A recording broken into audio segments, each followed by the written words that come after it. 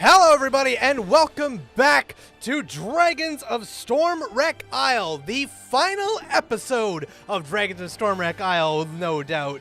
We have struggled, we have toiled, we have tended to the fields, slaughtered many, investigated some, and now it all comes to this. The final episode of our short little mini campaign, Dragons of Stormwreck Isle. How you guys all feeling? Perky as a peach. Excellent. We gonna die. Well, we don't know that for certain. I'm not. You're not certain or you're not going to die? Nah, I'm not gonna die. Is that a challenge?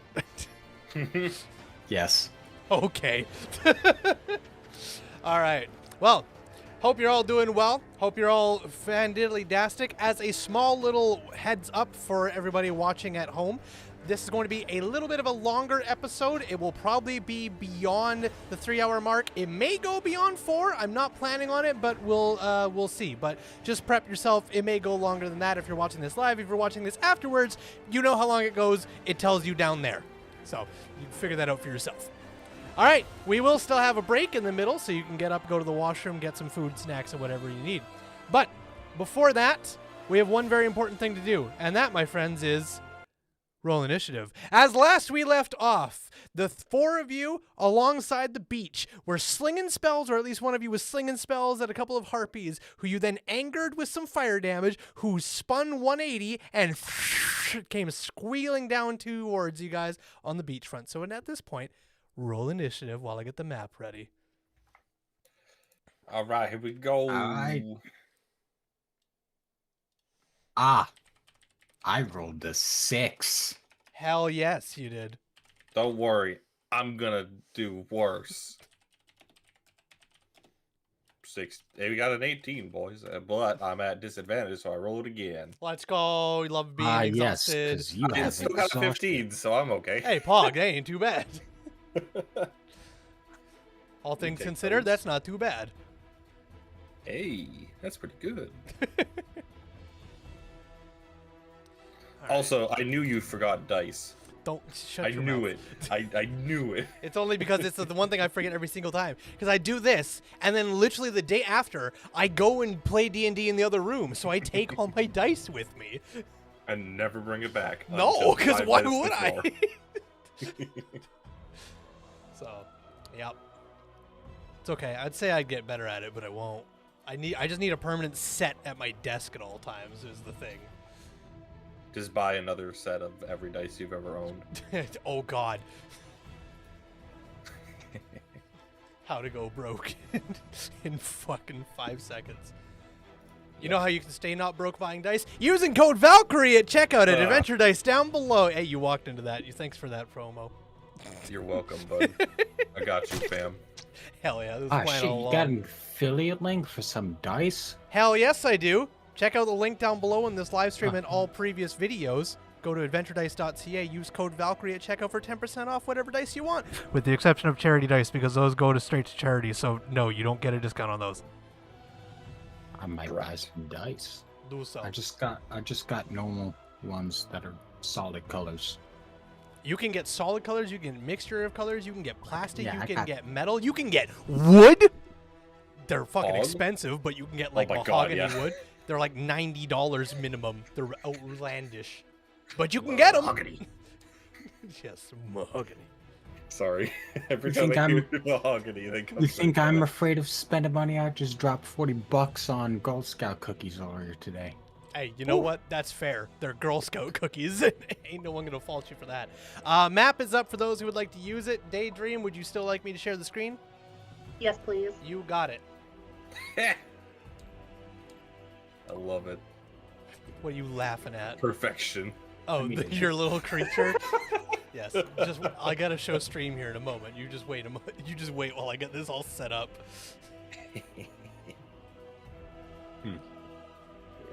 All right.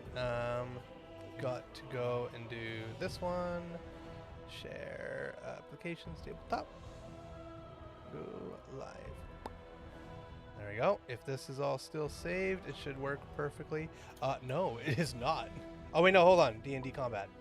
There we go. Excellent. Okay. So, this is your beachfront here. These are you guys here. Set yourselves up however you want it to be. Simon, from last we left off, was standing basically in the water in order to get the 160 to fling his spells. Also, 120. What? Sorry, 120 to fling his spells. Yes. Also, there is no Mantis Mini I could find, so we have Steel Lob is our Mantis Mini. So, you know, power of imagination, folks. It's got claws. It's got legs. Yeah, it's all good. It's close enough. It'll do. It'll do.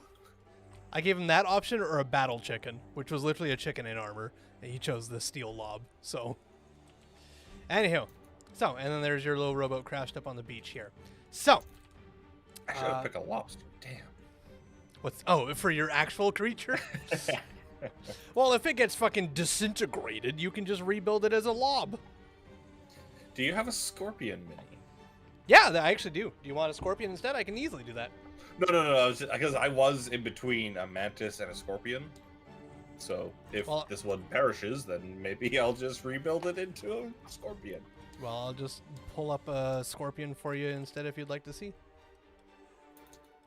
That's all good. Well, it's already here, bitch. Oh, it's like super tiny. Yeah. There you go. So that's what the scorpion mini looks like. It's pretty good. So, sticking with the lob? Yeah. All right. Okay, so we got It's the rock lobster. Rock lobster. What's your mantis's name? It never hasn't really gotten one. I was gonna say, I don't think you ever did name it. I was thinking about trying to give it a name that was like an acronym name that spelled out mantis, but I haven't really figured one out. That'd be neat. Well, you have tons of time to do so while you are rolling death saves today. Okay. Correct. Let me roll my initiative for my girls. Excellent. All right. 25 to 20. Solid. 15 to 20. 15. Okay. My harpies got 19, so there you go first. Damn. Still 120 feet away, though. Yes, they got some distance to go. Sure do. Daydream, what'd you roll? 9. 9. And Accord, you were a what? 6. Got it. Sis. That's Acrod, Lamau. Acrod? Yep, I spelled Accord Acrod. Acrod. All right. Finish your setup. No, Okay. that's my evil twin brother. That makes sense. That has a mustache. Yep. And a set of glasses with no lenses. Yes. All right. He grew- So, top. You sorry? Yes. I was gonna say he grew up in a loving family, but serves Tiamat. Hey, you know, Yikes. to each their own. Some people, they change. Ain't that true? All right. Speaking of change, let's see if you can change your fates from dying a horrible death to harpy song. So, top of the round is the harpies. The first one is much closer and has already taken a little bit of fire damage and is just screaming down towards you. So it is going to use its full action to dash and go 80 feet. Mm-hmm. And that is all it can do on its turn, I believe. Give me 1 second. It's 120 feet away, minus 80 feet, so it is 40 feet from you. Okay. Just straight this way. Yeah, basically in a straight line to you over top of the water. Okay. And then the other harpy was roughly the same, but I'm going to put it, using its action dash, I'm going to put it 60 feet away. So the first one's 40, the second one's 60. And yeah, because it was on. It was like at the top. Yeah, flying down. and they're basically both like at a straight line. One's in front, and the other one's behind, but they just kind of converged into a line coming at you. All right, Conversion a line, eh? yes, converged in a line. Get your lightning bolts ready, boys. All right, Only. that is it for the harpy's turn. So Simon, you are at the top of the round. The closest harpy is 40 feet towards you at the weird seam in the skybox. Don't worry about that. I need to turn down the music that I have going. There we go. Okay, I pissed him off. He's gonna do a quick gesture, and the mantis, the steel lob, The steel lob. I'm gonna basically have it kind of get in between. It's gonna go like this. Okay. And I'm gonna have I'm gonna use my bonus action to get it to hold its action. Okay. To attack either of them that get within range. Okay. Got it. And they're to get within range of specifically the mantis or you? Both. I mean, if it comes within range, hit it. Okay. Is essentially what happens. Okay. Got it. And then it's still screaming its way at me, so I'm gonna take another firebolt at it. You got it. Go for it. To no one's surprise. Actually, no. No, I'll do that later. Yeah, I'm gonna take the attacks while I can. 17 to hit. Oh yeah, 17 will smoke it. All right, 1d10. 2 pog. 2. It smokes it clean in the skull, but it just grazes past it as it rolls into it, and it just scars across its forehead. Still hurt though. Okay, that was bad. Simon's actually going to back up a little bit here. Okay. And we're going to have the mantis go here and Simon go here as well, I think. Yeah. No, we're going to go like that. Okay. Oh, God damn it. We're going to go like this. Final answer. While you and your steel lob fucking line dance over here. I will say remaining within 5 feet of me can be a good bet because I have some stuff that can protect you. Okay. I will do that then.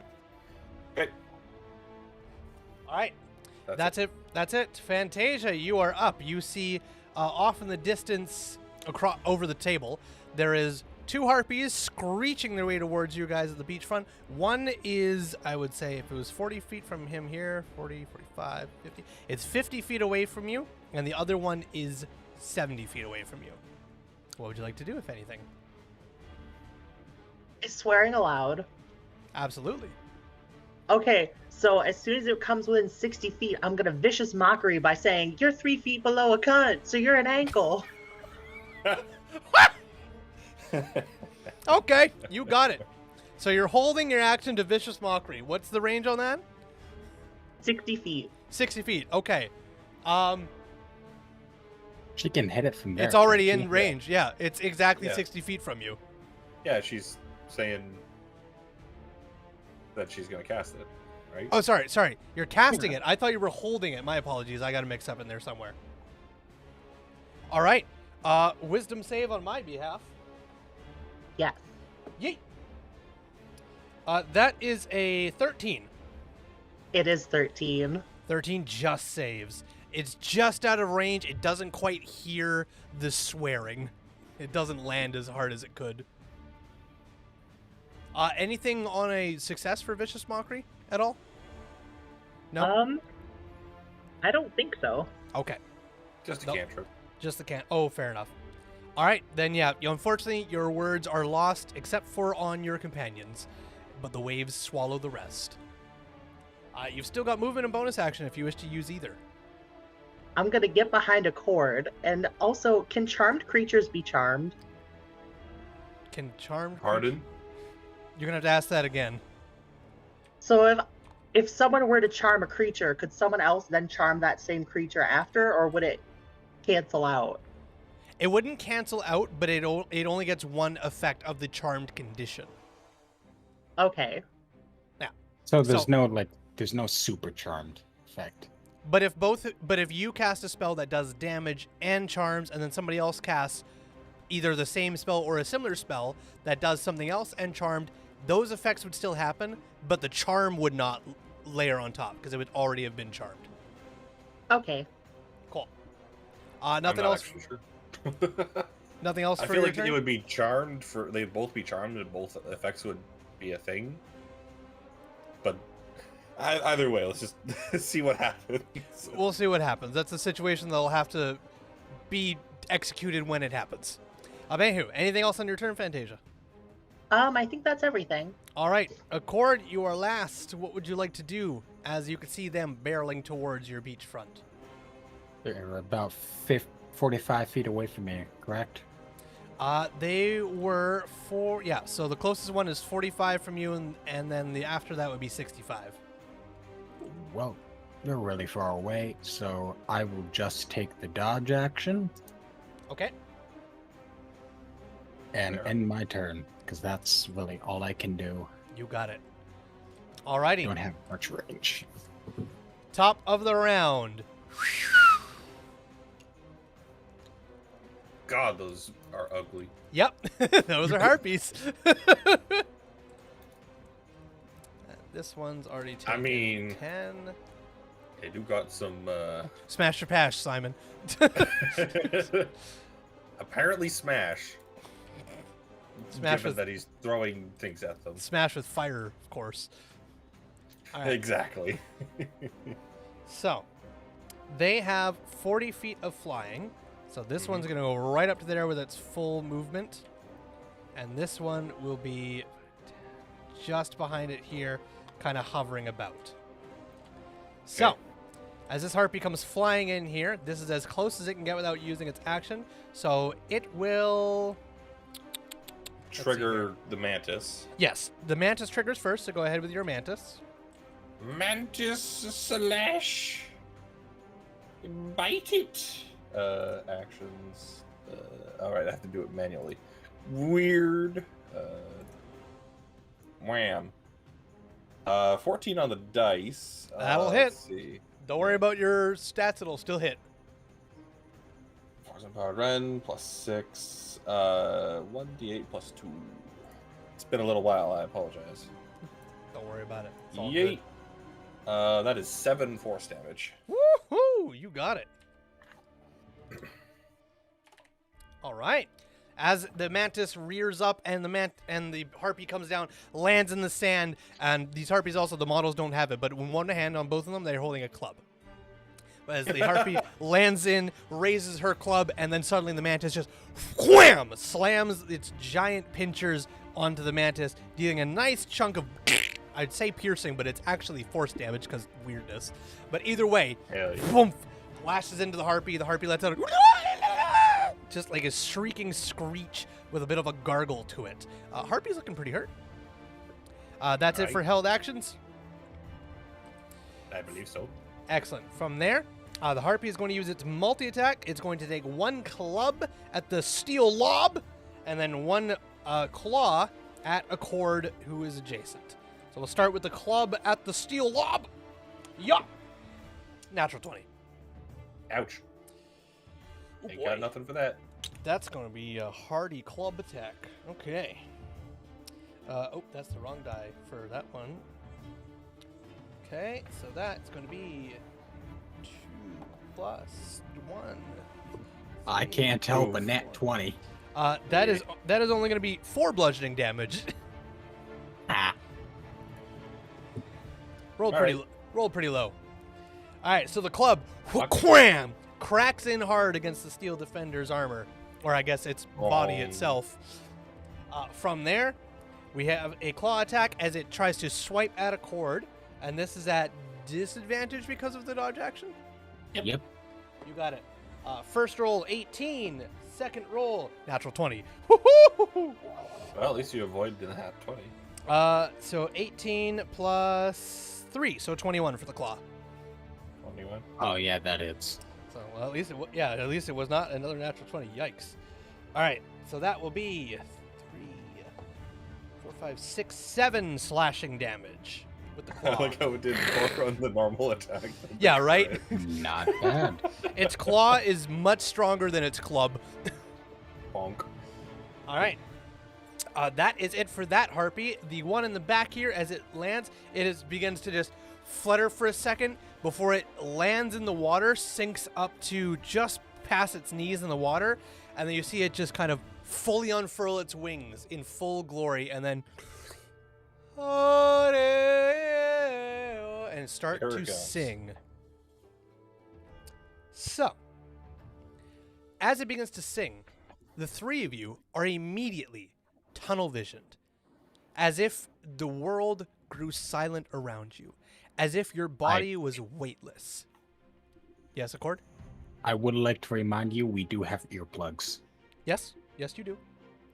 But the Yes. effect of the song still takes effect. The earplugs do not deafen you.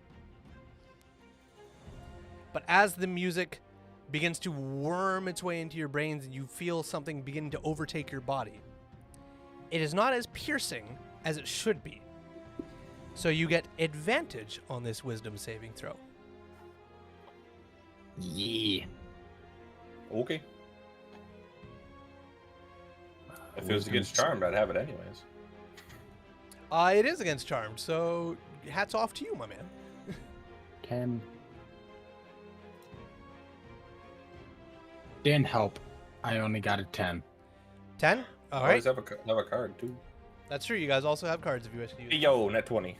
Hey, let's go. All right, so natural 20 on Simon, 10 on Accord, Fantasia. 15. 15. Solid. All right. Accord, you failed by 1. The DC is 11. The other two of you, however, resist the urges of the Harpy's luring song. However, Accord, even with the earplugs, there's something about this tune that just enthralls you.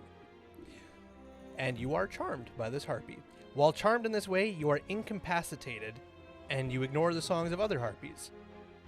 You must move towards the harpy by the most direct route, trying to get within 5 feet. On his turn. On his turn, yes. All right. You can repeat this. You can repeat the saving throw at the end of your turn. I'm incapacitated the condition. Yes, you have the incapacitated condition, and the only thing you can do on your turn is move in the most direct route to the harpy that has lured you. At the end of your turn, you may attempt to make the saving throw again. Back. Yep. And that is that for that back harpy. From there, Simon, you are up. Hey. Hey. Hey, snap out of it, big guy. God damn it. Yep. What's the right play here?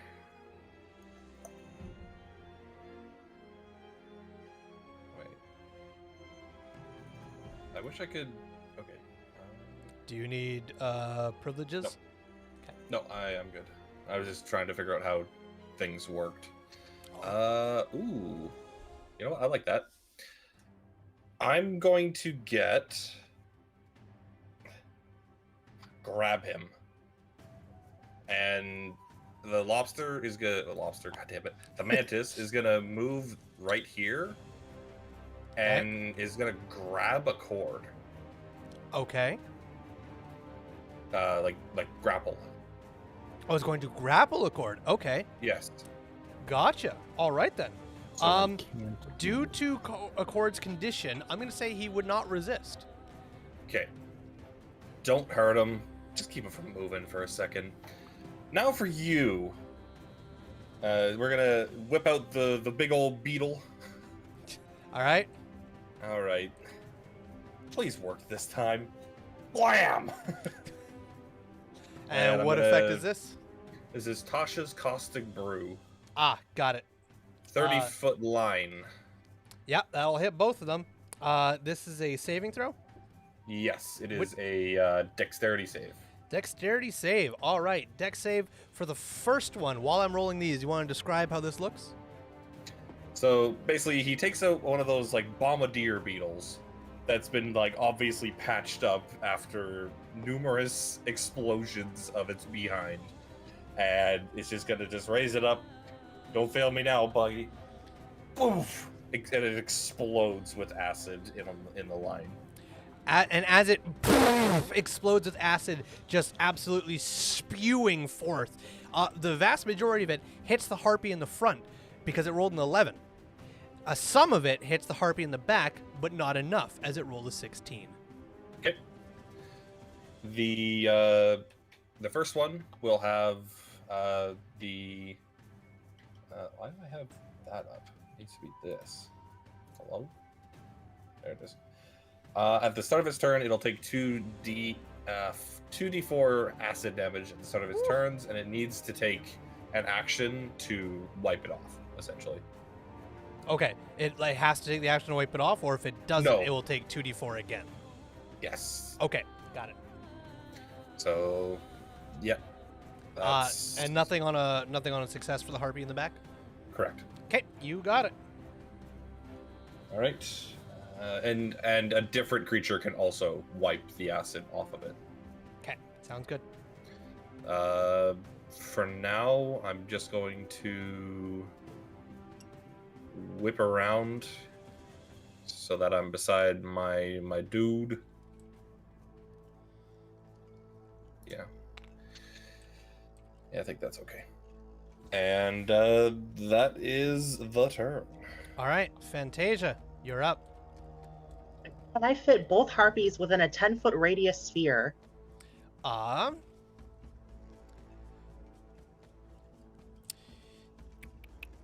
I don't think so.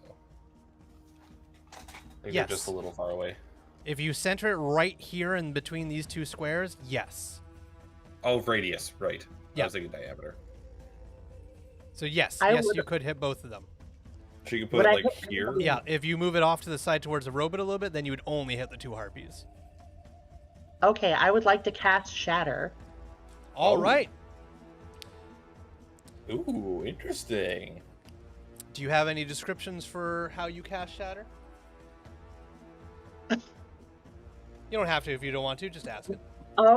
What in the name of onions are you, vile creatures? And then bam, Shatter. And it does 8 thunder damage. Yeah, Shatter is a lethal thing. All right, that is a saving throw, I believe. Con? Oh wait, yes, of course. Sorry. All right, Constitution saving throw. The one on the beachfront, con save. 3 fails.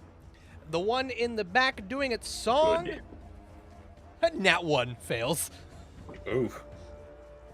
All right, roll up their 3d8 thunder damage. This is gonna hurt.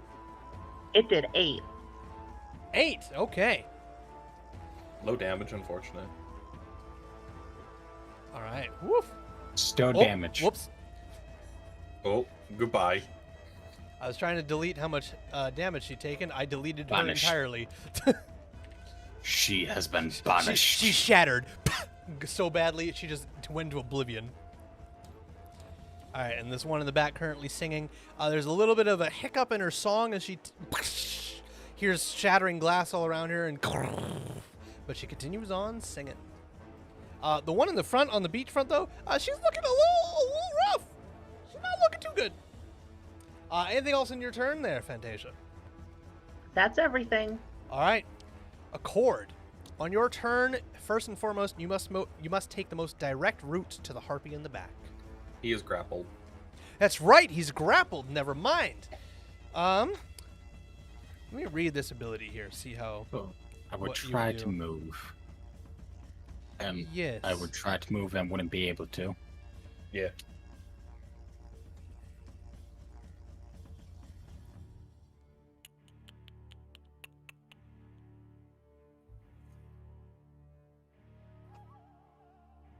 Perhaps he would try to break free. That's what I'm reading. Then again, he says he's incapacitated, so it's like I'm gonna say no, because usually it would say like for uses its action. To use its action get to, there. or like when it's uses its movement to in any way possible is usually the wording that it does for certain Yeah. spells that would have you like in any like you have to get there according to the spell if you use your action to dash or something in any way possible is the key words. This doesn't have in any way possible. It just has It moves. yeah the target must move on its turn towards the harpy by the most direct route. That's all it says. So while So incapacitated, I'm technically- going to say you can't move unless, well, your movement would technically be. Does It your would be movement go 0. 0 while you're grappled? Yes. Then yeah, nope, you are stuck there. The grappling creature's movement is halved, but the grappled is completely 0. Yeah. Then in that case, sadly, He's technically your moving, There's Sadly, max amount. sadly, your turn goes to waste as you move 0 feet, but at the end of your turn, you do get to make the saving throw again. This time, however, it's not going to be... Oh, wait, no. Yes, still at advantage, because it's while the song continues. Does a 12 succeed? 12 just makes it. No, sorry, 11 just makes it. So 12 just makes it by 1. So yes, you break free of the song. You now hear god-awful harpy screeching. It is no longer beautiful to your ears. And you are tightly wound in a steel lob, Romantis. I'm just going to name it Lob at this point. He'll snap out of it, look down at the lobster, look at Simon, and just, like, nod at him. And he'll stare at the harpy that just incapacitated him and say, "You're fucked now."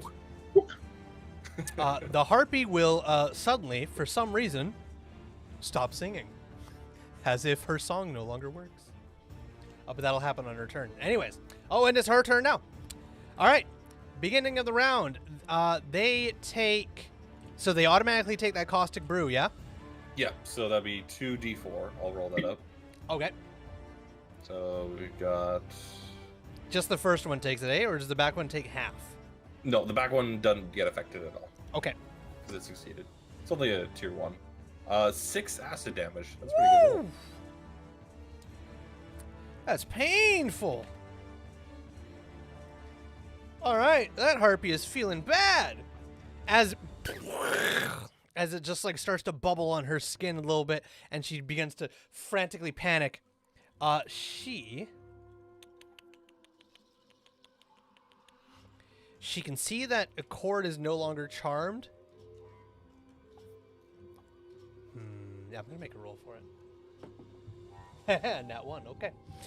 She is going to use her action to just very quickly brush all the brew off of her she can. And then she is going to whip around, screech at the other harpy, and then fucking book shit out of here. Attack of opportunity. You still can attack while grappled, so absolutely.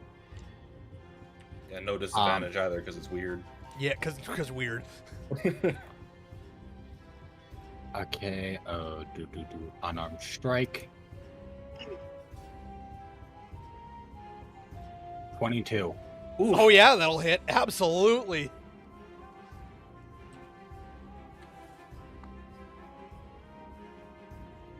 Five. 5 That's good damage. damage. Woof. It's good damage. Does that finish it off? It does not.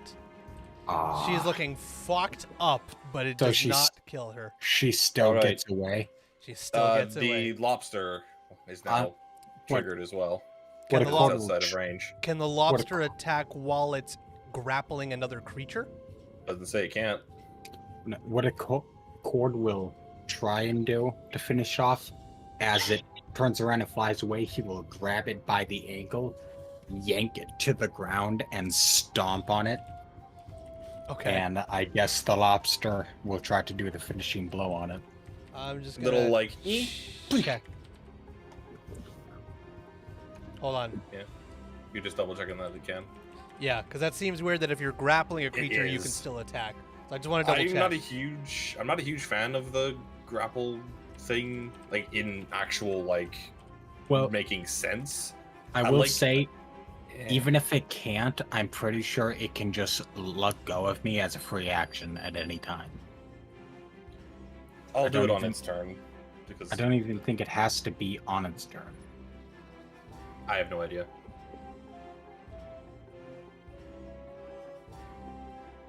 Hold on, my brother's texting me about the goings on. How's Tiamat doing? Yes, my brother is Tiamat. Oh no, you said you had a brother, an evil twin. Yes, an evil twin.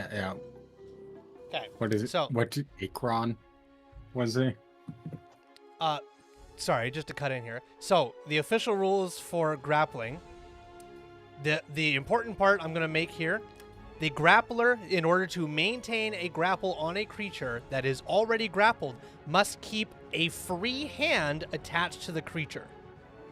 Yep. So, your mantis has 2 hands. As long as it keeps one on the creature, it can still make an attack. So yes, the mantis can take an attack of opportunity. Sure can. And watch, after all this, is just gonna miss. Absolutely. Just to be poetic. 17. Nope, that'll hit. Yep. All right. D8 plus 2. 6 force. How would you like to kill this harpy as it attempts to flee for its life? So as Accord grabs it and throws it onto the ground and tries to stomp the life out of it, the mantis is just gonna let go one of the hands, grab on whatever it can, and then just use its beak on the back of the head. Oh, Jesus Christ. All right. As it just latches down and the harpy is flailing, there's feathers, there's claws, and poof, and then the harpy just goes limp in the sand. This one in full fucking blown panic mode now, watching you guys kill its mate and not be lured by its song anymore, is absolutely just going to fly away. Yeet. She's gone. And she's out of there. Yep. Yeet. She's gone. All right, and that will end combat. The board was very pretty. Thank you. Appreciate it. All right. You guys are once again such alone. a long way. You guys are once again alone on the beach as the one harpy left screams and flies off in an absolute panicked state. And you guys are a little worn down. Actually, I don't think you guys took much damage at all. I think Accord's the only one that took damage there. Yeah, I just And only the I mantis. took a bit of damage. The mantis got bonked. Oh It yeah, wasn't even that the mantis much. took a bit of a crack and dent to its side. Well, that's about all. All right. Well, I guess I don't need this music. All right, with that, the rest of the day is yours. What would you guys like to do? I would like to search this beach. Search the beach? All right. This What are you shore. searching the beach for in particular? Well, Send up it a was beach. here and it's right by a shipwreck, so there's got to be something up here. Just for anything of note. All right. Go ahead and make an investigation check while you search the beachfront.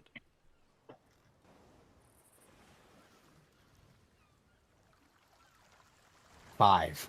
5. You find a truckload of sand. You don't know what a truck is, but it's about a truckload of sand.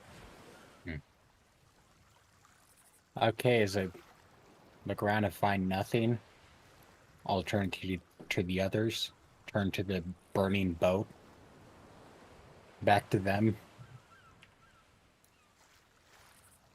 and I'll say, so, we done here? I'd say so. Yo, good? Can I search the harpy? Yeah. Go for it. Roll investigation. You seem to get a little wonky there. Sure, all good? Oh, Sorry, what was Take that, the- Dream? I'll take the earplugs out. What you say? Right. 11? 11. The harpy doesn't have any clothes or pockets or anything of note. It was carrying a club. It's nothing grand. You want the harpy's club? Okay, you can I add. do. You can add a very well worn club to your inventory.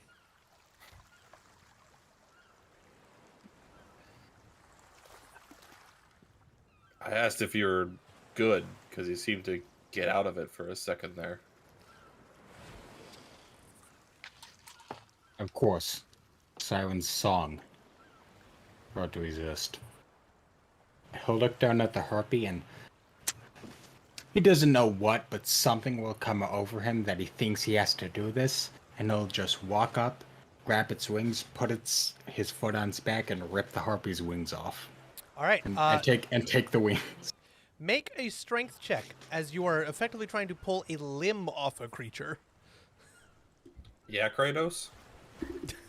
Yes, also that. Was that from like the first game? Yeah, that's Oh, when right. when you defeat the Valkyries, you rip their wings off. 17. No. The Seven- first game. Oh, I never played that one, so I don't know anything about that. All right. As you grab up and you just grab fold and you start pulling and pulling and pulling, normally, if there was a happy, hearty, healthy harpy, this would not happen. However, because this one has been fucked up with just battered damage, its limbs and tendons are already fairly weak, so rip off the back they go. Was that necessary? No. Well, if we're going, we might as well go. I think they're expecting us back by now. You don't want to fry the wings? I don't know why. It just felt like someone was telling me to do it. Take the wings.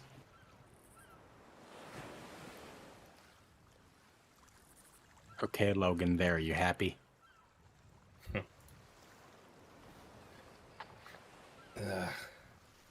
This offer pleases me. You hear in the distant heavens above. All right. The sun is beginning to set, as it is no longer at its peak in the sky. You know it's about an hour and a half row back to Dragon's Rest. You should be able to make it back before supper, if you choose to do so. Yeah, I think we're done here. Who do we have to give this back to again?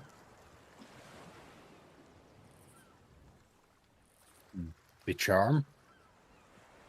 Hmm. We give it back to no one. We just ask about it when we get back. We were only sent here to deal with the shipwreck and the zombie problem. Yeah, that was a curse with this talisman that we have, right? And as we return, we will ask about it and figure it out. Okay. All right, let's load up. And you, I need to check on you. Gesturing towards the mantis. Because I think that might have actually damaged you. So it's basically going to, like, curl up. Just to make sure that there's room for everyone else. And I'm just going to cast some mending on where it was damaged. You got it. You have an hour and a half of rowing. You got loads of time. You can mend it back to full health and no problem. Mm-hmm. Right? As you guys saddle up, make way off this beach and this bone graveyard of ships and bones, you continue on back towards Dragon's Rest. Yes, Accord? As we row away, I'm going to look up at the mast that's probably fallen over more in the burning boat and see if there was anything up there. Well, as you look up, the mast itself actually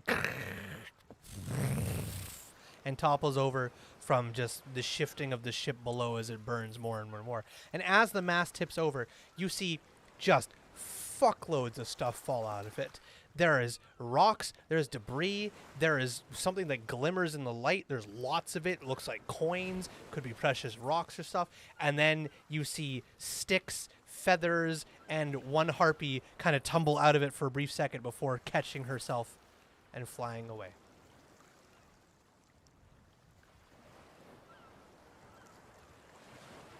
It's probably fine.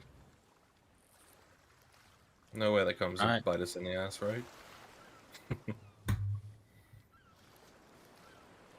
All right. As you set forth, about an hour and a half later, you beachfront against the dock. You are back at Dragon's Rest. The sun has just started to touch the horizon line. It's still plenty light out, still time to eat, but the day will come to an end here in a few short hours. What would you like to do? The entire way there, Fantasia played her bagpipes. Oh, boy. All right. Well, by the time you get to the dock, then, there is a plethora of kobolds who are awoken and waiting for you at the dock. A lot of them mainly look puzzled. The rest look very unhappy that their rest was disturbed by the most loudest, obnoxious sound they've ever heard. I meant on like the boat journey to here. You said the whole way here. Oh, okay, sure. Sorry.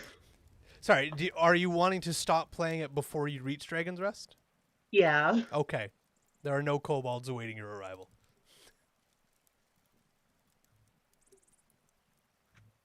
All right. But upon reaching Dragon's Rest once again, the night is yours. What would you like to do? I'm looking for the Tinkerer. Mila. You got it. As you head straight over to her area, she is kind of half asleep, half not. She's kind of just swaying in this little hammock of hers, just playing with what looks like effectively scrap metal, just kind of... Hello! Sorry to wake you up. Oh, it's all right. I forget you're nocturnal. Yeah, that's okay. I was supposed to be waking up anyways. I agreed to help stop. It's not important. What do you need? What do you mean? Agreed to What? help? I agreed to help with supper. It's my turn. Ah, right. But that's okay. Whatever you're gonna bring me is way more important than fucking supper. Well, I was just gonna ask if you managed to find something that I could use. I guess you were sleeping. My bad. Both the dungeon master and Maya don't know what you're talking about. Could you I please asked refresh her- them? I asked her to find a larger weapon for me. Right. Yeah. Fuck. What were the details you asked about again? It literally like either the materials to build a weapon or a weapon itself. If that makes sense. Just like a simple weapon, a martial weapon, a ranged weapon? A martial one. Okay, the Since I'm materials to metalsmith. build a martial weapon, and you had no other details that you asked? No. Okay. I left it mainly up to you. I apologize. Whoops. Oops. Give me a second here. I'm sorry. Hold on a moment.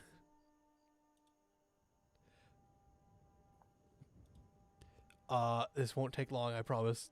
It's all good. Like, it doesn't need to be fancy. It just needs to function. You know? got it.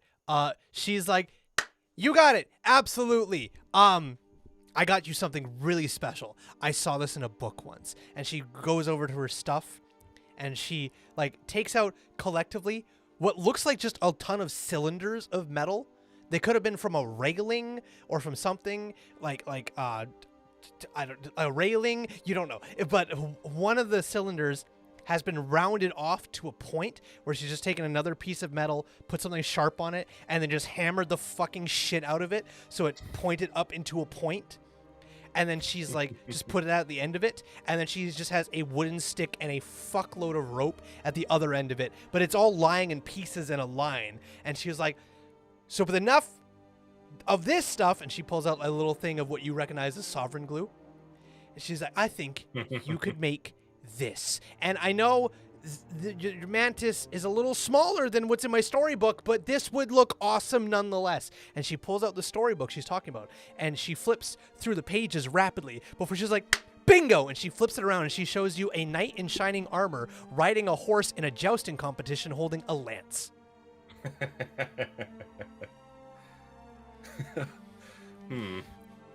And she goes, Not exactly I what present had to in you mind. what he holds. And now you can see that she's effectively got all the pieces for a makeshift lance. Like this, the whole shebang. The whole like, shebang. You it's got not it. It's like the jousting lance. It's not like a spear lance. No, it's a lance. It's a jousting lance. It is a martial melee weapon lance. It just needs a bit of sovereign glue and rope. And it's a fucking lance. He's gonna look at it and be like, it's a little bigger than what I had envisioned. Oh, that's okay, because the best thing is that if it's too big for you, I didn't put it together yet. So if it's too big, we could take out some of the spots in the middle, and then it's shorter, and it's lighter, and in that case, you then could use it as like a trident without the other two parts. That's a spear. You could use it as a spear. You know what we could do? Or a really thick rapier. A really thick rapier. We were going fucking Elden Ring on this shit with a giant fucking rapier. Yeah, there you go. At that point, isn't it just a really big shank? Yes. Yes, but shank isn't an official martial melee weapon, okay? A shiv Should is. Okay, yes, but that's a simple weapon.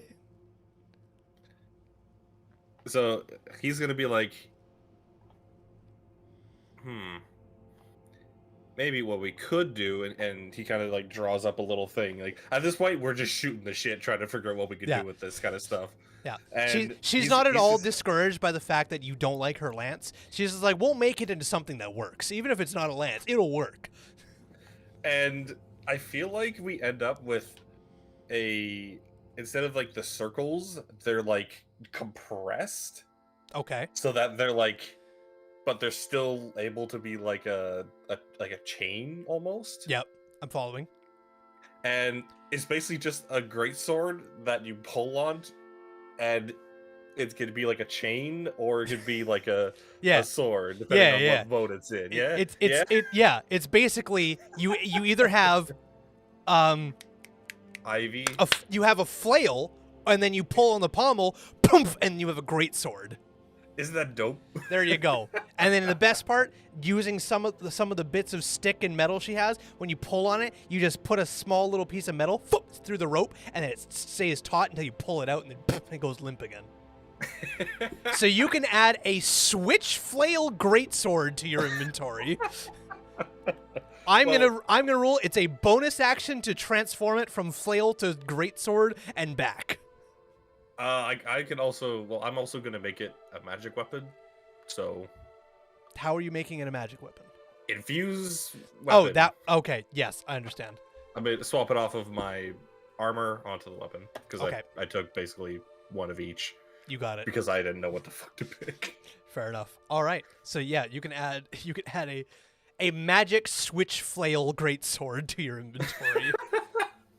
So I imagine like this is like what we spend the majority of our evening doing. Yeah, that sounds about right. It'll take some time to get to that point because you got to fucking hammer all these shit together and string it all through. Yeah.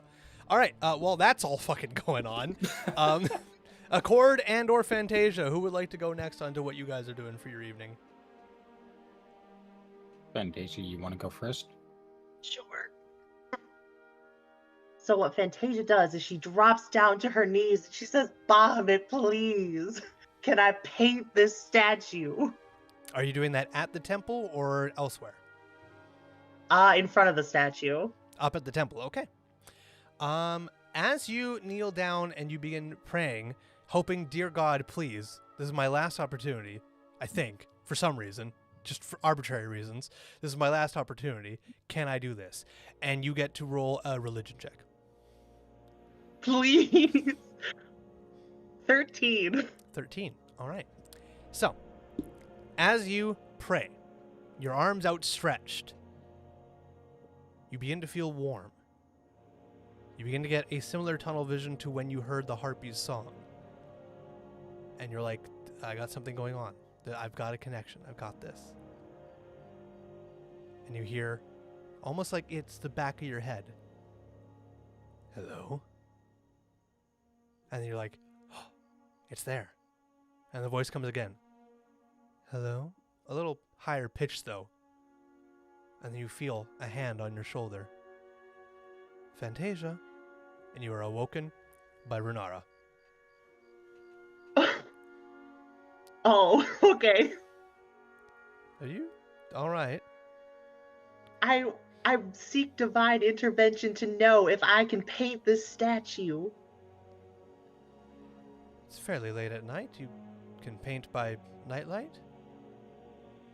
I have a handy little trick, and I will cast Prestidigitation and make it look like it's a fish tank. Make what look like it's a fish tank? The statue. Oh, okay, gotcha. All right. Uh, as you do that, Renara kind of looks at it for a brief second and goes, I'm still not sure how that helps you paint, but it is a neat trick. I will leave you to it. I just wanted to come check on you. You had been gone for a while, but you looked very well. Did everything go all right at the boat? Have I missed dinner? We had an encounter. There was a harpy. There were zombies. There was a ship. Well, the ship does not surprise me. The other two, that's a little surprising. And you're not hurt at all. You made it through all No, right? Cord took most of the damage. Is he all right? I think he didn't take it too hard. All right, well, that's good to hear. No, you did not miss dinner. We are just finishing up. Have you seen Mila at all? She was supposed to help me, but she hasn't arrived yet. No, but I would love to help you. You'd love to help me? I would. With Prestidigitation, I can also flavor food. Well, Flavor Flav. well, that'll actually be rather exciting. I think everyone would like a different taste then. Could you possibly flavor it to something other than fish? Because fish is really all we get around here. I know make one it thing, taste. she. I make it taste like onions so that they all may know my enormous bounty. Fair enough. I could have expected that to come. I do have one request, though, if you're going to flavor the food. Could you only flavor the vegetables as onion, and not the fish? Sure. At least make the fish pork, chicken, stir-fry, something. Sure. Tofu. Anything. What is tofu? I put my arm around Runara's shoulder, and on the way there, I explained the long and complicated process of making a nut milk into a tofu. Runara listens with confusion and eagerness as you guys make your way to begin making supper, and we'll see how that goes. While that's all going on, Accord, what would you like to do for your evening? Okay, first I'll go to where Simon is. Okay. And get the charm off him. Remind me, what did we find in that chest along with the charm besides valuables? There was the journal that the charm was inside of. Yes. There was also a scroll, right? I Or am I believe yes. misremembering? Nope. I think you are correct. I believe there was a scroll with a certain spell on there. That does. I probably don't need the spell scroll. Let me double check here.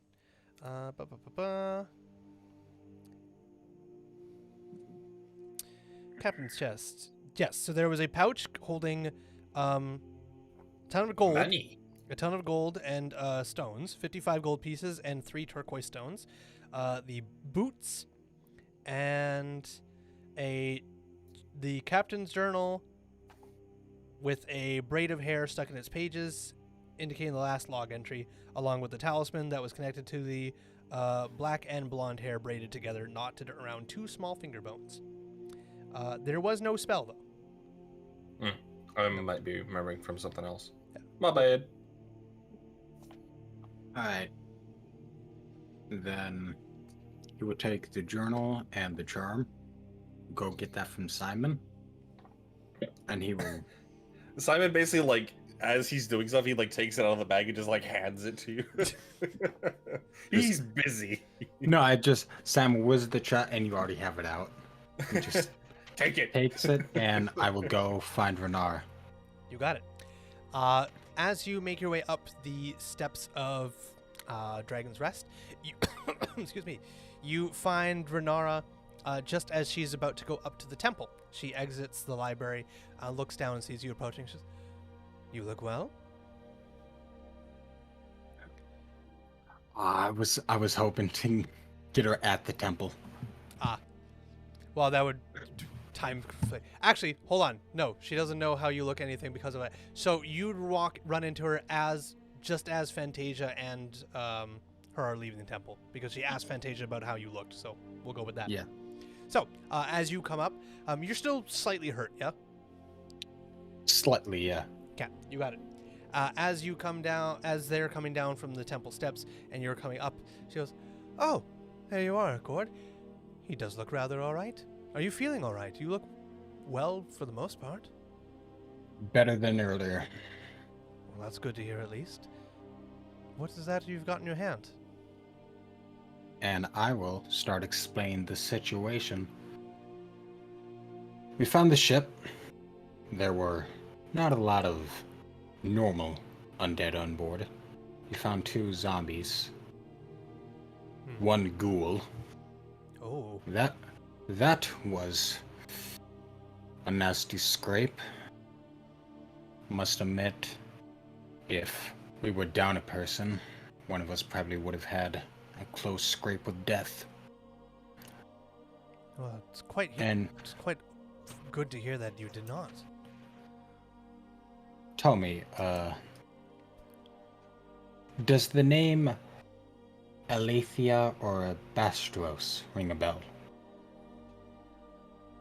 Bastros, yes. Yes, I know that name. He was here many years ago. He was a traveling merchant, I believe. Yeah, he stayed with us for quite some time. Unfortunately, he passed here, but yes, I do recognize the name. We found a painting on the ship of him and a woman. Presumably, the woman was named Aletheia. I don't know any by that name, unfortunately. She was likely the ghoul. Well, that's And really- he will take out the charm and he will show it the charm and journal. After... hold on. I need to recall. She turned to the god of undeath after Bastros died, right? Yes. Yes. I'll she- show the journal and that'll explain everything. You got it. She'll take a read of the journal and she'll you'll see as she's reading it, for the most part, she looks rather interested, but at one part her eyes kind of widen for a second and then she narrows down and continues reading through it.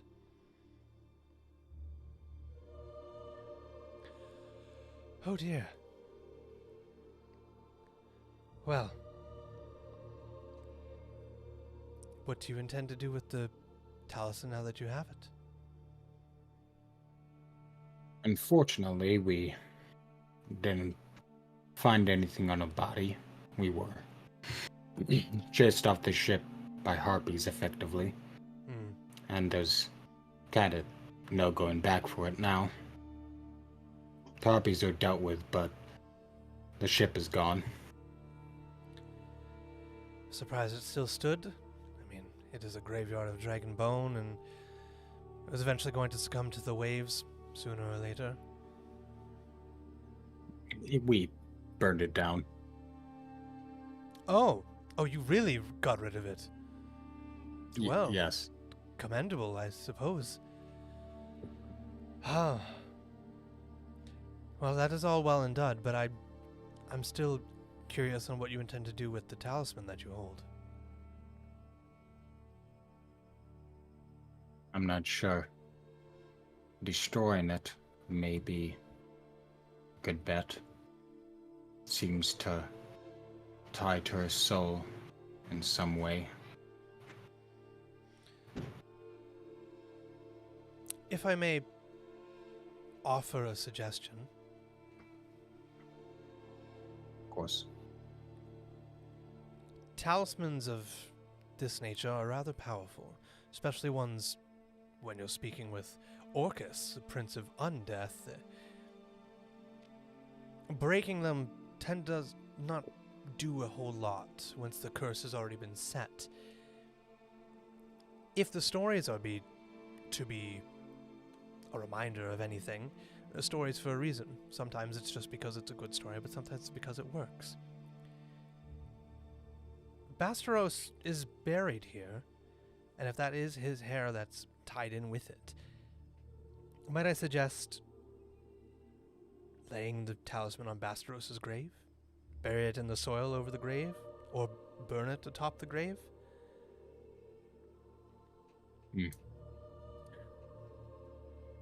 That may put the curse to rest. But if it is all due respect, I think it might be a good idea for me to commune with Bahamut, seek guidance on what to do. By all means, the temple is here for all's use. I will take the talisman, go in and sit down cross-legged and hold the talisman in between my hands like this, and focus and ask Bahamut for guidance on what to do. Okay. As you do that, Renara continues walking with you, Fantasia, and she leans into you and she goes, "So tell me more about this tofu that's food, but not really food." Go ahead, Fantasia. Delicious, but first, check out the statue. I made an improvement. Oh yeah, prestidigitation. How long does that last? Accord will look up, as if noticing this for the first time, see the statue, and just stare down at Fantasia. Oh yeah, it's an hour, so it's definitely still there. And go, take that off. So, as a thing, the fishbowl is only the size of one that could fit in the palm of your hand. So it doesn't encompass the entire statue, yes. So you can create... So Bahamut's holding the fishbowl. Yeah, so amongst all the canaries around Bahamut, there's also a fishbowl. Yes, for prestidigitation, unfortunately, you create a non-magical trinket or an illusory image that can fit in your hand. Oh, okay. He just stares down at her. To make the entire statue that, you need something like minor illusion or even major illusion. Take that off. I don't feel inclined to. I did not get a no from Bahamut, and that is as good as a yes. Fantasia, take that off now. I roll for intimidation. Renara will stand up tall and is like, Fantasia. It is a small fishbowl. It is not harmful to anyone or the statue itself. Stares back up at it and goes, just know it's the elders at the temple that made me a hard ass, okay? Can't put this shit on me. Renara taps you on the back, Fantasia. Okay, we continue walking. All right. And she once again asks you about this tofu of food that is not food, but tastes like food. Too young for this bullshit. And just continues with Bahamut. All right. As you kneel before the statue with the talisman in hand, searching for answers or possibly questions, go ahead and roll either your choice, religion or arcana. Arcana's plus 0, religion is plus 2, so religion it is. I only rolled a 12. 12, okay. As you delve deep into your thoughts, poking into your subconscious and searching for answers to your questions, you begin to get flashes of visions. You don't feel like you have a connection to anything per se, but like you're experiencing past events. But they can't be past events because you both see yourself in third person for a brief moment as you stand up with the talisman in hand and begin walking away. And then you have a flash in your mind and you can see the sky blood red, the sea blood red, boiling over, bubbling as if it was heated to 1,000 degrees internally. From a flash, you see rolling skies, bright blue teal with clouds. You can hear the wind. You can feel the breeze on your skin as your hair stands up straight from the bit of a coolness. Flash, you are in sand. You are surrounded by bones, by skeletons, not bodies, skeletons, as they rise up out of the sand, all staring at you, surrounding you. Flash, you are in the middle of an inferno as fire raises all around you, and there are tombstones surrounding you, both up on their ends and toppled over as you stand on a mountain of tombstones engulfed in this fire, as your hand then catches fire and the talisman burns out in a snuff, and as the smoke fills your lungs, you are once again at the temple in third person as you are watching yourself stare at your hand as faint bits of smoke drift away, and you, before hearing the inhale, just hear the collective exhale of 1,000 voices.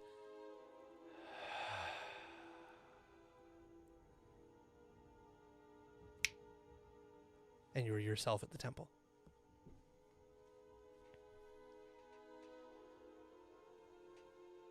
Yes.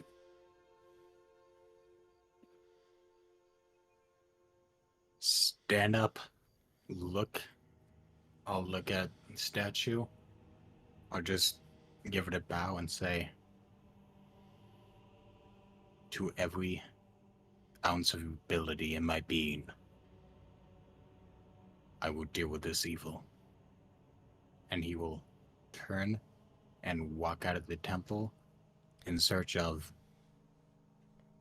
where everyone is, because he's got some shit to tell them. As you leave the temple, as you stand up and turn to leave, the moment you take the step, it was like a weight got lifted off your shoulders, as if someone had their hands on your shoulders, not in a clutching way, but in a comforting way. And as you took that first step, they just kind of, and off you go.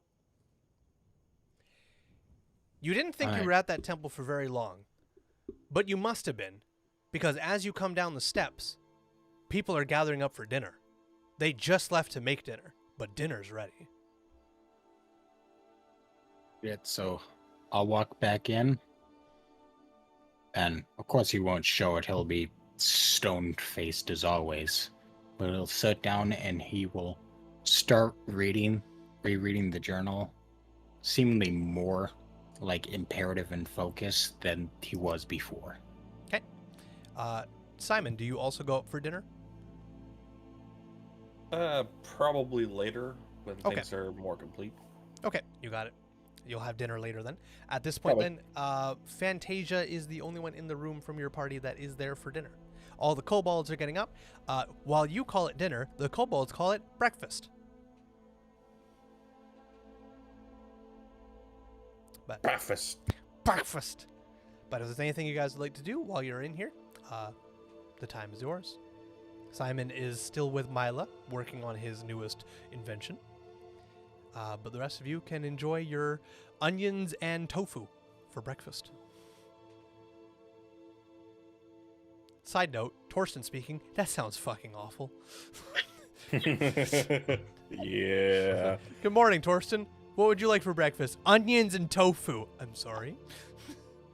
Oh, Oh, can I there's make more? an owlbear drinky instead? An owlbear what?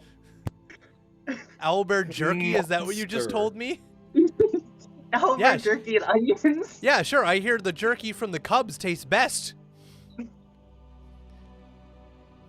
Horrible creature. Anywho, unless there's anything you guys would like to do for the evening, you can eat up all your delicious onions and tofu, and go about your night. I think I know what I'm gonna make this into. What you gonna make what into? My signature weapon. Oh, it's no longer gonna be a flail greatsword? No. It still is. Oh, okay. I'm just gonna make it, Simon themed. Oh, okay, got it. Oh, I see. Okay, I understand. I gotcha. All right. Anything you guys would like to do at the dinner table then, particularly you two, since you're the only two that are there, along with the kobolds, Renara, and the other two individuals? The court is just staring at the talisman.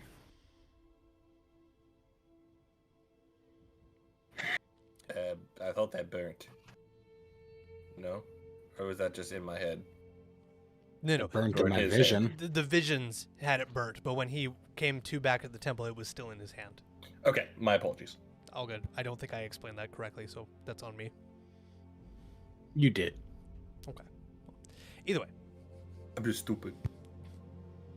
See. All right. And the only two at the table are me and Fantasia, correct? From your group, yes. All the other kobolds, Renara, and the other two humans are still there, yes. But the only one not at the table is Mila, the kobold, and Simon. Everybody else at Dragon's Rest is here eating supper/breakfast.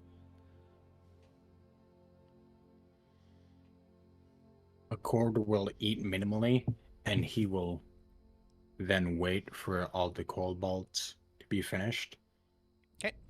And as dinner's probably coming to, or breakfast for them is coming to a close, he will turn to Fantasia, Renala, and what was his name? The botanist? Tarach.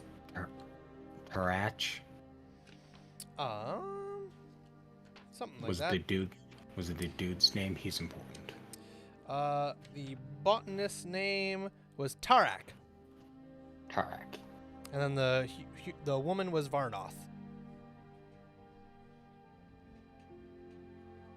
Yes, Tarnak seems very happy. He is in jovial conversation with one of the other kobolds. He is amazed that fish taste like tofu. He doesn't even know what tofu is, but he's amazed it tastes that way. He's very upset, though, that the broccoli tastes like onions. He loves his broccoli. That's a little upsetting. Everything else, though, was great. Oh god, like the cheese sauce would be onions. Oh no. Yeah, exactly. That's what I'm saying. God. Oh, God. Tofu and onions. And even though when you bite into it, you're like, this is bread. This is supposed to be garlic bread. What did you do to my garlic bread? And it's all ruined. The garlic bread is peppermint. Oh, God. He Why?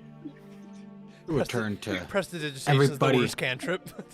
He will turn to everybody of note, and he will say, I have something to discuss about what I found at the temple. After dinner was done, we must talk. All right. And Renara slowly turns to all the kobolds, and she kind of stands up for a second and just claps her hands for a brief moment. And she says, if each and every one of you helps clean the dishes, I will provide every one of you your own individual fish. And all the kobolds go silent for a brief moment before one slowly raises his hand. Yes, Nick? And I request that they at least taste like fish. They will taste like fish. Done!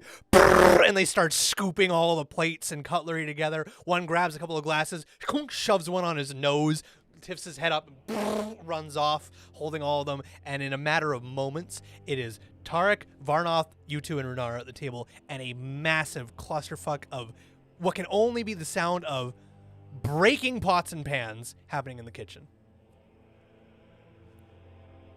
He will look at people here and go, just a moment. Walk outside and he will scream for Simon. Simon, you hear a scream for your name, not in horror or frightened, more like a father calling for his son. Would I even hear it? Oh yeah, it would. This is all flat stone walls. It would echo, reverberate like crazy. Fine. No, not like that. The other way. I'll be back. What? All right. Sorry, I'm trying again. Here, let's put this down. Let them do their thing. When we come back, they'll be like half done. Fine. Oh, Renara's gonna kill me. And she runs out in front of you just at full Mach 12. So Simon, as you Hold call... that. Oh, this is for the mantis? Mantis just... That's it. And stay. And walks. You got it.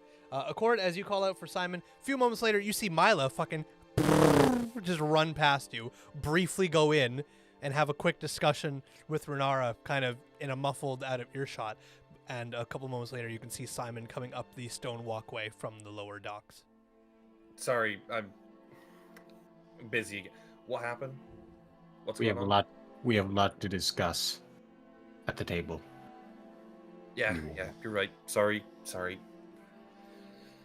As we sit down, I'll sit down. He will then put the talisman back on the table.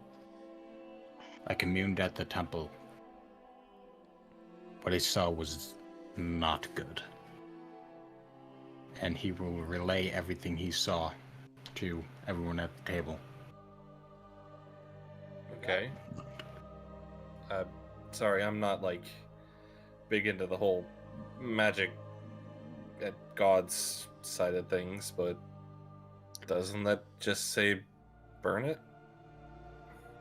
No, Oh. it mean multiple things.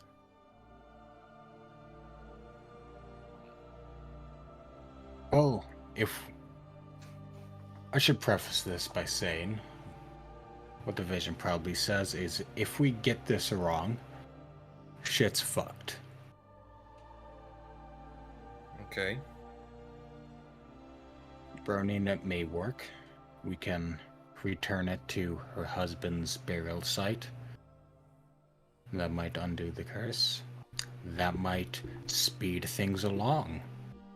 Who knows? Returning it to him might turn him into some powerful manner of undead creature. Burning it might do that. I don't know. It's beyond me. Well, I think a good thing to know is that if we leave it as is, nothing happens, eh? This is Varnoth speaking. So we either burn it and something works, or it doesn't work, and his corpse comes back out of alive, and if so, and she puts her peg leg sword on the table, I'll deal with it.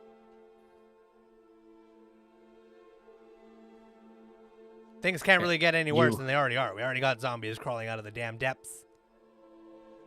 It's not like they're gonna multiply and split into 2 zombies. Please don't make that. I'm not in charge of zombie modification. That's not me. Yeah, that would be the Prince of Undeath. That this charm is more or less connected to.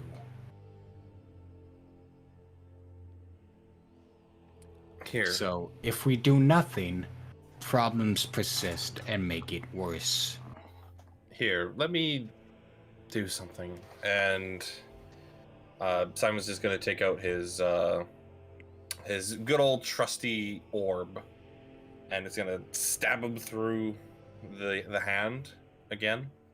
And I'm basically just casting detect magic using my trait. You got it.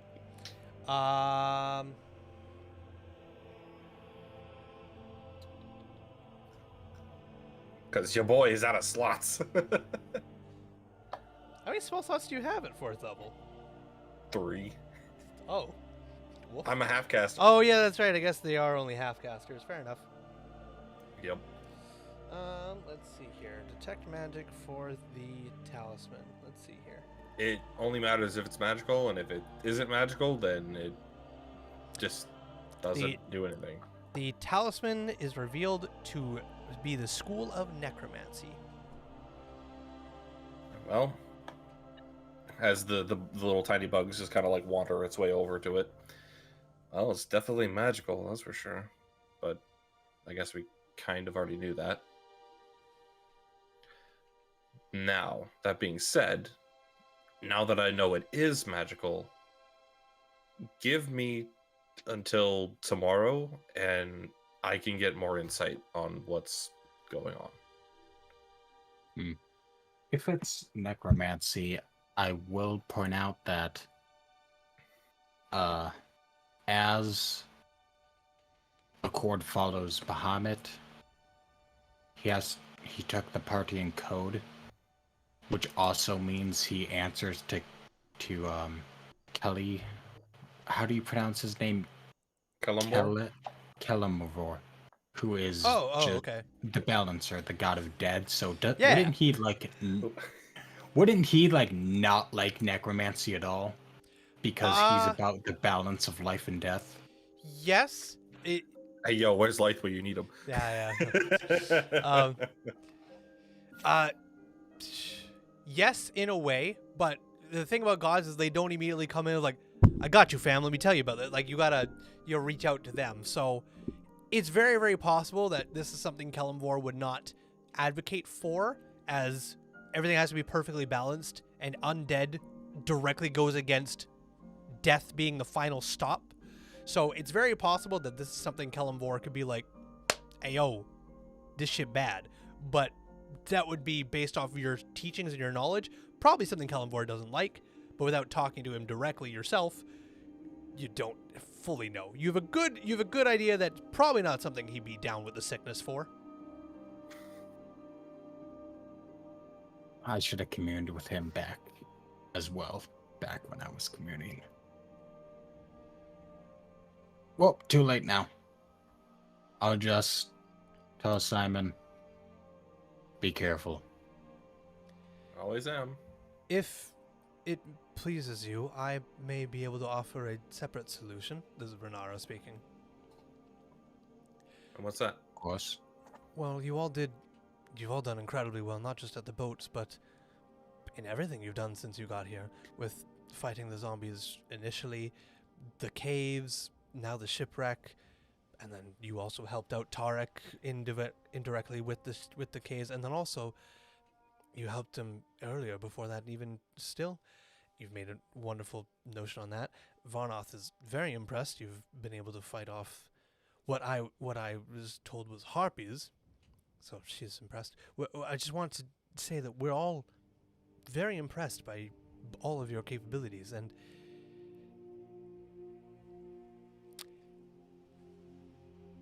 could I leave you two for a moment? Speaking to Varnoth and Tarek, and they go, "Oh yeah, nope, totally fine. Don't you worry about it." And Varnoth stands up and she's like, "I'm gonna see how many fucking plates they broke. All right, boys." And she walks off towards the kobolds. Yes, Fantasia. Fantasia will cast Unseen Servant to clean up all of their mess. You got it. As you, poof, and a little brief showing of a butler kind of tips his hat and then follows Varnoth off towards the kitchen. Tarek kind of stands up, very slowly rubs his hands on his pants, and kind of, well, I'm gonna go make some mushroom soup to get the taste of onions out of my mouth. And he wanders off. The biggest dig you could ever say to Fantasia. A tear falls on her face. Tarek doesn't notice. But at that, Renara will, she will stand up. Will you three follow me to the temple? And the court will just wordlessly stand up. Okay. Simon shrugs. All right. As Renara takes you guys up to the temple once again, at this point, it is entirely dark outside. The only light is from a little bit of the moon as it ebbs from cloud to cloud, casting more and less light, but there is a distant shimmer of the stars above that seem to give just enough to be able to see your surroundings. But as you guys reach into the temple and she takes a big inhale and sighs, Elder Renara smiles as you all gather around. I have something to show you, she says. There's a flash, like a silent stroke of lightning, and the human woman is gone. In her place is an enormous dragon with bronze-colored scales. Oh, it's a bronze dragon. Now you see me as I truly am. And she lowers her monstrous head and wings. How big we talking? She is an adult bronze dragon. Still very big. Yes, still big. Not ancient, Chonky. but an adult bronze dragon. Chonky lass. As okay. Accord would know about bronze dragons. Well, exactly what... I know all are good. They're lawful good, right? Bronze dragons, yes, they are one of the good aligned dragons. You had your hand up, Daydream. I prestidigitation to clean my pants. You got it. Fair. For a brief second, you're like, and then you, and they're good. Okay, what, like, personalities do bronze dragons have again? Aren't they the aquatic variant? Like, they like seaside That is and correct. stuff? That is correct. And... Uh, they like investigation, correct? That is beyond my general understanding of bronze dragons. I could not tell you. And it also depends on the bronze dragon as well. Yeah, each Yeah. one has its own personalities, but bronze dragons, they are one of the metallic dragons. They are typically lawful good. That's about the most basic knowledge I can give you. Yeah, they like interacting with humans, and I think they like solving problems, such. Works for me. As Accord follows metallic dragons, he will bow to bronze dragon first and foremost. And Honestly, Simon probably just gets like put flat on his ass. Just fuck. Like that happens and he just like falls. It's just like, what the fuck just happened? That's fair. Renara moves her head back up once again, kind of slowly unfurls her wings, not to full amount, but just so that they're at like a relaxed position around her body, just kind of slack. As you have discovered, this island has many old wounds, and I'm afraid the cycle of violence is starting again. I can solve your problem with the talisman, if you would but solve one more problem of mine. And there's a flash of white before Renara, the elderly woman, stands in front of you again. Accord will stand up. Get used to this. Accord will stand up straight, and he will say, "I will reiterate once more. I follow the Platinum Father, and wherever justice needs brought, I will give my all." As do I. Yet I more speak with him than follow him, but to each their own. I'd speak to him more if I could, but it's That's more fair. difficult for mortals to commune. Yes, that is the sad truth of the matter. I can speak with Bahamut on the matters of your talisman here and solve our problems. It felt like I almost got through to him. It seemed like I felt the elemental plane of air before it was blocked out by whatever resides in the talisman. Those may be. And it's something I can delve into more. What I ask of you is I need you to rescue someone very dear to me.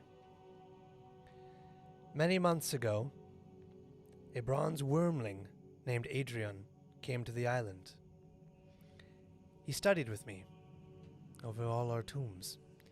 He was new to this world, so I agreed to raise him. However, but 5 days before you arrived, we had an argument, and he angrily rejected my teachings of peace and stormed away from the cloister. I fear he went to an ancient observatory on the southeast side of the island, which is another dragon's final resting place. There are many all over this island. Coincidentally, Kind. at the observatory, Yeah. well, that's... It's the one we saw. Most likely. Oh, And I Glad know we what didn't. kind of dragon. I'm glad we didn't go to it when we first saw it. We all would have been dead. let me double check. Perhaps.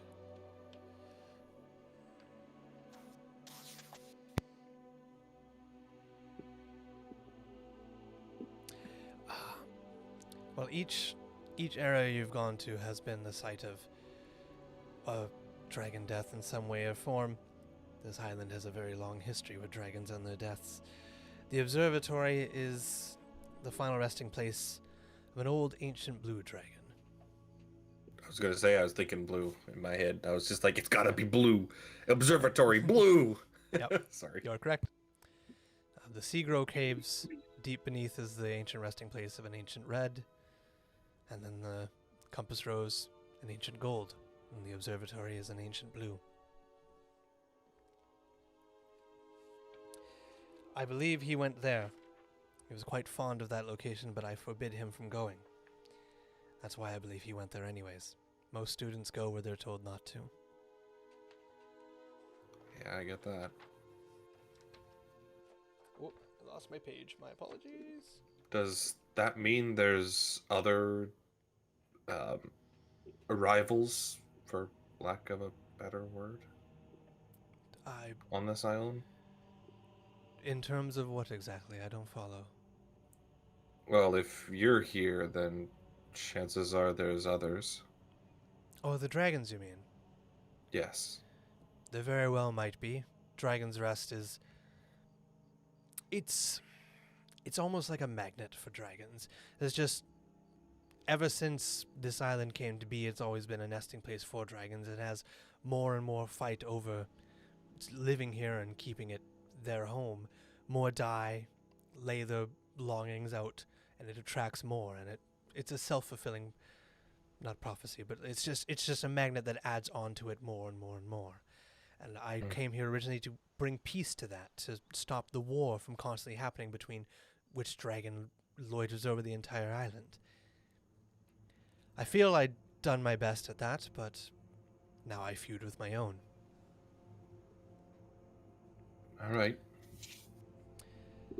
I believe... I'm not certain of it, but I believe some form of evil is arising in that observatory. The Seagrow Caves got agitated just from the tomb of an ancient red dragon. Elements of fire opening. The plane of element of fire opening just from its death. I don't want to know what's happening at that observatory, but I'm quite certain that Adrian is in danger. If I don't want to know, then he is not ready for whatever it is.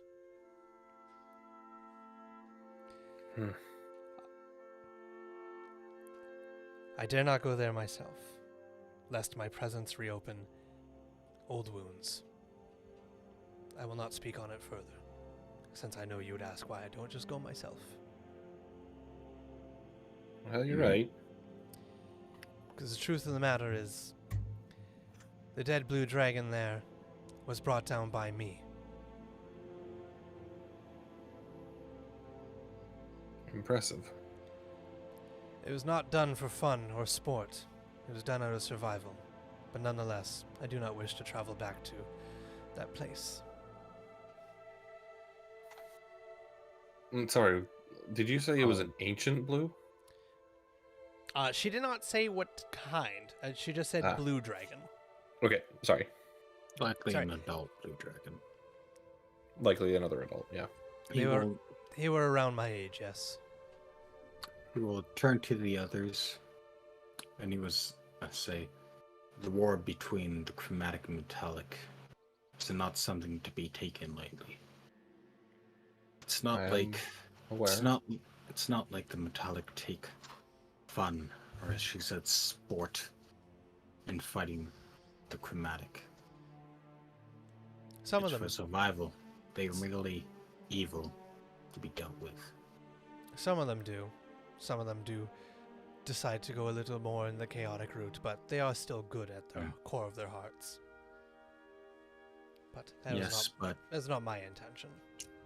Yes, but despite how evil, we still mostly keep knowledge that they are still killing something. True. In something I've taken with me. A soldier's camp I met once. When I asked them how they deal with all the killing around them, Something once said to me has always stuck with me. Only a monster is not haunted by the men he has killed. I've always taken that with me. Each and everything I've even harmed, I try to always carry with me. That is an admirable trait. Well, it is getting rather late. I'm sure the kobolds are desperately asking for their fish. So, at this point, if we could offer a trade, and she holds her hand out. I will pass the talisman to her. I will see this gets dealt with in the proper manner, but I thank you eternally for retrieving it and finding the source. Rest up, get a good night's sleep.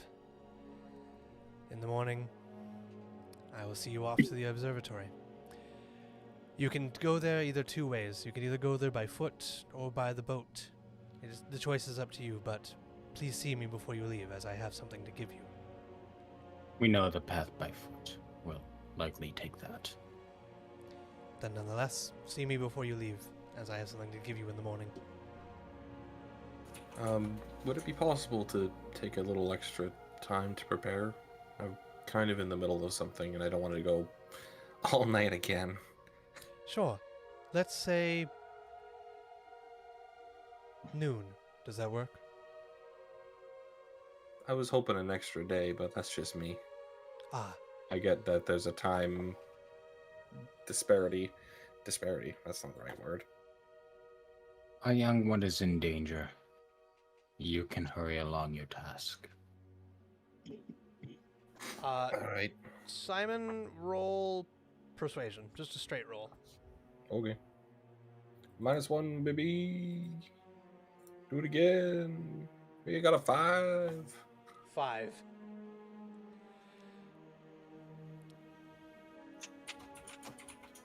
Power. I understand the need for rest. Is it possible you could leave in the afternoon or even just the evening? Yeah, I could make that work.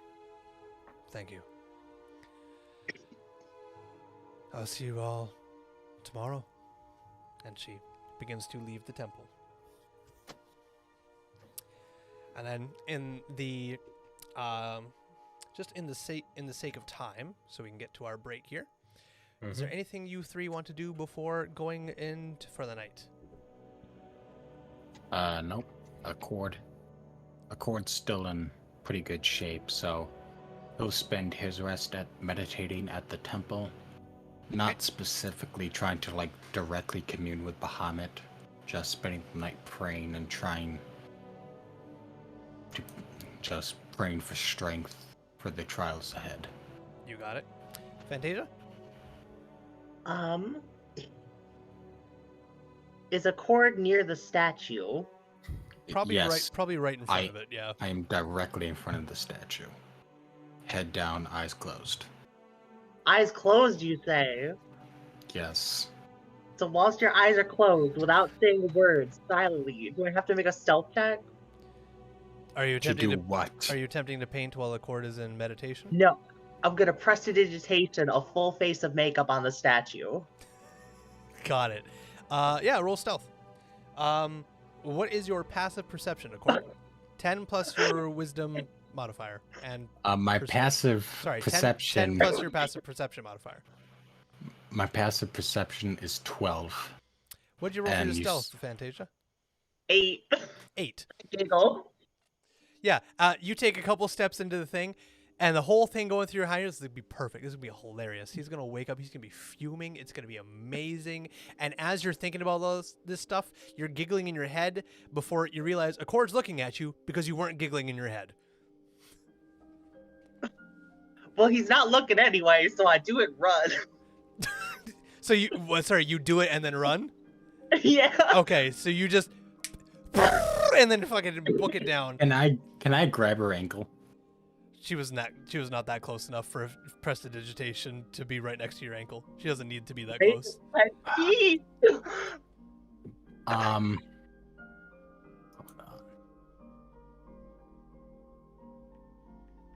At least I don't believe she does.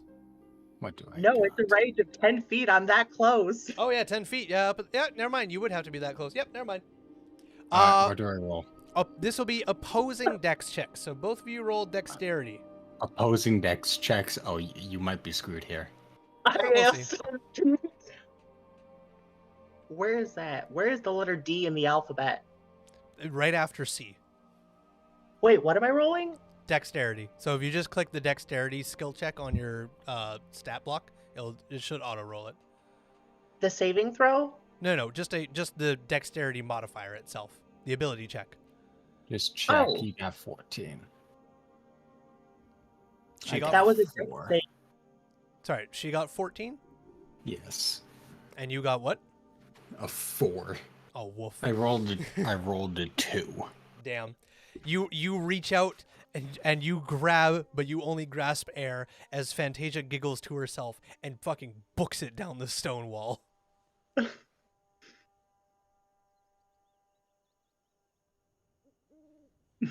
As Fantasia runs down in the corner of her vision, she'll see some text pop up that says, "Accord will remember this." Got it. All right. Do you I'm just pl- go I'm straight playing to bed Fallout, after? so that means Yeah, that's I it. see that. Do you just go straight to bed after that, Fantasia? Yeah. All right. Fantasia goes to bed, giggling herself to sleep. Simon, what do you do before turning in for the night? Simon will spend a little bit of time like sketching out what he wants done, and he's gonna put a couple different of orbs of different, basically like different tool bugs, and he's gonna be like, "Do your best," because gonna give it to the kobold. To and Mila? he's gonna- Okay. Mila's gonna look at them. Sure. like this, and this, and he's gonna like kind of walk her through it for a little bit before he just like goes Oh. to sleep. All right. She was like, "Yeah, I got this. 100%. Dice roll time."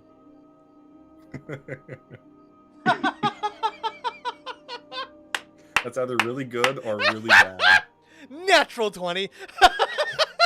See, she got this. Milo immediately looks at us like confused out of her fucking mind. Like, you just handed me 2 bugs. I step on these. Now they're big in my hand and metal. I'm fucking sorry. And she immediately starts working. And you just see like anime, bing, light bulb. I So get it. That's how they now. work. It's just like just like fucking like the meme when you like sink into an animal's eye and it's just space and quantum physics and everything, and it comes right out and she goes, "Oh, he's gonna have no idea when he wakes up," and she fucking does her best work ever. It is Wonderful. exactly to your specifications and more when you wake up. Hey. All right. But we will come back to when you wake up after the break. So, we're going to go to break now. We will see you guys all in a brief couple of minutes here for the final chapter of this session. All right. See you all in a moment. See ya.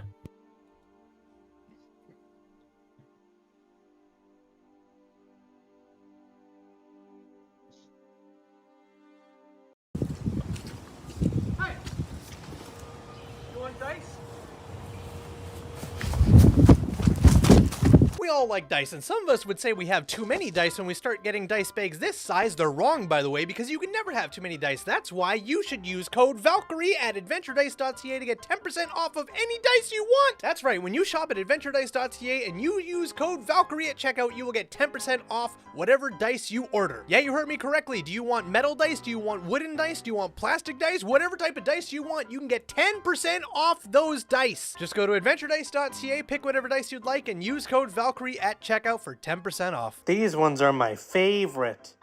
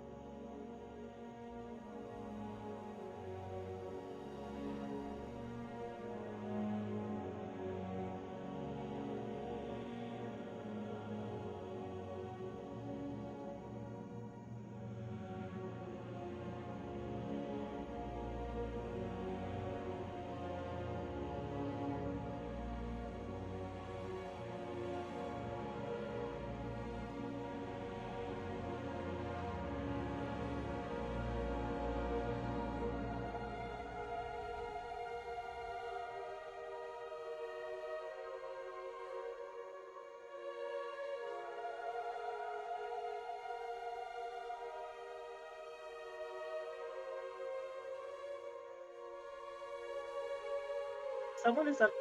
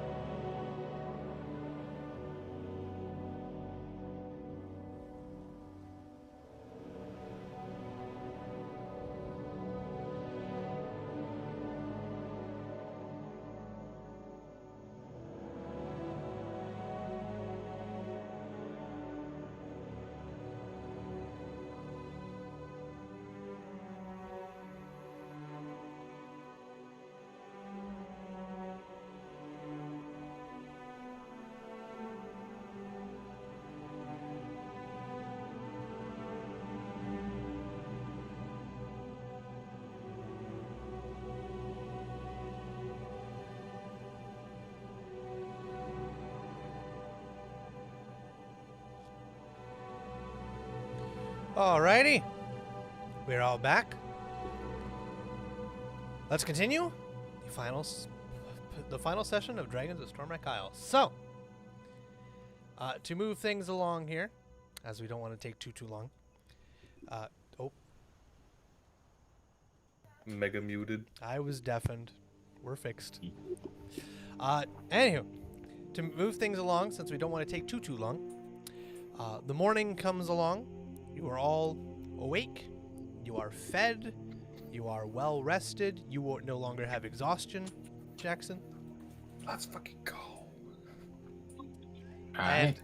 And I'm no longer tired as fuck. Let's go. You're no longer tired as fuck. You all have your spell slots back. You have your full health potions back. And surprising to you, what you asked Mila to do is done better than you expected. And she is sitting there just like, woo! Let me tell you, that was crazy. I did it exactly as you asked, and it turned out even better. Look at this. This shit's amazing. Now, if you don't mind, I'm going to do what you did several hours ago and shoot myself in the brain for 8 hours. Good night. So, does that make me a zombie? Sure. As Mila lays down in her hammock, folds her wings around her. They don't quite cover her as they are rather damaged, but she folds them around her nonetheless and just kind of cuddles up like a bat upside down, except it's like a bat laying in a hammock and it's a kobold instead. We do have a spell of command. That was in one of the yeah, I was gonna crates. say, I feel like you got a spell scroll somewhere, but it wasn't from the captain's chest. So Yeah. Then we also get 2 health potions somewhere. Potions of health, not healing potions. yes, That's you got right. you got potions of health, and then you also have some weird looking boots. Oh, that's right, the boots. Yeah, Yep. we need to get those appraised. They look like they're for a druid. I'm working on it. That's kind of why I wanted the rest. Anything you guys want to do in the morning before shoving off? Also, now that you're Yes. no longer exhausted, are you still wanting to wait until the evening, or are you good to go now? It was more for making the weapon good to go, but if it's already good to go and I'm able to... Mila's got that thing perfect. You want to know what it Then- is? Yes, I would love to know what I keep describing Mila building. It's basically like a centipede blade. A centipede blade? Elaborate. Because, you know, the centipedes, they're very much like like whips. Basically, it's like a whip that's shaped like a centipede, but then you pull and it goes. Oh, okay. I gotcha. I Yeah. gotcha. That's Yeah. fucked up. I don't like it. Hey, what do you mean? So it's a whip that will all the It's pieces. a great sword that come can also together go into limp. a blade. Yeah. Yeah. Think That's Ivy sweet. from Soul Calibur, and you kind of get it. That's sweet. But I will say it will only be used as a greatsword, but it's just cool. Oh, okay. Can I have it just like wrap around me though? Sure. I don't see why not. Fuck it. So instead of it having a sheath, it just kind of like. You got it. It wraps. Anyway, It wraps dope. around I you, love clips it. clips into itself, and then when you take it off, it gets pulled taut into a greatsword. Yep. Oh, I love it. It's so cool. Sake of time, Yeah. Cord will go and find Renala and see what she wanted to deal with us before we head off. Renara will give you an interesting looking stone. It's a small, cylindrical looking device, but it's made of not like a circle. It's more like almost a star, but not quite. It's like one of those. It's a jagged star, but it only comes out to 4 points. So it's a diamond. There we go, dumbass. It's like a diamond. But at the end of It is a D8. it is a D8. Correct. It is a D8 if you just elongated it into a fucking pole. But at the head of it Kinky. is a just a basic dragon head. There's no distinct fixtures about it. It's just kind of molded into a snout like a dragon head. It could even be a kobold head for all you know, but it's the distinct characteristic. As she says, you will need this to get inside. You'll know when you see it. And that is all she tells you, and that's all she gives you. I guess I'll take that, put it in the bag. And anything else you three would like to do before you shove off this morning? Yes, both of you. We'll go with Fantasia first. So, to make up for last night, for their final meal for the kobolds, I will flavor it all like king crab. King crab. Woohoo! Okay. They have a king Delish. crab. They have a king crab supper before they go to bed, and they are happy. How does a country bumpkin know what king crab is? Crab and lobster were considered poor people food. Yes, it was, but you lived like out in the country, not near the sea, didn't you? I don't know. How'd you know? We're Maybe. We're not going into super detailed things here. It's high fantasy. All right, the king crab, delicious fish, is a little off-putting as you bite into salmon, and then you get king crab, and you're like, I don't know why it's like this, but I ain't hating it. And they continue on to it, and everyone is happy. And as they fill their bellies and go to bed. All right, anything else before you guys shove off?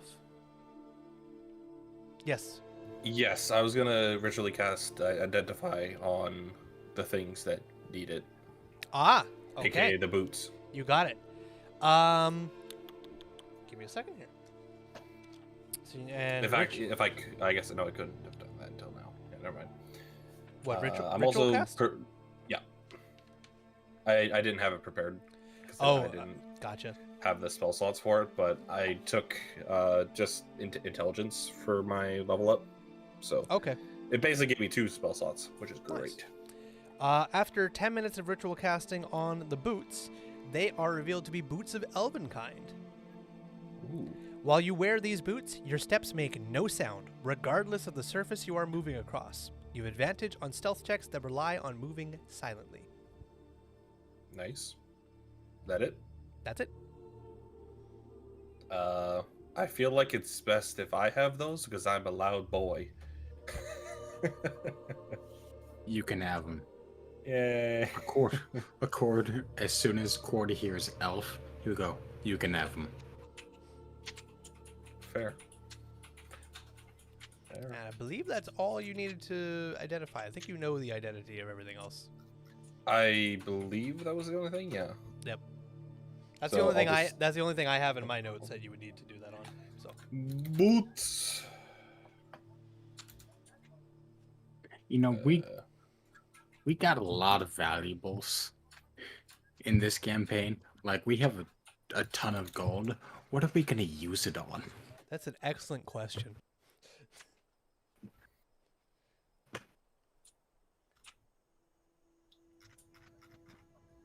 The next campaign. 'Cause Yeah. we're going, yeah, buddy. Stormwreck Isle Electric Boogaloo 2. If I can play a chord in another campaign, then hell yeah. All right.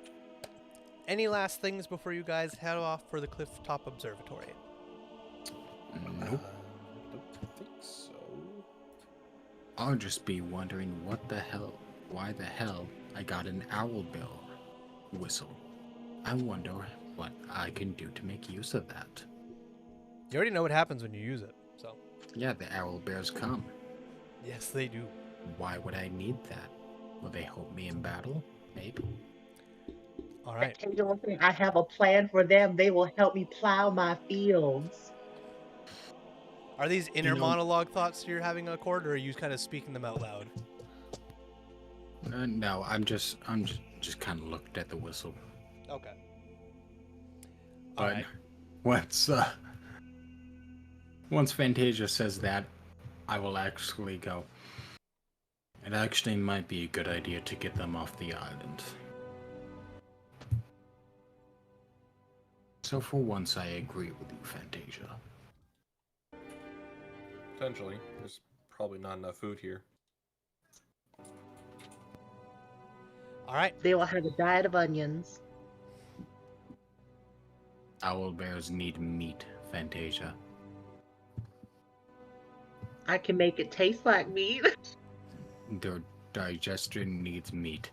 If you don't feed them meat, I will take them from you for animal cruelty. How about we think of the task at hand? Walk into the observatory. All right. Heading out. Clambering over the rocky ground of Stormwreck Isle, you spot strange, twisted protrusions of glassy crystal jutting from the earth. The vegetation in this area bears reddish branching scars that form similar shapes. Suddenly, you hear a screeching roar and notice a winged glittering blue shape swooping overhead. Go to the nearest source of cover. Okay, as you How big does it look? hard to tell, it was very high in the sky. If it's ways away, it's massive. If it's very close, it's not super big, but it's very hard to tell how far away from you it was. The screech sounded fairly loud, so I'd say, judging from it, it could either be double your size or the same size as you, but you're not sure on what end. Oh yes, the elusive bear owl.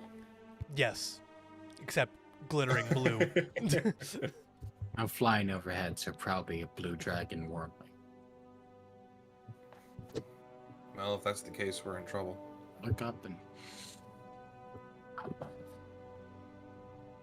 As you watch it sail off, it descends down on the observatory and disappears behind some of the rocks.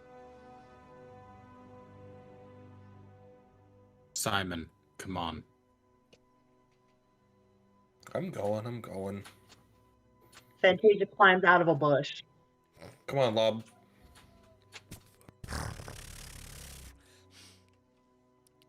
All right. As you guys continue your way onwards towards the observatory, you reach the cliffside edge. A broken and overgrown path winds to the edge of the cliff. The overlook is marked by two marble statues veined with gold, each carved in the shape of a dragon with its mouth open in a silent roar. At the base of each statue is a small hexagonal indication, about 1 inch wide and 2 inches deep. At both of them? At the base of both of them, yes. Do the statues look different at all? They are identical to each other. And they each border the door, right? There is no door. This is the cliff edge. You're standing at the edge of a cliff, and then there's just open sea, and then there is a ruins of a massive structure out in the middle of the ocean that is surrounded by 3 other kind of pillars of rock with ruins on top of them. Okay, so we'll take out the thing Ronaldo gave him. Okay. Look at each of the statues. Well, looks like a decision has to be made here. What do you mean? Simon. Show the thing to Simon. This goes in one of them. I don't know if it'll do different things. You're better with mechanisms. You choose. Let me take a quick look. I'm just gonna take a look on each statue to see if there's anything different between them. Okay. Go ahead and roll investigation. Baba booey. Well, that's not good. Okay. Ooh. I can roll a d4 and add that to it. Let's go. You all also still have your that cards. sounds about right. I rolled a 1 on it too. Of course Damn. I would. He doesn't look That like was he's a total doing of an so 8. hot. Can Total I 8. roll him? You discern that both statues are identical in every which way. The only difference is that one is on your right and the other is on your left. But they don't seem to have any kind of different. mechanism to them at all. They seem like just that, statues. So if we hold up the thing that we were given, it fits into one of these It indentations. absolutely fits into both of them, 100%. Sounds good. Well, seems like we're crunched for time. A cord we're inserting into the left one. Okay. Immediately, a massive bridge of light just connects you to the structure out in the middle of the ocean, and it just and it lingers. Hey, yo, this is some Halo shit. Yeah, almost. All right. Look at the 2 others. Oh, no time like the Well, present. it seems like a blue dragon is awaiting us in there. You ready to march into possible certain death? Sure. I bite into an onion. With gusto. My eyes water. It is a good pain. Very well. Okay there, cultist. All right. As you guys make your way across the Halo Light Bridge. At the other end of this bridge is another 2 of these dragons, identical to the ones you were on the other side, yet facing inwards inside this building. Broken stone lines this plaza. Fragments of elegant statues, once magnificent pillars, and shining marble walls. At the center, a tall sculpture of rusted planets and gilded stars spins idly in a jerky mimicry of celestial motion. A gargled screech suddenly rises from across the plaza, as a couple bat-like creatures are swarming around 2 winged kobolds with blue paint smeared across their long snouts. The kobolds are fighting fiercely, but they seem close to being overwhelmed. The 2 bat-like creatures are indeed the bloodsuckers from the Seagrow Caves. Same thing. What do you do? Same ones? Not if they're like the exact same ones from that, but it's the same We wouldn't know. creature. Yeah. All right. Bloodsuckers are fighting kobolds covered in blue paint. Correct. You had a few short moments to make a decision here. I will. How far away are they again? Fantasia. An you go. arm's throw, maybe 30 feet at most. Yes, Fantasia?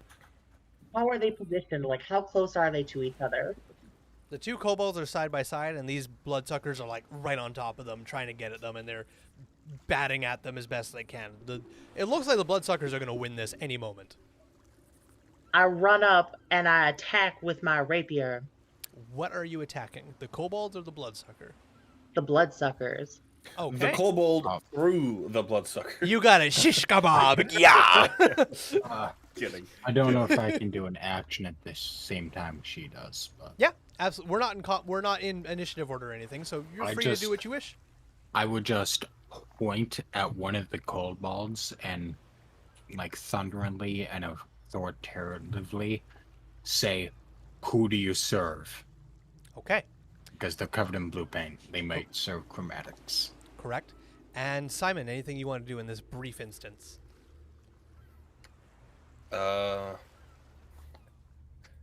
Lob, grab, cooking, poof.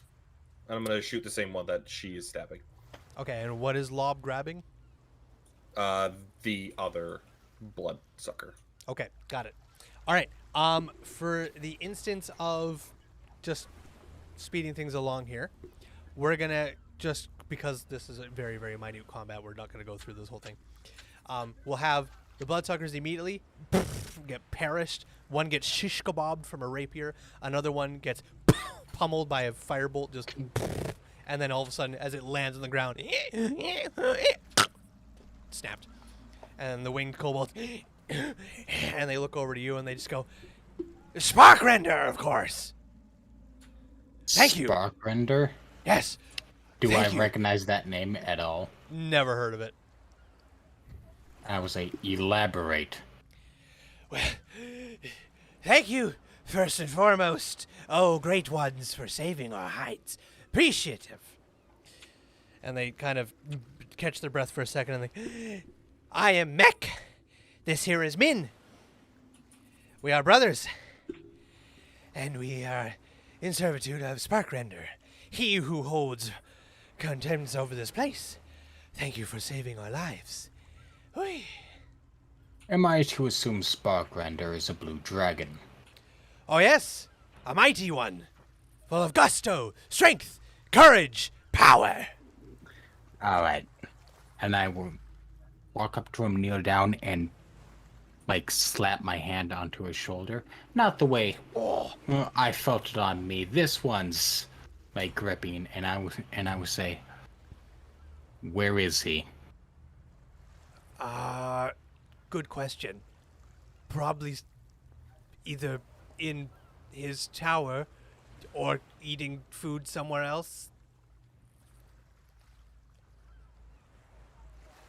Can you tell if he's lying? Roll insight. I will. Seems a little sus the way he's saying it, but they may just because of the situation that he's in. Yeah, probably. All right. I can add a D4. Let's Roll another one, go. motherfucker. Ah! Did you roll another one? 14? I did, yes. That's what you get, bitch. 25% chance. 14 still. 14 insight. He seems telling the truth. It's probably just sus because he's in a situation with weird people that just saved him and are now feeling very threatened by. Do I pick up that he's, like, confused? Oh yeah, absolutely. He's kind of like darting around like. I would see, and I would what say, it was about. and I would tie my grip and say, "Allow me to alleviate your confusion. I am a cord magma, and I serve the Platinum Father. Tell us where your master is, or I will kill you." Both kobolds kind of look at each other for a second. If need be, I'll roll intimidation. No, it's okay. They kind of look at each other and they look back at you as like, "I see how our paths have collided." Okay, so just for my own thing here, was the dragon that Renala took under her wing, was it a blue dragon or was it another? It was another bronze one, right? It was another bronze dragon. Wormling. Yeah, that's what I thought. Yeah. Bronze dragon. Is there one here?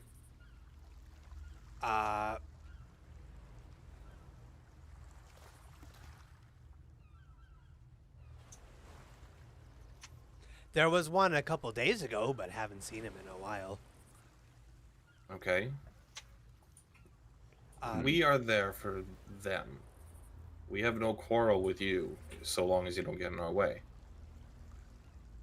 We don't have any quarrel with you either. Listen, we're just here serving Sparkrender because, well, he saved us. Our sister left us for dead, so we also just stayed here for safety. Sister, you say? Yeah, What's the sister's name? Mila. Yeah, that sounds about right. You know Mila? God damn it. Oh, is Mila alive? Yes. Hi! And they both kind of like up top high five, and they kind of like do a little bit of a wiggle dance for a brief second. It's like, oh, we thought she was dead. She got ambushed. Her wings got ripped to shreds. We fucking ran. We thought she was done. Oh. Wait, No. you said she left you for dead. Well, she left us to go off on her own, so we went after her. She got swarmed by a bunch of fucking shit, and the bloodsuckers ripped her wings to shreds, so we said, fuck that, and went this way. So that's what happened. We He will can- loosen. He will take his hand off. And he will say, "All right, here's the deal. I still am upset that you chose to serve a chromatic dragon. Hey, We we are in a crime of circumstance. We happened upon Sparkrender. Sparkrender promised us food. He promised us shelter and promised us power. We're not in a situation to really go against that. They're not the problem here. We'll according- take him back to Dragon's Rest when we go back." Fine by me if Mila's alive. Also, Yeah. Sparkrender is in there, and he points to one of the towers. What about the dragon? The other one? Accord will take out a piece of fish and give it to him. Good.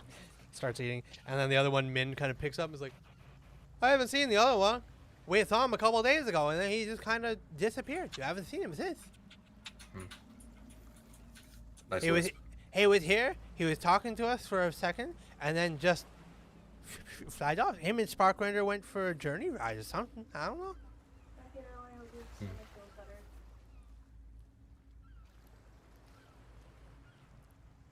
Okay. All right. You guys stay away from everything. Oh, absolutely. And We've got a Yeah. little. We've got our own barracks just off to the side. Hey, give me some of that fish, motherfucker. Yeah. Things are about to go down. You will get caught in crossfire if you stay here. Sounds fair enough. All right, give me the fucking tail at least.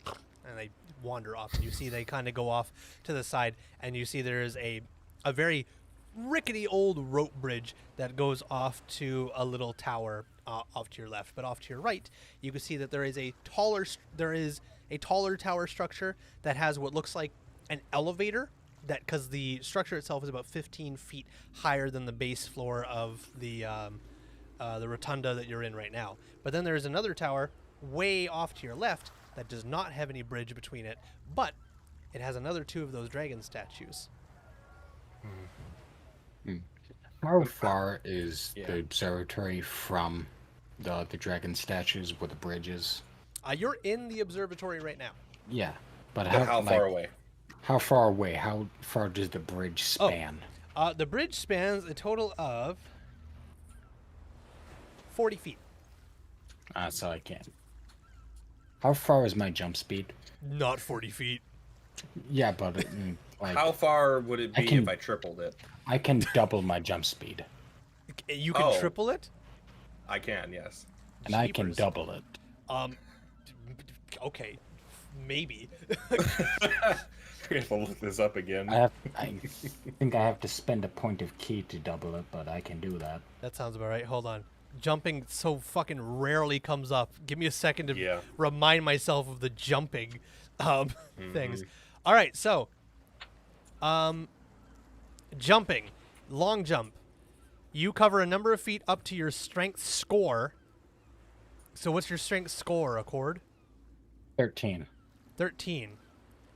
And with a running jump, it doubles that? When you make a long jump, you cover a number of feet up to your strength score if you move at least 10 feet on foot immediately before the jump. So, Okay. and when you make a standing long jump, you can only go half the distance. So, yes, so you can go 13 feet base. If you double it, you can go 24 feet base. If you triple it, I still don't think 13 times 3 is enough. Well, here's the thing. If 13 I times 3 is double it, 1 foot. 13 times 3 is 39. well, here's the thing. If I double it, then he triples it. Doesn't it multiply it like that? I'm not sure how multiplication works in. What is your ability that doubles your long jump? If I Step of the spend a wind. point of key, I step of the wind, which just Step of the wind. doubles. Yeah. which And just then what's the doubles my ability jumps. you got, Jackson?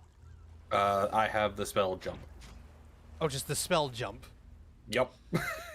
Okay. I've Which never heard the triples. spell jump in my life. You touch a creature, the creature's jump distance is tripled until the spell ends, which is 1 minute. Okay. Whee! Give me a second here. I gotta look at Step of the Wind for a second here. I'm just not sure how it stacks. Step of the Wind. You can spend 1 key point to take the disengage or dash action to bonus action on your turn, and your jump distance is doubled for the turn. Okay, so yes, if you use a point of key for a brief moment, your jump distance is doubled. That becomes your jump distance. Your jump distance becomes 26. 26 then. Sorry, are you then triple the jump distance, Jackson? Is what you say? Yes. So then 26 yeah. times 3. Yeah, your jump 78. your jump distance becomes 78 feet Let's do for this. for Whee! 6 seconds. Because Yeah, Step of the Wind is it would only be for a too much turn. to- Yeah, so you wouldn't be able to come back without spending another point of key.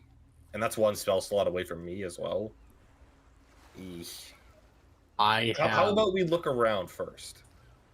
We both are alone. Can I? How tall is Well, Simon? no, you don't have to do it for...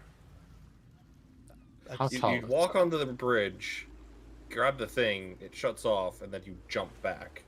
Yes. Okay. I'm stupid. I thought I would take 2. Regardless, I have 3 spell slots, and that's it.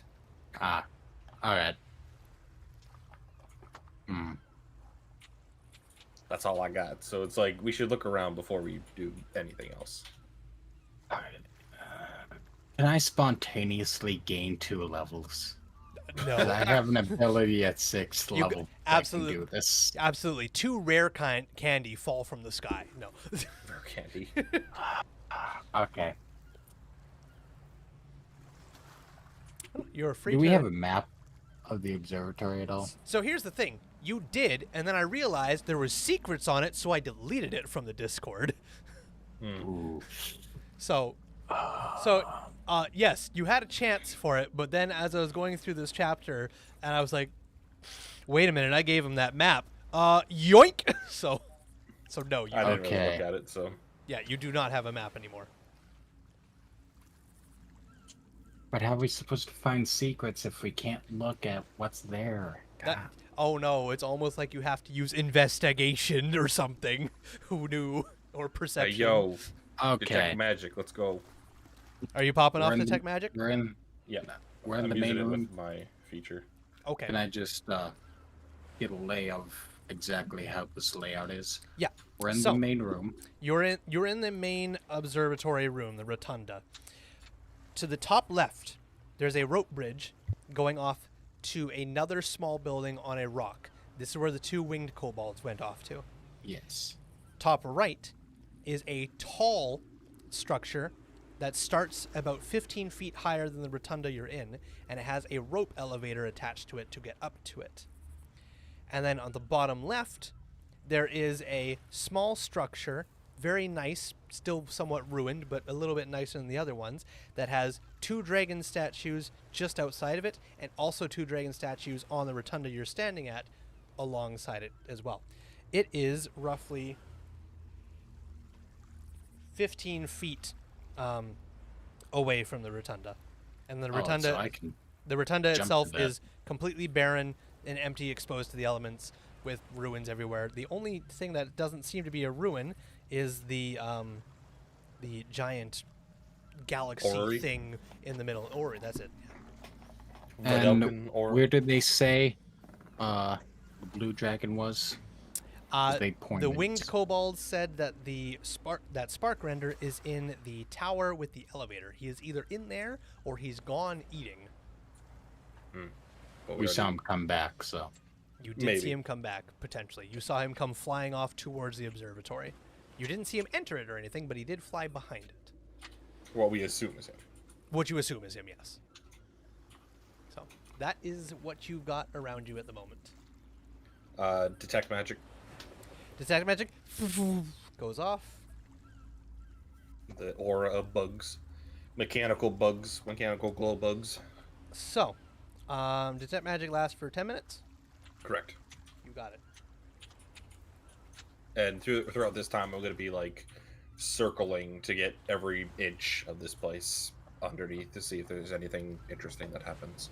And while I'm doing that, I'm of course just looking for any non-magical things as well You that got are it. interesting. Go ahead and roll just a regular investigation as well. God damn it! I'm adding a D4 to that because I can. It's a 4 this time. Good shit. Pog! It's a total of 10. 10 total. Okay, you got it. No. All right, so as you move around the area, nothing lights up magical except for the two dragon statues as opposed to that tower with the similar two dragon statues on the outside of it. Mhm. Not surprising. Other than that, nothing else in this room seems to be magical. Your regular investigation shows that it seemed like the Sturge's attack interrupted the kobolds from preparing something, as it looks like what was right nearby, out of all the rubble in this area, there are crudely sculpted 5 chunks of rubble into vaguely draconic shapes, splashed each with paint. And they were arranging them around the metal sculpture. Also, do you speak Draconic? Yes. I do too. Each one of these crude sculptures has a name etched into them. The names are Astalagan, Silsavar, Eldenamir, Sharuth, and Turadar. Sharuth rings a bell. Yes, it does. That's the red dragon, isn't it? That was the name of the ancient red dragon that is buried under the Seagrow caves. And the color splashed on that effigy is red.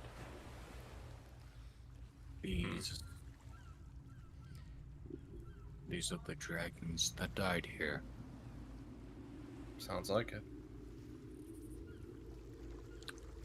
How tall are these Not, crude statues? not very tall. They're no taller than the kobolds that were likely working on them. I will slowly lift my leg and just kick over the one painted red. Okay. It topples over.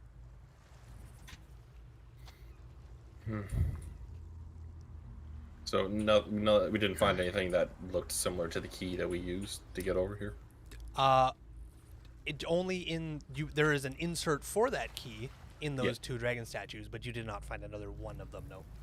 I will investigate that big, the astronomy structure in the center of the room. You got it. As you go and looking over to it, you can immediately tell that the sculpture depicts the planet of Toril, which is the world of the Forgotten Realms, where you reside. Its moon, Saluni, the sun, and 7 other planets, as well as one comet with a very eccentric orbit. Would you like to pose further? Yes. Roll an Arcana check. Ooh, I think 5. 5. May I try as well? Sure. Yeah, you're better at Arcana than me. What was that, Daydream? Can I try? Absolutely. As all three of you begin to Absolutely. study, as all of you begin to study this model. Yes, Jackson. Natural 20. Let's go. Yeah. Fantasia. Fantasia rolled a 9, so she thinks these are golems to bring the dragons back to life. You got it. Hey, very well likely could be. Did that one just move? While you're panicking there, you immediately look at this and you're like, holy shit. The current position of the comet seems that it will likely pass by Toril very soon. So this is current. This is current. Sozin's comet. God damn it. The dragons will be more powerful as it goes by. As you're looking at it and like studying it, it is moving on its own, ever so very slightly. This tracks the balance of everything around the planet current. I This is will incredible. go to like a window of the observatory and I will look in the sky where the comet would be and see if I can see anything. You got it. Roll investigation or perception, your choice.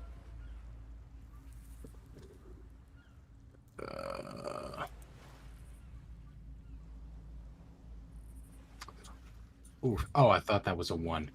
9. 9. You look up in the sky best you can. It's a nice clear blue sky. You don't see any streaking comets or starlight or anything. It's nice blue, calm beach day. I don't like this. I don't like I this don't at all. either. I feel like we have to go do something now. We will, but is there much you can do to stop a comet in the astral sea? We can stop anything that would use some sort of, or that sort of coincidence to its advantage. Yes.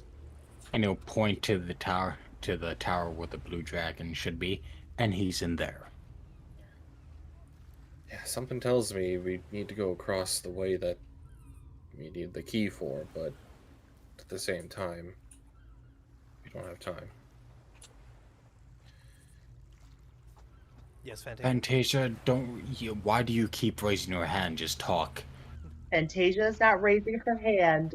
Daydream is. Yeah, this is I Daydream's wonder- this is Daydream's way of just wanting to say something. Can an unseen servant float? I guess so. It's technically a ghost-like ethereal thing. So, yes, it doesn't fly per se, but I would say it floats. How long is the bridge again? The bridge? 40 feet.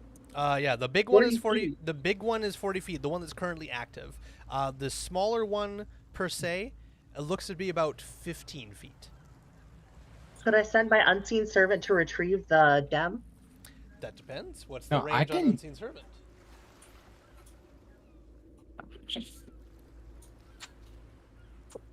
That was a pretty close Elmer thud. It doesn't say that it can fly, but it doesn't say it can't. The spell creates an invisible, mindless, shapeless, medium force that performs simple tasks at your command until the spell ends. The servant springs into existence in occupied space on the ground within range. Yep.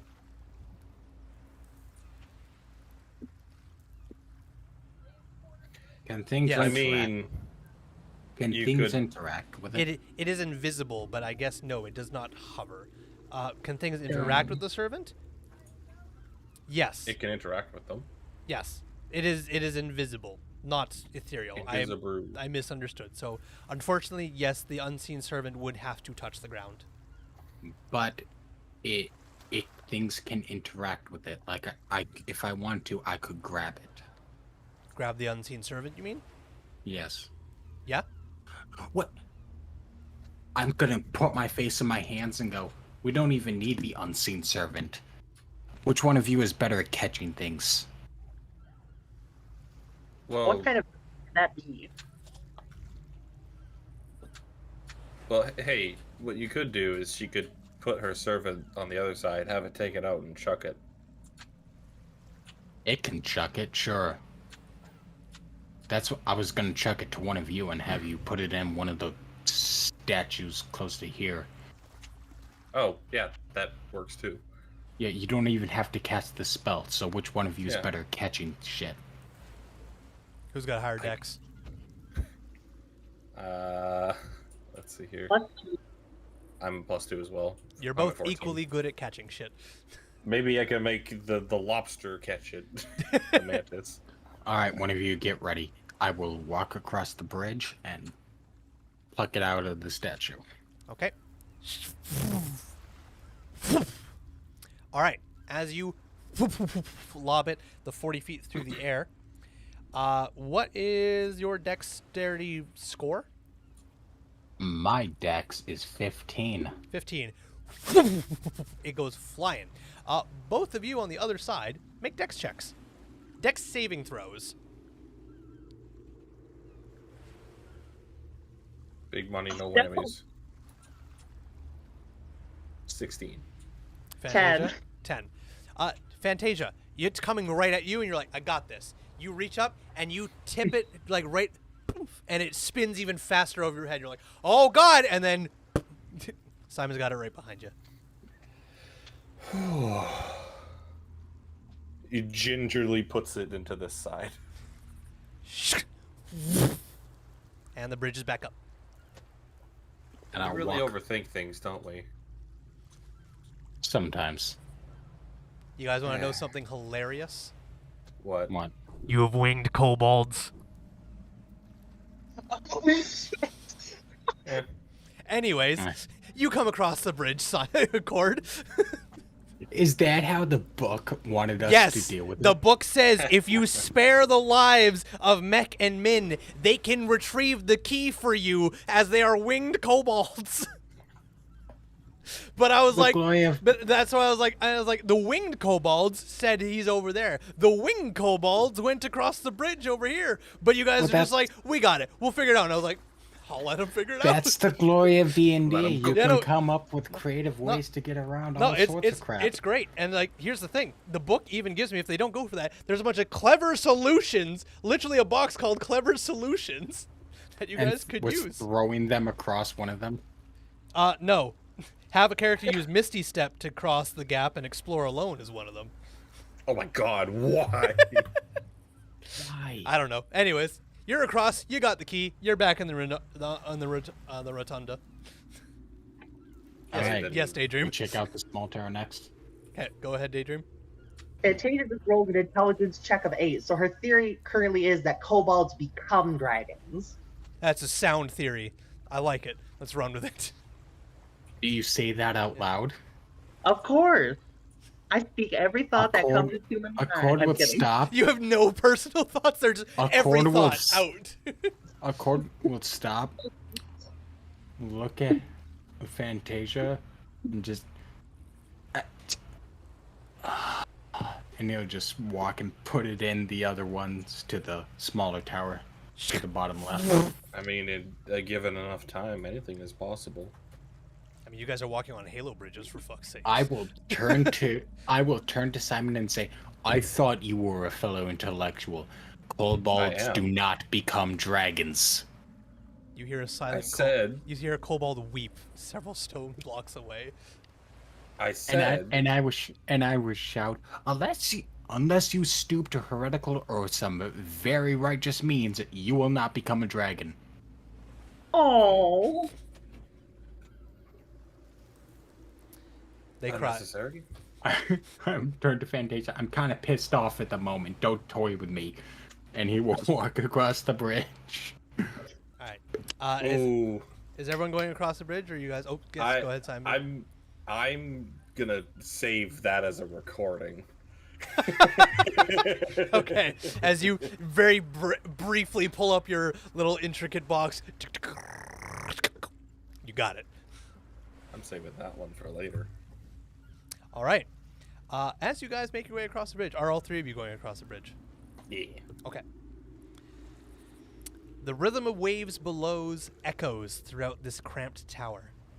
Part of the floor has crumbled away, dropping off into a chamber below. Amid the rumble, collapsed bookcases jut out at odd angles, and moldering books are strewn across the floor. Detect magic still up? It is still up. Anything? Yes. A character who casts the detect magic spell also sees a faint aura around a keyhole on one of the journals on the ground. A keyhole. Correct. Don't we have a key? No. You do not have a key. You've never picked up a key. What's the school? The School of Magic Yeah. is...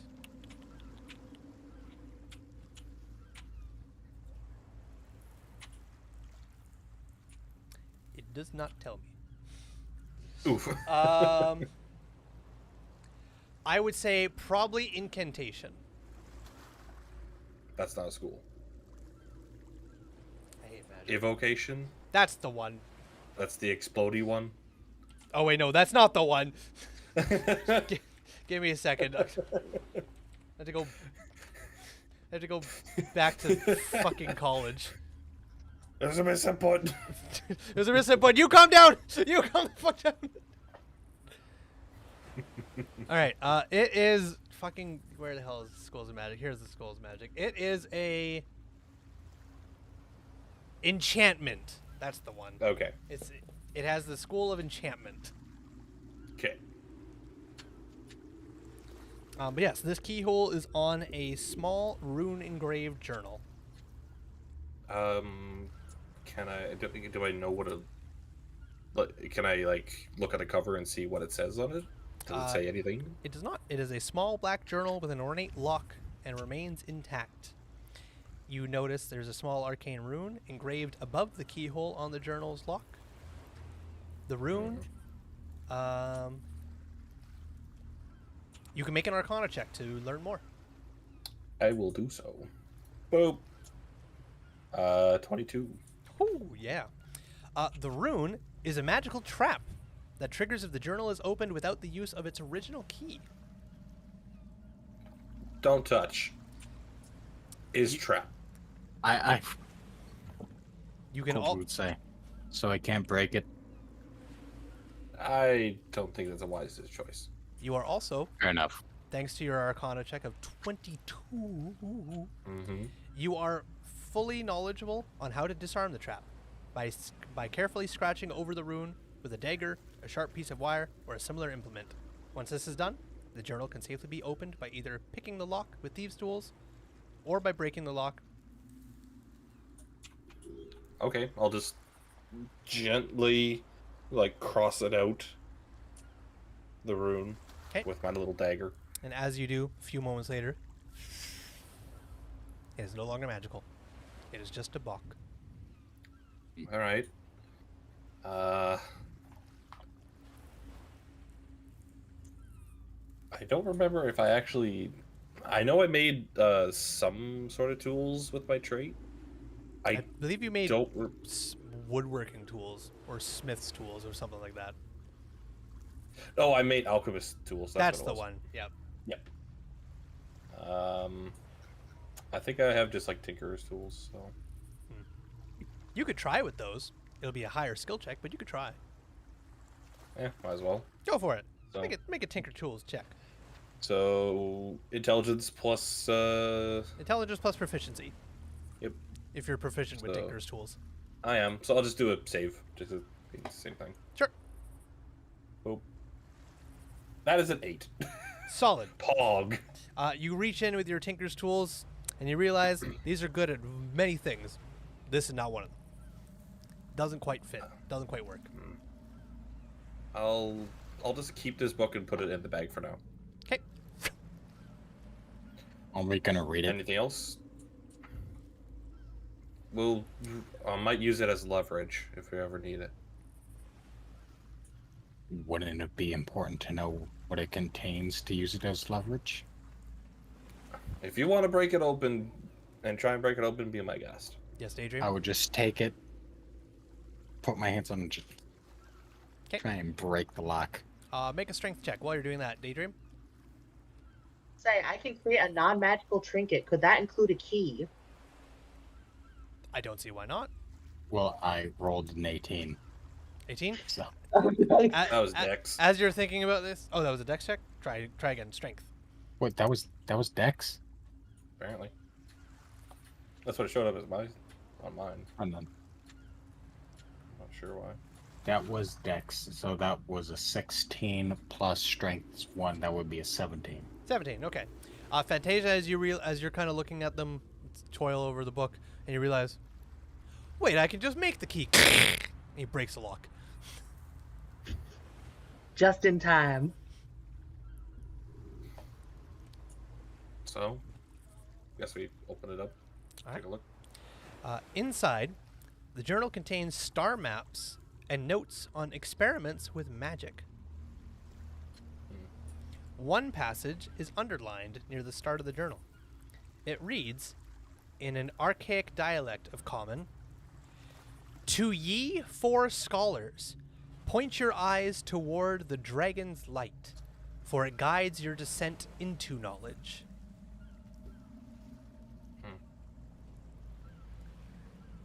Dragon's Light might be common.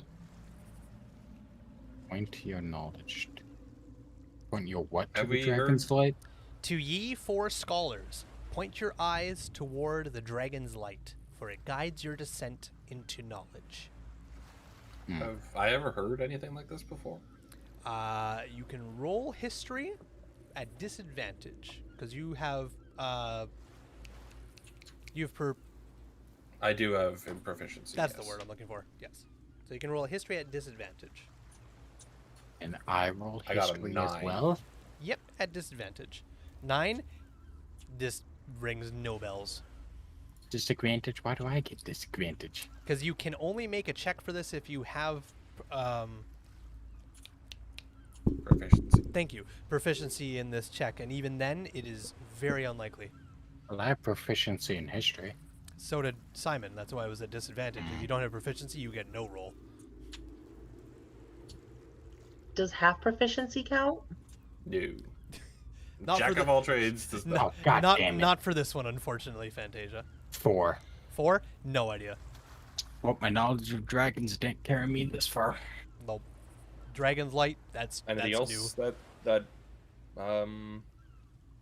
what's the word that pops out at us? If I may ask, what is the exact proficiency you would have to not be disadvantaged at this? Nothing. It's just if you have proficiency, you can make a disadvantage history. If you don't have proficiency, you get no roll. Fantasia will say, "I've been a pool," and will cast light on the diary. Okay. The book lights up. Before it lights up, there is nothing else of note in this journal. A bunch of random star charts and such, but nothing that is of any gleaming knowledge before the book itself becomes gleaming. Drops. Ow. Pick up the book. And I will investigate just to see if there's anything else of note in this tower. In the tower? In where we are. Okay. You're doing the same thing, Simon? Yep. Sure. Both of you roll investigation. Are you doing the same thing, Fantasia, or would you like to do something different? I am going to investigate. You got it. Are Roll you- investigation. Nat 1. Oof. You find a lot of ruined books. 23. Jesus Christ. Fantasia?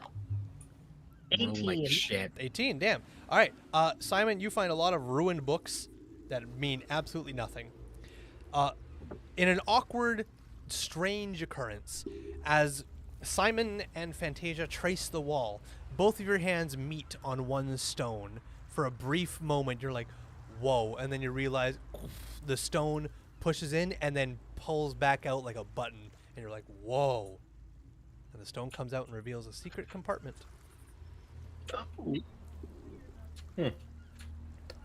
What is it called? Gold. There is Riches. a bitches. Yes. I said riches. Oh, that makes much more sense. I Yeah, if Simon's I will- looking for them I will bitches. Just from a small little hole in the wall. Oh, you have no idea how long it was in there. No. Inside there is a small flask with a label that says "Potion of Resistance," and a What? pouch holding 10 gold pieces. A potion of resistance, you say? Potion of Resistance and a pouch holding 10 gold pieces. What does a potion of resistance do? You just get resistance to damage types? Pretty much. I think You get resistance to, I believe you get resistance to all damage for 1 hour. one type of damage for 1 hour. It chooses the type or determines it randomly from the options. Never mind. I was close. My version was way better. Yes. Okay, so you got resistant to if we're going up against a blue dragon, whoever drinks that choose resistance against lightning. But he has to choose it or or roll it. Oh, he has to. It's random. Yep. Yes. The DM chooses or determines it randomly from below. And some potions of resistance have a resistance already built into them that is not revealed until you either identify it or drink it. And we add that to this one. I couldn't. If I could, I can't do it right now. But that is all that is left in this tower. You have thoroughly searched everything else. And I just breathe some lightning into it and make it lightning resist potion. You certainly Pretty can. much. You could certainly try. And I Okay. do a check to see if that would work. Sure. Roll straight intelligence or Arcana, your choice. Well, I think Arcana is determined by intelligence, so It Roll is, straight. yep. Roll straight Arcana That's the- then. it's just the same. Nat 20, 18. 18. You are 100% certain. As you think of this, you realize you need an alchemist table and a lot more supplies to make that happen. If it was as easy enough as spitting into potion bottles, man, we would live in a different world. Okay. All right. Onwards to last thing, right? Go up. Take the stone out and say, you want to check what the kobolds' barracks are before we go I up mean, the we elevator. can. Might as well. Only ashy. Fantasia. Sure. All right. All Heading right. Heading off to their place. Yep. Yeah. All right. As you guys make your way across the little rope bridge, skittering sounds and whispers come from inside this ruined tower. Gaps in the stone are patched over with wooden planks and threadbare cloth. As you peek inside, you see 3 kobolds and 2 winged kobolds. The winged kobolds are familiar to you. They are polishing sling bullets and keeping busy as they all kind of get startled for a second. The 2 winged kobolds are like, no. They're chill. They're chill. They're chill, bro. Yeah. This one gave me fish. That was delicious. We're just checking up on you and Oh. see if everything's all good. Oh, we're good. We're fine. We'll stay out of your way. We're gonna stay in here in our little hovel. It's fine. Don't worry about us. We're good. And these are just normal barracks. Like, it just is some beds and cloths and all that. Effectively, yeah. Whatever this What is it? whatever this building's purpose was before this, fuck knows. It has been repurposed as a shack for kobolds. All right. Head back, I guess. Right. Can I just take a quick peek around as we're talking? Sure. Are you looking for anything in particular, or are you just taking a look? Nah, just taking a quick look. Roll perception. Yeah, just a perception check. 11. There is nothing in this building that would interest you, Nice. unless you want kobold stuff. Alright. I mean, We're it's, gonna go kill. We're gonna go kill your old master now. And he will turn around and walk back. Good luck storming the castle. Motherfucker. Good luck storming the bridge. Alright. Alright. As we turn back, and you are all following up to the Yeah. observatory again. Alright. Agree. Alright. Alright. The only place left is where the dragon should be. Yep. I should have told you this on the walk over, but I'll tell you it now. Blue dragons are the height of vanity of all the chromatic dragons. They are extremely vain. To the point that's beyond mortal comprehension. So, if you are not opposed to trickery or underhand attack tactics. Stroke his ego so you don't die. Other than that, they breathe lightning. So, I just want to step in for a second. Simon, are you wearing the boots of Elvenkind? Did you attune to them? They don't require attunement. Never mind. Are you wearing them nonetheless? I believe so, yes. Cool. Okay, anyways, continue. Well, do we Yeah. want to just hit them hard, hit them fast, or what's the plan? well, of course, as a dragon, they are very strong and have a lot of vitality. Blue dragons also are, if I remember correctly, very stealthy and very perceptive. Accord would know all this, Tor, right? So far, yeah, this is kind of basic knowledge you learn from just kind of learning about dragons. Well, I'll have you know that I'm planning on getting in real close with this as the centipede kind of shuffles around. Okay. And I'll also say, oh, and don't bother. Makes me sick. I don't like it. I wouldn't Nope. really bother trying to blind it. They see pretty well even without their eyes. I can't do anything like that, so But sure, Fantasia can. Mm. No? Alright. Well. How about you ready? Should I lure it into a false sense of security by playing a song?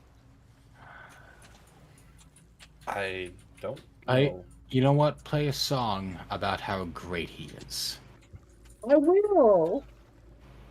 All right, you guys going up the elevator? Yep. All right. Sure are.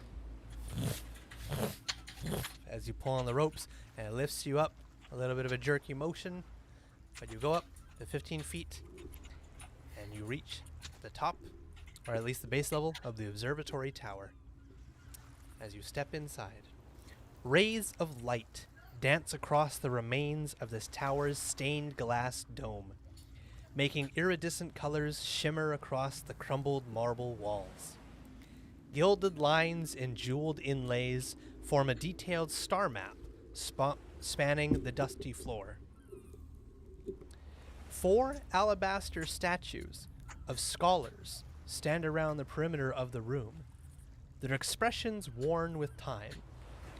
Each 10-foot tall statue is pointing or gesturing in a different direction. Curled in the northeast corner of the tower is a lithe blue dragon. Lightning arcs around his horns and snout as he slumbers amid a scattered collection of coins and glittering jewels. What do you do? Okay, now that I can see the dragon clearly, it's a dragon wormling, correct? It is a blue dragon wormling. It is a medium-sized dragon. Still bigger than you, but it takes up 1 5-foot square. Oh, it only takes a 5 foot? It's a Oh. It's a medium-sized creature. Yep. Oh, fair enough. Yep. Oh, right, we fought these before, or at least I have. We fought black ones? You fought black. We bailed. Yeah. We didn't even fight those. You were supposed to, but you didn't. But yes, Yeah. they're only medium-sized creatures. I definitely thought it'd be at least large, but Nope. all right. That's a young blue dragon is so- large. What's the area like here? Well, let me show you. Yeah.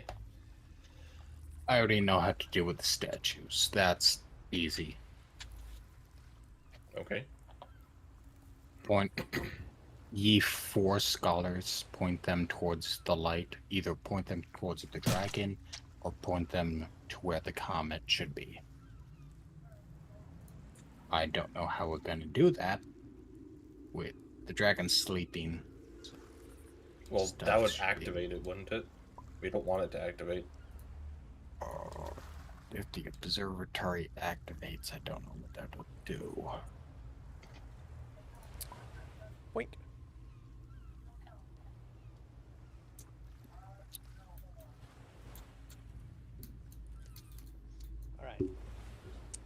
So, Damn, that's big. yep.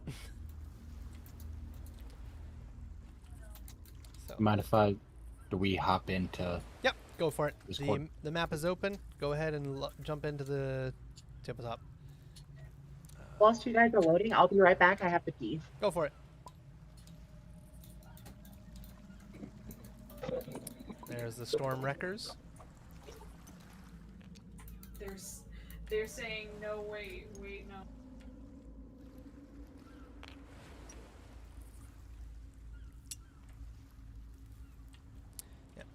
There must be some big statues. They are.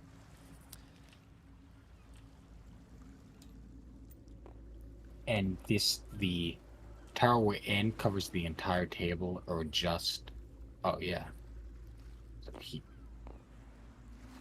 Yeah. Sparkrender is fast asleep off in that corner. I immediately throw a rock at him. Do you actually? No.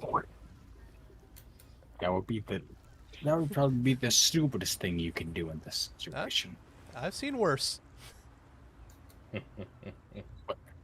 What's the worst thing you've seen? First campaign ever, a dude burnt a fucking stable to the ground because he thought it was full of goblins. It was just a stable. The people came back and realized all their homes were intact except for their stable. Mm-hmm. We still joke about it today. Sure do. I've heard players who have done worse, but Oh, probably. This is session one. It's not the worst thing. It's just a funny thing we keep going back to. But anywho, we'll wait a few moments for Daedrian to get back, and then we will continue. I hate how that's a dragon crown of Tiamat. I don't know what you're talking about. Sus. I am back. However, my camera's on for me, but it's not showing up on stream. Oh, sorry. I can reset that. Give me a second here. There you go.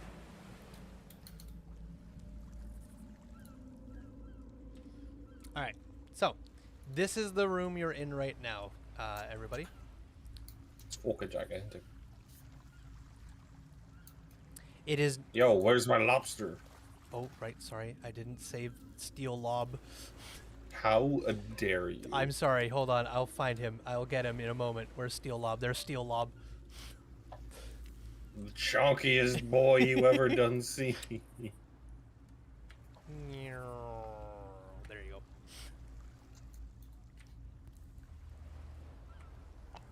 Alright, so the only thing not pictured is a star map that's on the ground, because that was a little complicated for me, but it's there. Imagination.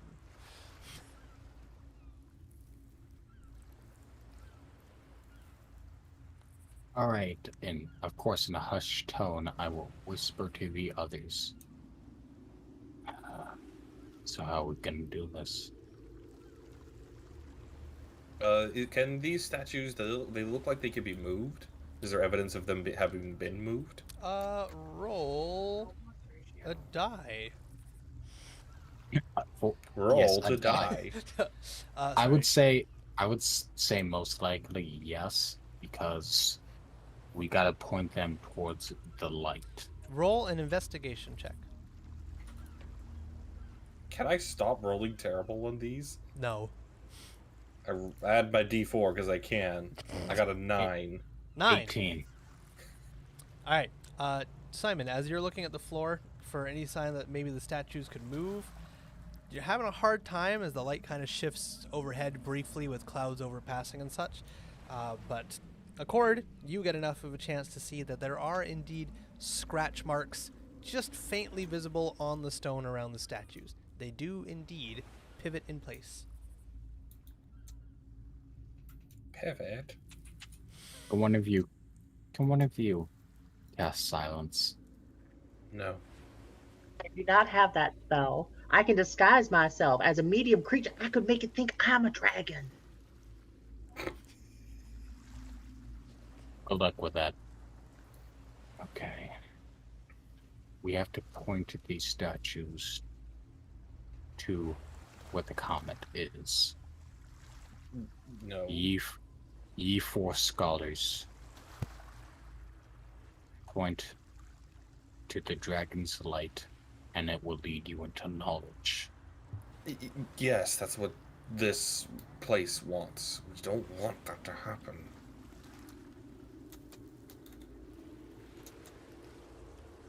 I'm sure. Do we know if it would be a good idea or not? Because it's not like this place was built by a chromatic dragon. One just took up a residence here. You've no idea what the intentions are? Entirely impossible to tell.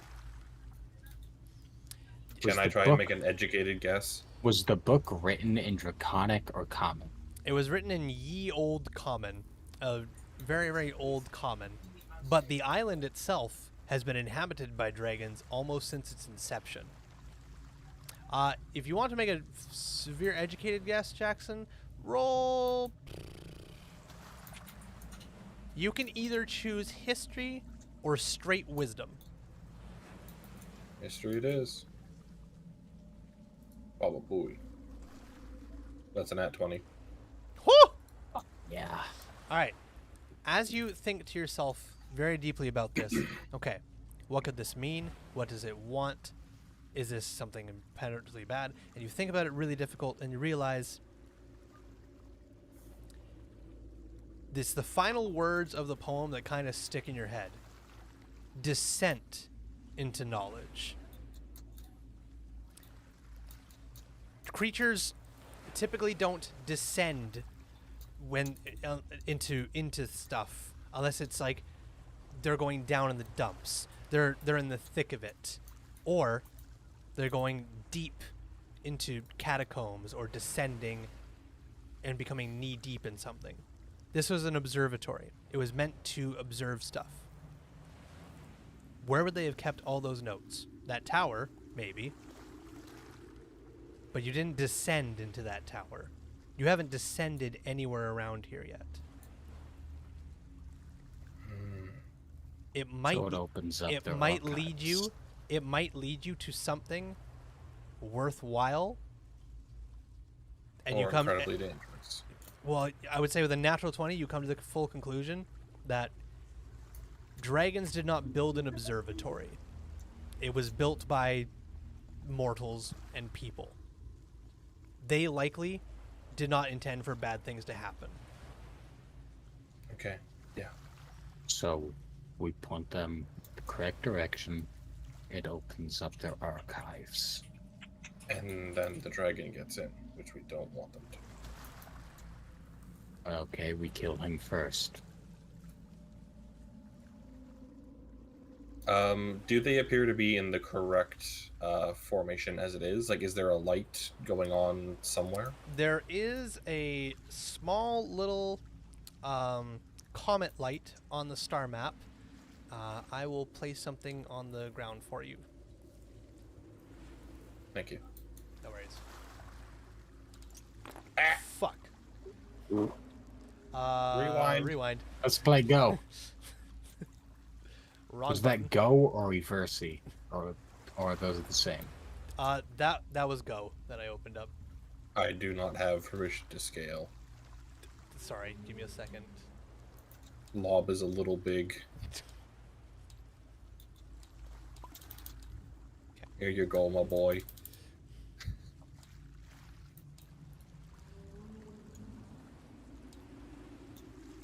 Oh, I was like, what the fuck is all this? This is not what I wanted to open up. There we go, this will work.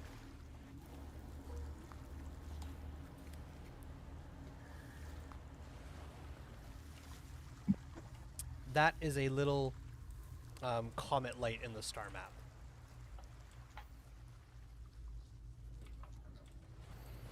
Well, regardless, we're going to have to deal with the dragon first.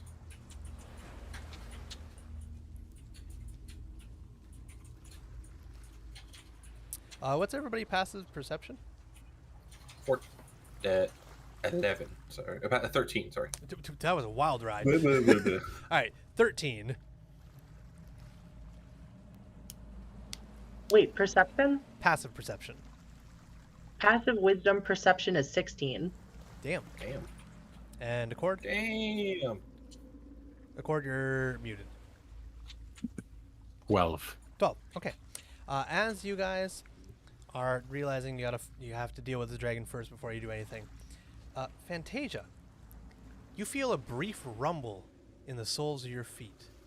The ground for a brief moment shook underneath you.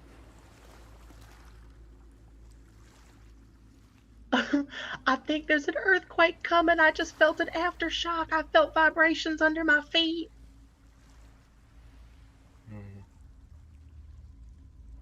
Do I know anything that could be from? Fuck knows. You're on a tower. You're on a crumbling tower in the middle of, or on an ocean beachfront. Fuck knows. We might be on a time crunch. Okay. Here's what we're gonna do. Everybody, be silent. Get close to him. And everyone, release. I'm gonna say your most powerful attack at once. As it sleeps. It's a little underhanded, but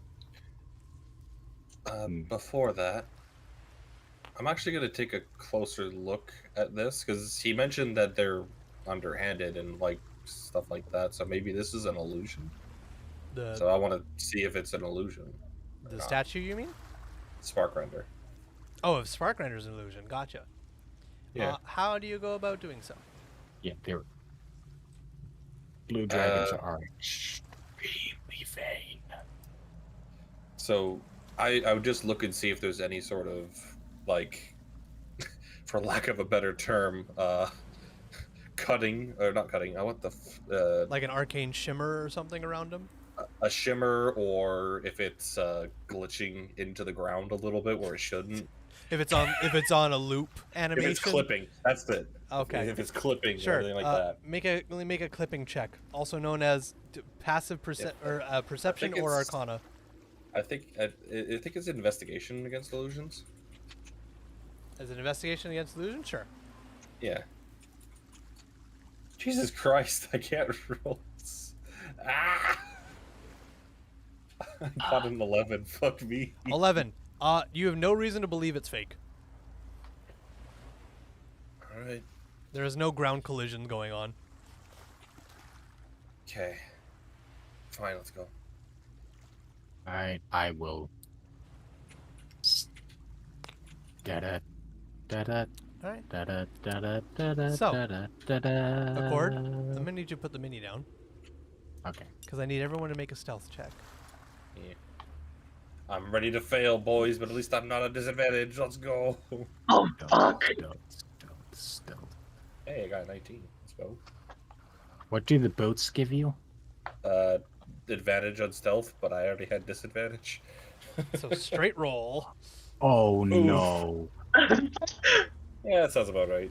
So, Simon, stealth, 19. solid. Accord. I need to roll for the bug. Oh yes. Roll for steel lob. So hold on. We'll wait for steel lob. Still. He rolled pretty good. Let's see. Let me look at my abilities. Is there anything that can save me? You guys still have I mean- cards. Yeah. I Oh. don't think I don't know. I don't think a card could save a nat 1. Oof. Oh no. I mean, being the I mean- bug, So, 17 on the bug. Simon 19, steel lob 17, Accord 1, Fantasia, Nat 1 plus 2. But Pog 3. plus doesn't matter. So what happens is, as Fantasia is walking, an onion shifts in her backpack and lays on her bagpipes because she rolled a 6. Got it. All right. So as you guys are making your way towards Sparkrender, Simon, you're doing pretty well. And the little metal creature even made a metal. Tick, tick, tick, tick, tick, tick, tick, pretty well. And as you guys are going, Accord, you are walking, and then you step on a piece of the map that suddenly that makes like a shuffling sound to it as you realize the stars and planets on it are tiny little marble beads just slightly embedded in the ground but not fully as they begin to roll around, and you whoa for a second, and it causes Fantasia to briefly stop as she's falling behind you. But as she stops, the momentum, as one of the bagpipes just lets out a mournful groan, and all of you come to a standstill as the heavy breathing in the corner of the room, and you see beady yellow eyes in the darkness, wide open for a second, as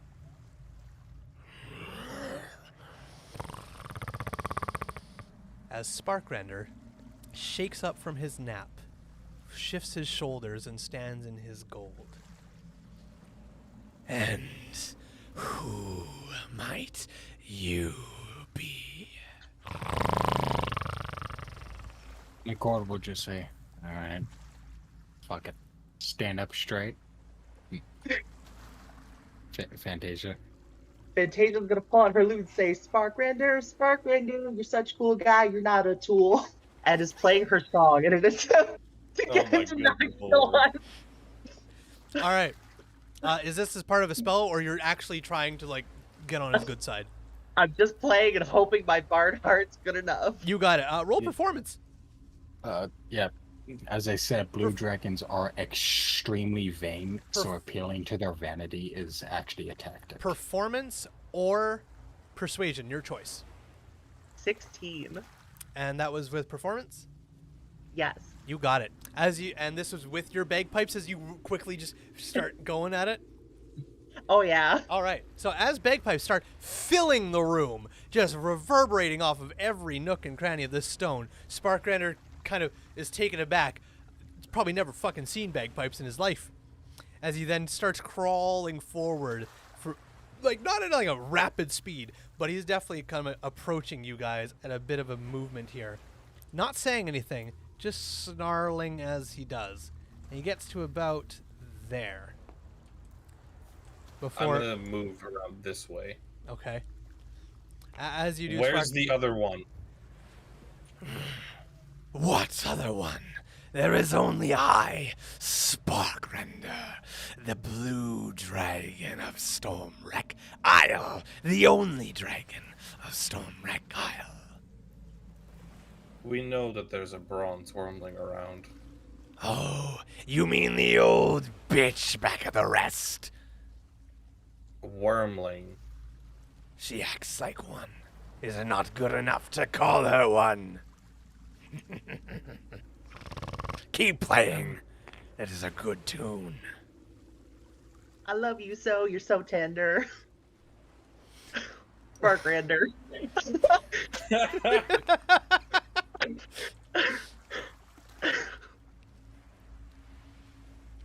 We're just here. I actually totally forget the name of the bronze wormling. Arod, I think. Something like that. My apologies. I've got it right here. It is... Yeah. Adron. That's it. Well, Simon wouldn't get the name right anyways, so... Fair enough. That's why he's only referring to it as the bronze wormling. You got it. We have only been sent to... return him? Find out where he is? Help him? I have not a clue where he is. He was here a few days ago, that much is true. We spoke, and he left. He realized my ambitions were greater than his, so he moved out of my way. You can choose to either do so, or follow in the footsteps of this lovely lass and join me. What are your ambitions? To become the greatest dragon that ever lived. Is that a problem? Fair chance. To become the greatest dragon that ever lived, even for chromatic dragons, you plan to surpass Tiamat. Do we not all plan to surpass our betters? It is what we aim for. To grow, to get better, to become stronger, to surpass those old dying seniors that should perish long ago. It is by birthright that we rise up and take their seats, just as you do your fathers and I do mine. That's not exactly how it works for us. I want to see if I can detect any sort of lie in his voice when he talked about the wormling going somewhere else. Sure, roll insight. Well, That that is is- how it works for us. God damn it. Now, join me and prepare with alongside me, or get out of here before I tire of this game and end you all. You want me to join Chromatic? You have the option Okay. to leave as well. First of all, Simon, what did you detect any lie in his voice? I rolled like a 9, so probably not. He's confident. There's no reason he wouldn't be truthful. I will take a step forward and say, you know, I'm getting kind of sick and tired of introducing myself, but why not once more? I am a Cord Magma, and I serve the Platinum Father. You know what? Fuck this, and he will breathe a line of fire at it. Okay, go ahead and that's a dex save on my half. Yes. All right, give me a second. Here we go. This. Shit. That Maybe he'll keep me as a pet. is a 21. Oof. Half damage. So you take half. Let me.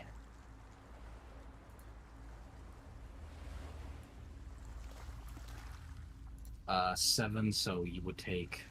It always rounds down. So you would take 3. 3, and what breath weapon was that? Fire. 3 fire. You got it. Okay. All right. So, as you let out a stream of fire from your nostrils and your mouth, as it lights up the room for a brief moment, filling your face with heat, and you let it hang in the air as it boils in front of you, and you close your mouth and the heat subsides and you can see in front of you for a second again, but all you see as the fire resides is massive blue wings open in front of you as Sparkrender I am unfazed, and he will say, "In the name of Bahamut, you will be slain." My turn. Roll initiative. Here we go, boys. Oh, fuck. I have a feeling you guys knew this is how it would go down. Probably. 13. We love a nat 1 in this house. Hell yeah, we do. You still have a you still have a card if you want to use it on your initiative. I think at this point, Gotta save a breath weapon, because I know how I want to finish this thing off. If I'm Alright. able to be the one that finishes it 25 to 20. 15 to 20. off. Wait, hold on. I already forgot what I rolled. Okay. Damn. Okay, Sparkrender's first. Jesus. that's not good. Was there ever a doubt? Well, I mean, he only rolled a 16. I think you guys could get higher than that. 10 to 15. 13. All right. Well, those guys do get out for a little bit. 5 to 10. 9. Hell yeah. And then Simon at the bottom with a nat 1. 3. With a 3 total. Poggers. Hog. Oh my fucking god. I just realized this entire time I've been looking at my armor class instead of my save DC. My save DC is higher. Oh no. Oh no. Well, now at least you figured it out now. This is probably the most important time to figure that Yes, out. good. Alrighty, folks. Top of the round is Sparkrender. Yep. As you breathe 3 fire damage into him, he's going to... And he... Actually, no. I lied. He is first off going to... lift himself up into the air. And mosey on over this way. as he's going to wrap around here. And he is roughly, we'll say, what's the movement here? About 60 feet fly. Okay. As quick. He is 15 feet in the air right currently in that space. Okay. And as he circles around around the statue, and he lets out a stream of lightning breath and a 30-foot line straight through you guys. Deck save, correct? Deck save for both you and Simon. Even though I'm behind the statue? It's Ah, it's, 18. it's Eat enough it. of a line of sight that it would still hit you. Okay. Well, let's see. 18. Yeah, that sounds about right. Big ol' 7. Woof. The 18 saves, the 7 does not, so you will take half damage. I just need to see something. Simon looks like he's far enough away that it wouldn't hit him at all. It's 30 foot. 30 feet out, right? 30-foot line, yeah. And he's 15 feet up. Yeah, and 1, if he's 2, 15 3, feet 4, 5, 6, 7, 8. Yeah. 5. It's a 30-foot. Five. It's a 30-foot line, 5 feet So wide. 1, 2, 5, 3, 10, 4, 15, 6. 20, 25, 30. 5, would 10, only 15, reach 20, here. 25, 30. Ah, you're right. He is 1 square out. All right, then Simon's good. Never mind. It ends True. just before your feet. And I take half damage, so And you're how taking much half. damage? I'm using my calculator. Give me 1 second here. Calculator. I only have 1 set of dice at hand. I need 4d10 for this. Oof. Jesus. That's a lot of damage. You're lucky you saved it. Okay. Woo! All right, but you take half. So What'd you roll? you take 14 lightning damage. Okay, that could have been a lot worse. It was 29 full. Oh, jeez. You rolled fucking good on It was that. pretty good. So, but 14 lightning I w- damage as it straight through you and the ground in front, and ending just before Accord's toes. I will tank just before Simon's toes. Sorry, just before Simon's toes. Yes.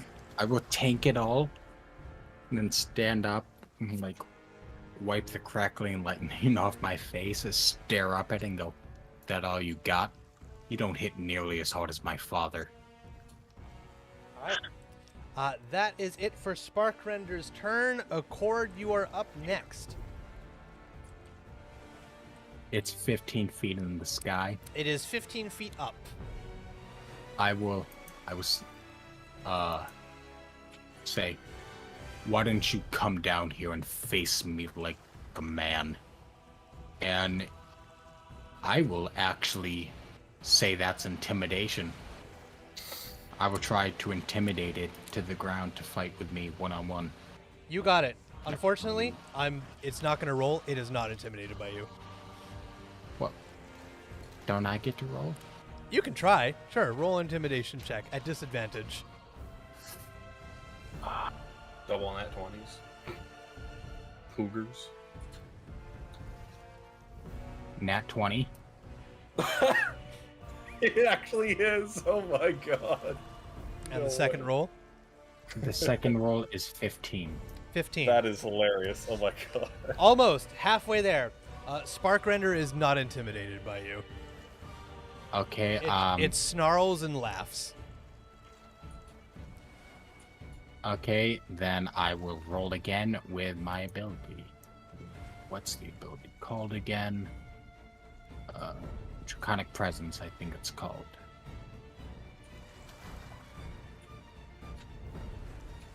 Yes, if I fail a intimidation or persuasion check, I can use my reaction to reroll the check. Okay, go for it. Still at disadvantage. Yep.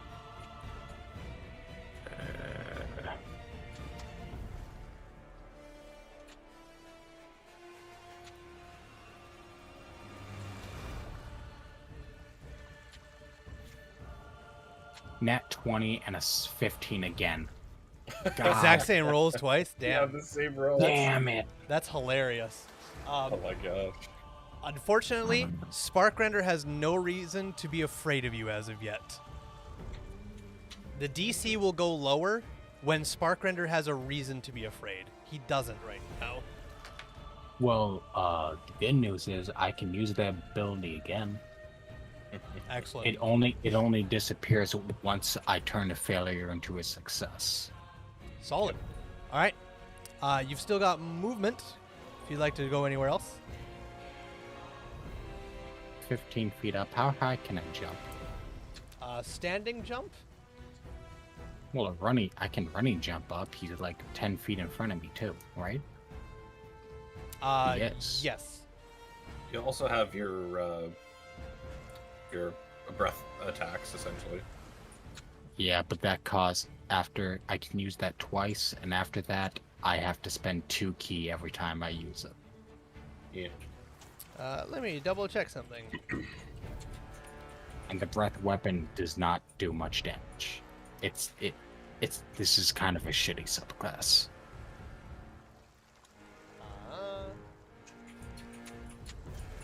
We're So- here for flavor. So for a high jump, That's why I chose it. So for a high jump, you can jump up 3 plus your strength modifier. Ugh. 3, so I can only jump up 4 fucking feet.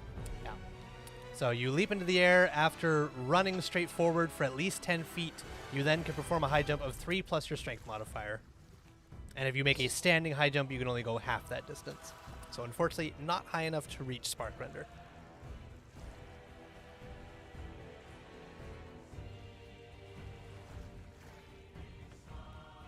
Okay. Would I be able to throw? I have rope. Would I be able to throw that, try to wrap it around his ankle, and pull him back down to the earth? I'm going to say it's an action to pull out the rope, tie it in a noose type thing, and throw it all at once. It's too much to do all that and pull him back down to the ground. You can attempt to make the noose rope and throw that with your action. Go ahead and make just a straight... make an athletics check.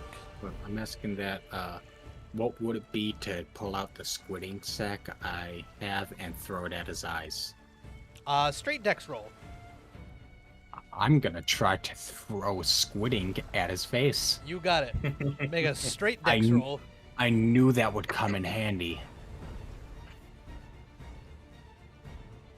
You still have those darts? I do. 15. 15 with the squid ink.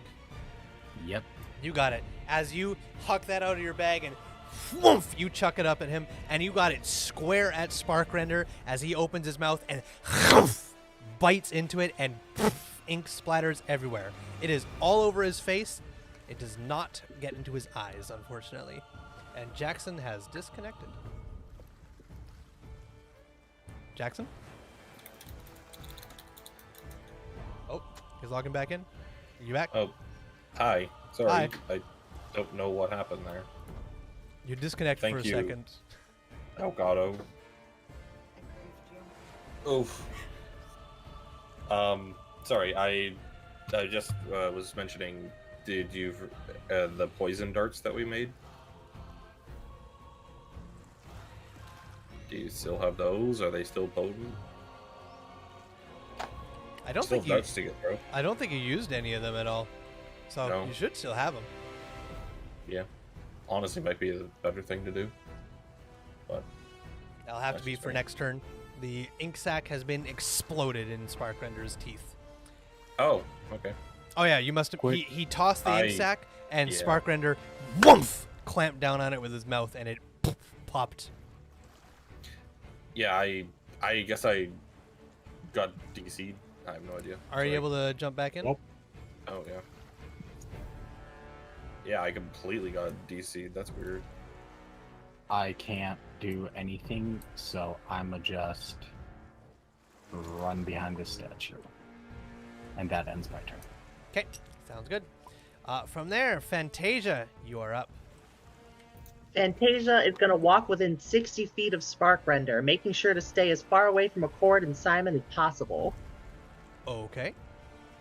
I'd You, say want, she's you, in need, that. you need to be with 60 feet, you said? Yes. 15, 20, 25, 30, 25. You're within 60 feet already there. You could actually move back and still be within 60 feet. Like, you'd be within 60 feet there. Okay, I will do that, and I will shout, I haven't been this scared since I missed my last period. And then I'm going to cast Shatter. What the fuck? That Okay. is something. Wow, all right, let's go for it. Hell yeah. Save. Con for Shatter? Yes. You got it. Constitution saving throw on Sparkrender for Shatter. That is a 6. 14, yes.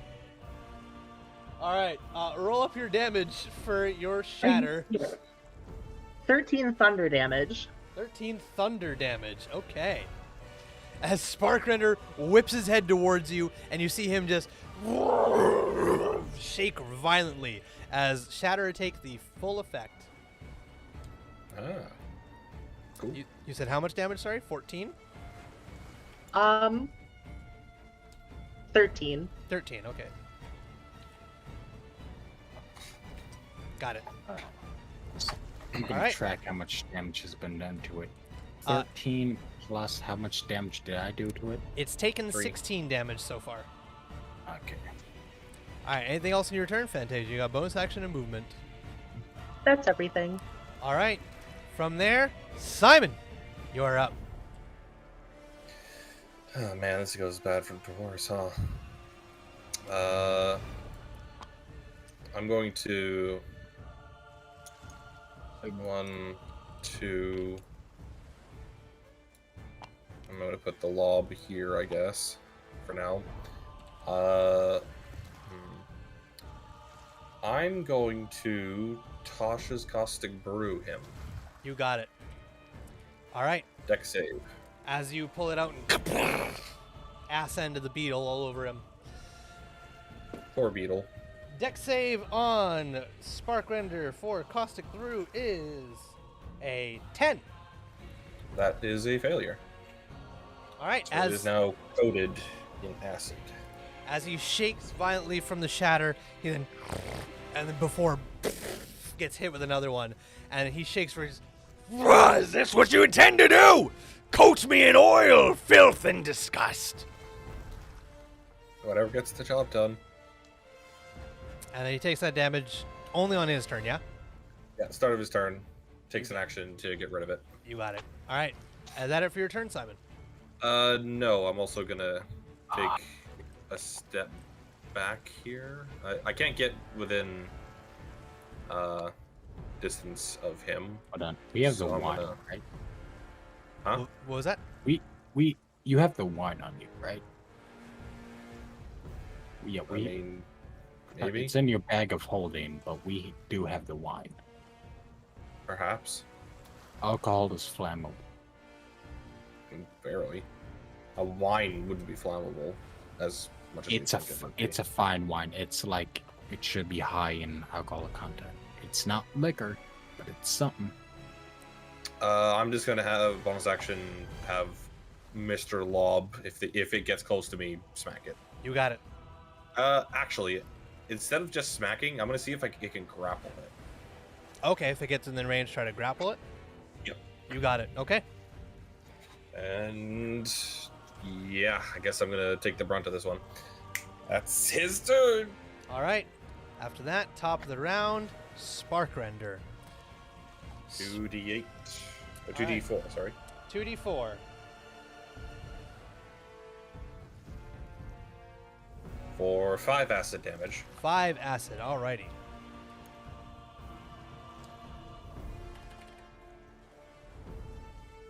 Okay. As he just kind of lands on the tower for a brief second, and then you see he just kind of.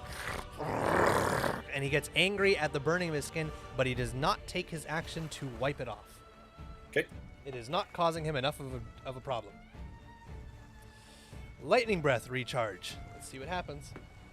6 Yep, comes back. That's okay. He is then going to fully unfurl his wings and... No, you've done it. You had your chance! As he flies off, flying over here. He's got 5, 10, 15, 20, 25, 30, 35, 40. Yep. And he is then, let's see, 5, 10, 15, 20, 25, 30, 35, 40. Yep, Fantasia's in that line. Oh no, 30 feet, not 60 feet. 2, 3, 4, 5, 6, 7. Not quite. Nope.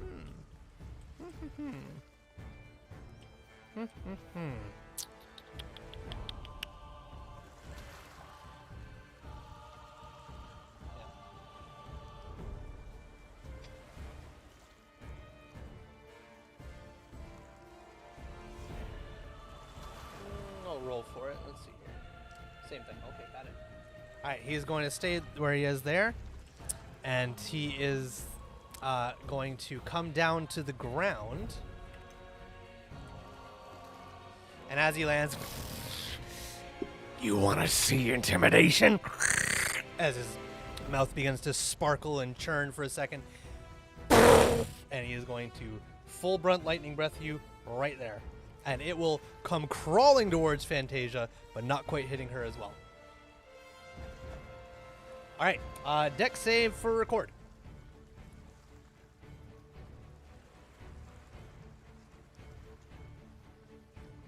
Fuck. 9. 9. That is a fail. If there was ever a time for a card, I think it's now. Yeah, card. Use your card on that one? Okay, I'll allow Yes, it. I will. Even though I already said fail, I'll allow it. We kind of knew it was. Yeah, it's fine. 9 is a fail. I know. All right. Draw a card. There's a 3 of clubs. Oof. So 12. Does 12. that- 12 just saves.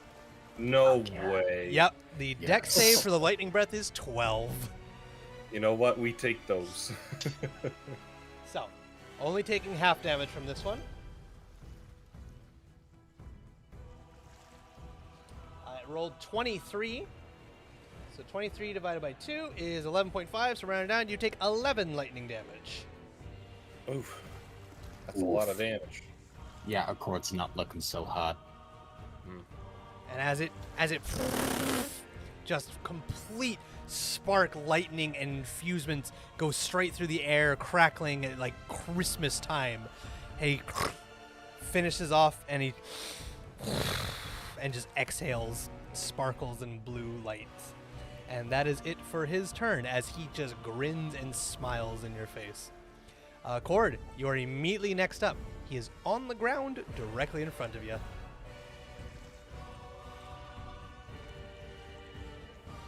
I should heal. You have healing spells, right? All of us right. do. Yeah. I do. As an I'm very obviously very hurting. And I will then like summon a healing spell in my hand and about to use it. Then I will stop. And then I will just clench my fist and punch him in the face. You got it. Roll that attack. Let's see him square up.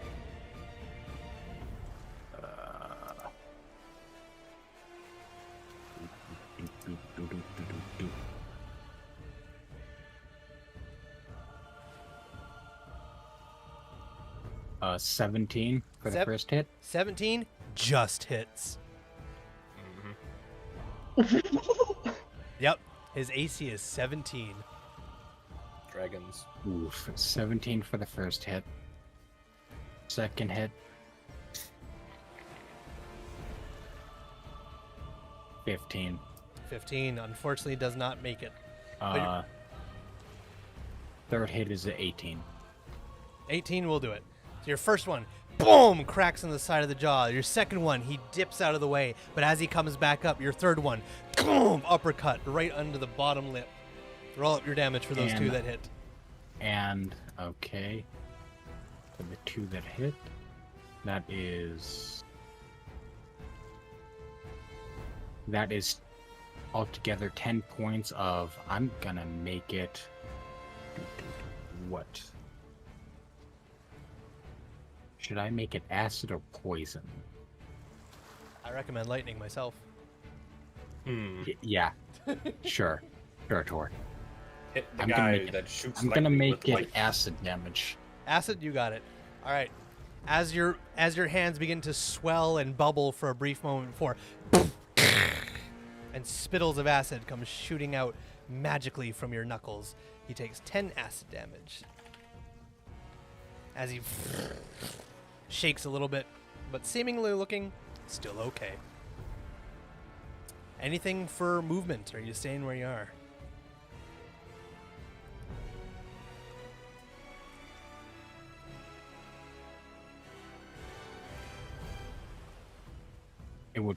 This would probably take my action, but can. You already used your Okay. bonus action. Yeah. I know I already used my bonus action. Yeah. Okay. I'm gonna see if I can roll a cool with this. Can I punch for my final hit? Can I jump, kick off his head, and try to flip behind him? If you roll a successful athletics check, I'll allow it. Your DC to punch and flip over this guy is going to be 17.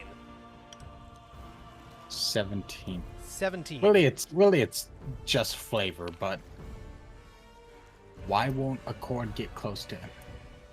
There you go. There we go. It's just flavor, but still.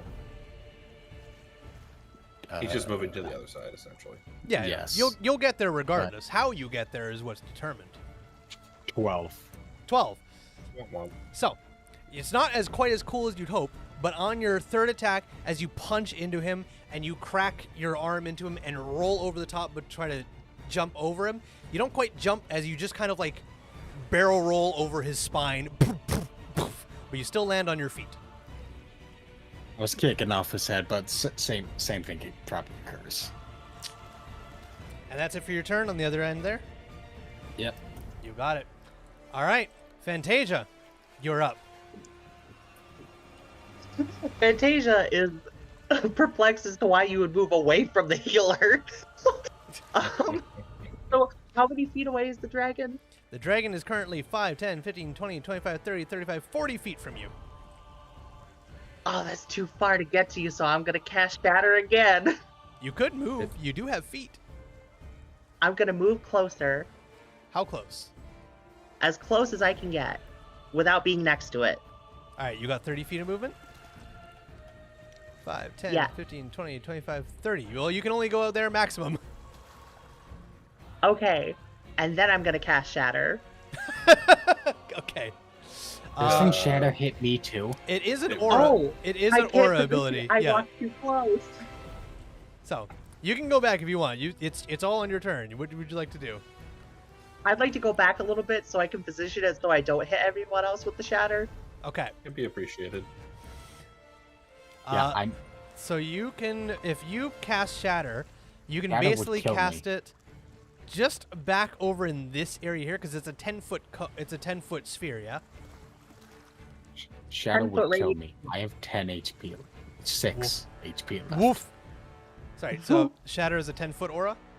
Kill me. 10-foot sphere. 10-foot sphere, yeah. So if you cast it just over here, could hit just the edge of Spark Render here and nobody else if you'd wanted to do that.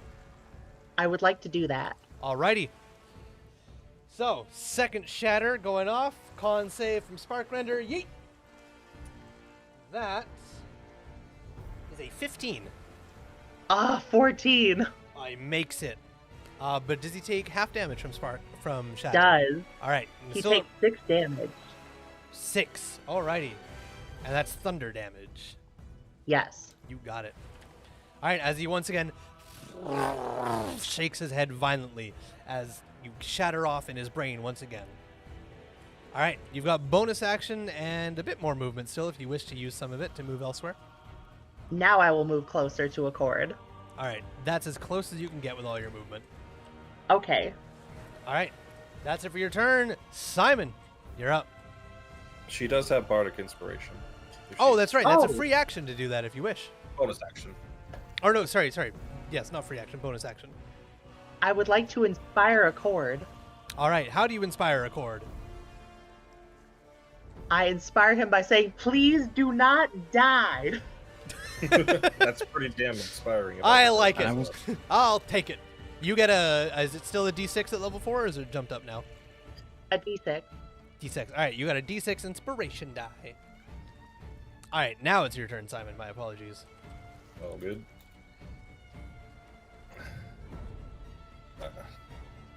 Grab it. And so technically this would happen on its turn after mine, but it's got lots of movement. I'll allow it. And then I'm gonna go through here. All right. And Okay. as Simon is running up his way, the centipede on his chest is just gonna crawl down his arm and go into his hand, and it's just and he's gonna try and bring it right down. You got it. Let's see that centipede great sword in action. Come on, it's all right. Well, here we go. Yeah. Ugh. You gotta be kidding me. That's a nat 1. Oh Poggers. my god. Jesus We Christ, love it Jackson. here. We love it here. So, as you you bring it to swing down, and you're like, I fucking got this. The moment you swing, that pin holding it taut, not quite in all the way, and it immediately becomes limp as you swing it, and it just slaps. Grab it. And I'm gonna have for the bonus action, make the mantis grab Sparkrender. You got it. At least attempt to. This is an opposing check for grapple? Yep. Alright. It's either Dex or Athletics, whichever one you want.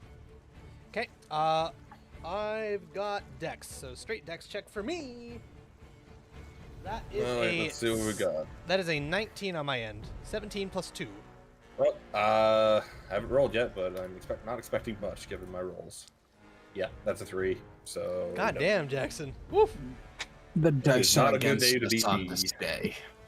All right. To As, beat anyone. as The the man, dice are against us. as Lob reaches out to grab the Sparkrender, just backhands the Mantis arms with one of his taloned feet. That's all I can do.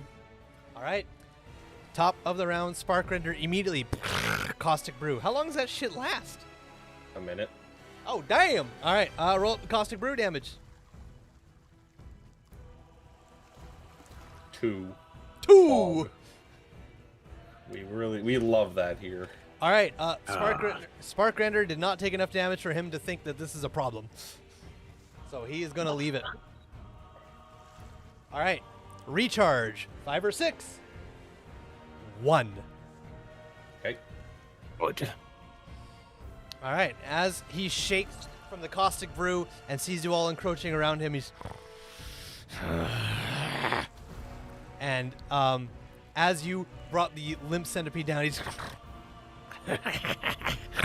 and he opens his jaw wide and is going to take a massive bite out of you, Simon. All right. Lay it on me. You should have gone to his side. Natural 20. Oof. Oof. Woo, boy. Ooh. Okay. This is gonna be painful. This is your first damage at least, so it won't maybe it won't put you on your ass. Yeah, I couldn't have prevented that. What was the actual? No, I guess it would. No, it doesn't matter. The grand total with the natural 20? Yeah. It would have been a total of 25. Yep. Nope.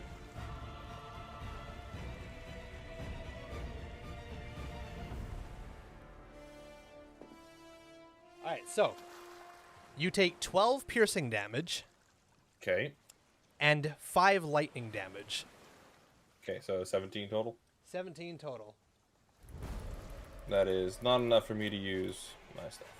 As the bite sinks in to your sides and you feel like immediate piercing pain, and then static Oh electricity. wait, I could have fucking imposed disadvantage with the thing. Oh yeah, you could have done. Ah, yeah. damn. Fuck. Oh well. I should Next have done that. That's next my bad. time. As your ribs suddenly arc in electricity, and you swear you could see all of the bones inside your stomach for a brief moment as this lightning damage rattles around your bones, just like the boys, they rattle them.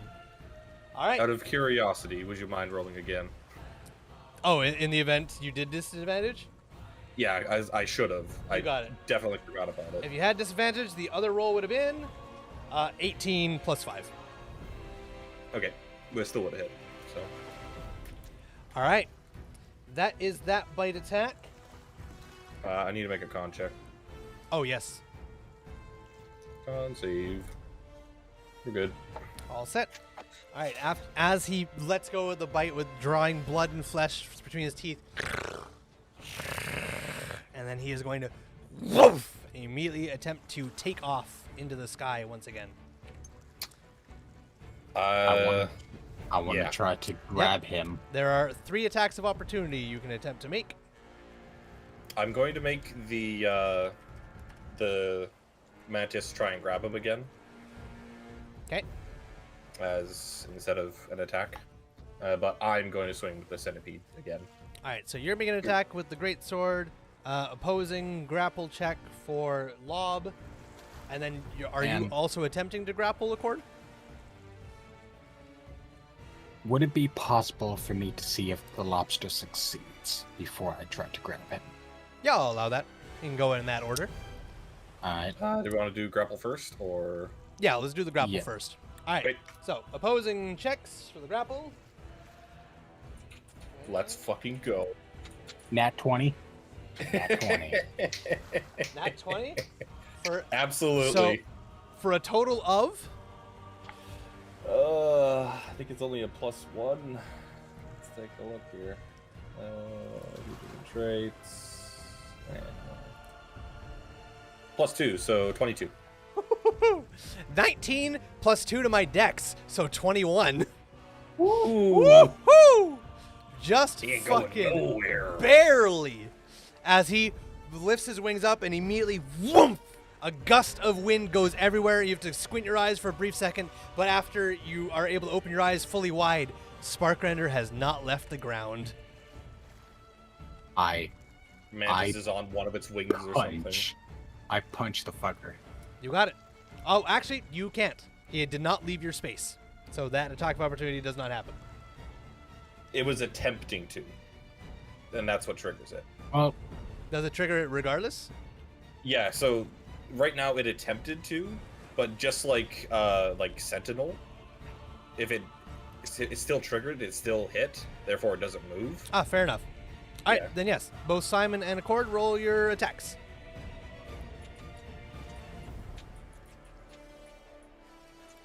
That's better. 19. 19 will hit. Roll up the damage. Analog, please. Only 3. I rolled a 19 as well. That'll also hit. Roll up your damage. Simon, you said 3? Huh? Oh, sorry. Accord, you said 3? Yes, 3 What? cold damage. Cold damage. You got it.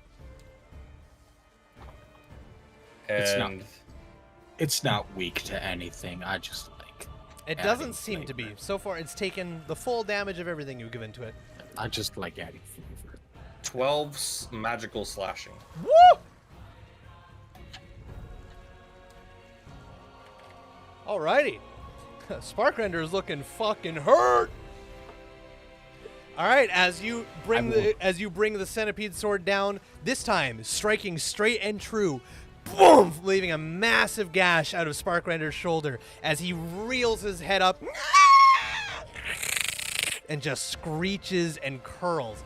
Accord, you in the back, just bring your fist up as it encases itself in ice crystals. Wham! Crack down on the back of its spine as you see ice splinter over its spine before shattering with its body's movement as he shakes wildly. Sparkrender is looking pretty hurt. See, I was expecting 1,000 years of death. Then I will say, just say to Sparkrender, are you intimidated now, you vile beast? Sparkrender says nothing as he is just screeching and fuming lightning. But that's it for his turn. He used his action. He attempted to use movement and didn't get nothing. So Accord, you're up. Yeah, that's what I say at the beginning of my turn. You got it. Does he respond at all? He does not. He doesn't even look your way. And I say, very well. We finish this without a word. Breath weapon, fire. Go for it. It's Why no, would you hit with that? It's not gonna hit you. Trust me. Because if I kill him, the way I'm gonna do this won't hit you. Maybe you want to describe how you're going to do it first before you roll the damage? Well, I want it to kill him. I don't think 3 damage is going to do it. Well, Oh, sorry. make a Hold dex on. save. Dex save. I didn't. Yeah, I rolled. Sorry, I rolled before dex save. That's cocked. Got to roll that again. There we go. Dex save of 16. Can I roll? Can I roll my damage again? Now, because I rolled it before he dex saved. Your damage is rolled. Damn it. So he only takes half. And it was a total 3? Yes. All right. Describe your breath weapon. What I wanted to do is I wanted to stomp on his tail, grab his mouth, pry it open, and full on Godzilla him. Gotcha. He's a little too heartily at this point. Like, he's looking pretty hurt, but he's not looking fucked up. But as you stamp on his tail, you try to reach for his head, not quite able to grab his hand and bring it towards you as you can, but you let the fire go as best you can, and it trickles down the spine, and you see parts of his back start to crack open with the heat, but it doesn't quite do as much damage as you were hoping. You've got a bonus action and movement if you wish to use either or. Can I strike after the breath weapon? I don't know. You can use your bonus action to make an unarmed strike, but you can't do 2 attacks unless you use your action for the attack. I believe it replaces your attack with that ability, so... Yeah, so if you use your action to attack, then you can make both. But if you use your action for the breath weapon, you can't only get the then breath. attack. Unless you use your bonus action, in which case you can then do 1 unarmed strike. Alright, I'm gonna use my bonus action. For 1 unarmed strike? Yeah, Swing! just angrily. You got it. Because it did not do what I wanted it to. Dice, they are fickle. Fuck. What's I the would roll? know. That's 7. true. 7. You swing, and as your wrist comes out, the tail just wham slams into your wrist, and you don't quite make the impact you were hoping for. Sparkrander's still got a bit more fight in him. The court is pissed off right now. That's fair. You've got movement if you wish to go anywhere else. No. All right. Hold on. Oh. Wait. Just let me get. Okay. There. All right. Sounds good. That's it. Yep. You got That's it. all I can do. All right. Fantasia, you're up. Why are you running from me? And then I only have Let's see. 6 points. Someone heal me. You know what? I moved closer to you this turn. Hey. What'd you like to do, Fantasia? You could Can I have moved move right you? beside her. But you didn't. Sorry, say that again, Fantasia. What? Can I How move through could the I? same square? Sorry. How could I have moved right beside her? You can move through. Move through You can move allies. through allies. I would like to try my best to get to a cord. Am I allowed to circumvent? Because I forgot I could do that. Absolutely. You want to move to this square here? Yes. Yep, 100%. Won't provoke opportunity either. Yes, because I stayed in his range. Yeah, you're golden. So he's actually here, Fantasia, if you want to change what you're doing. Okay, I'm gonna reach out, I'm gonna pat him on the back, and I'm gonna say, please don't die, you're kind of my glass cannon. All right. I'm And, And then I'm Last gonna what? cast Cure Wounds, Glass Cannon, and what spell do you cast? Cure Wounds at 2nd level. Woof. All right. Roll up that dice. Let's see how many points it gets back. 14. Sorry, you said 15? 14. Oh, 14. You get 14 hit points back. Woohoo! That's a big deal. Yes, it is. All right. You've got bonus action and movement. For my bonus action, I would like to inspire Simon. You got it. How do you inspire Simon? Don't die either. You're really important. You're a special little star. You're a special onion. You're a star and an onion. God damn. All right, so both of you've got D6s now. And only Fantasia and Simon have cards left. Yep. Alrighty. That's it for your turn, Fantasia? Yep. You got it. Simon, you're up. I'm hitting it again to no one's surprise. You got it. Swing that centipede blade.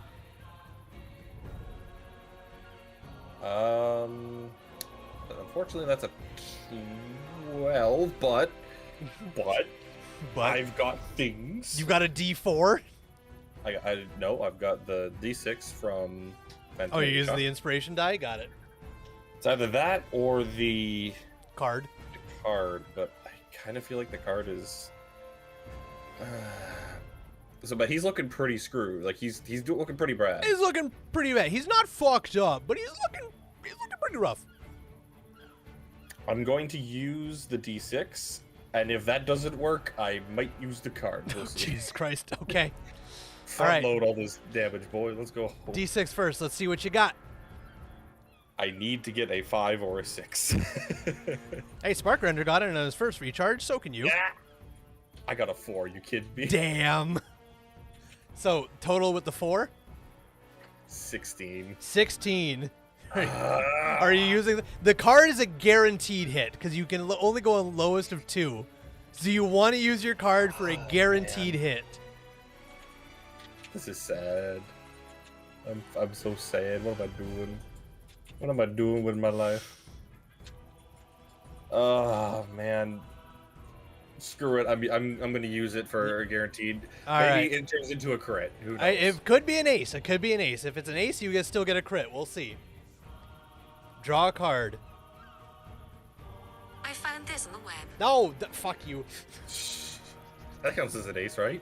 Yeah, I'd found fucking playing cards. Wikipedia. No. Draw a card. Okay, it's the Ace of Hearts.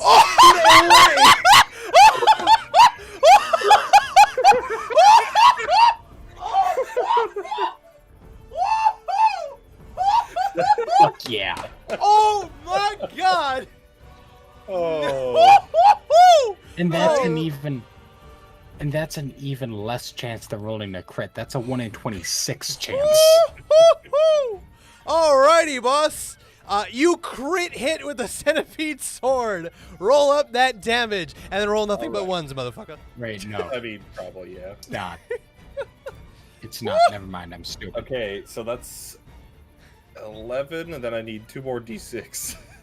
It's not, I'm stupid. All right, so we got a total of 17 slashing. 17 slashing total. Yes. How would you like to kill Sparkrender? It's my kill, bitch. You know? He had 14 hit points left, and you fucking obliterated him. God All right. damn. All right. How would you like to kill Sparkrender? So it's gonna be like one of those tag team moments between the mantis, and between Simon.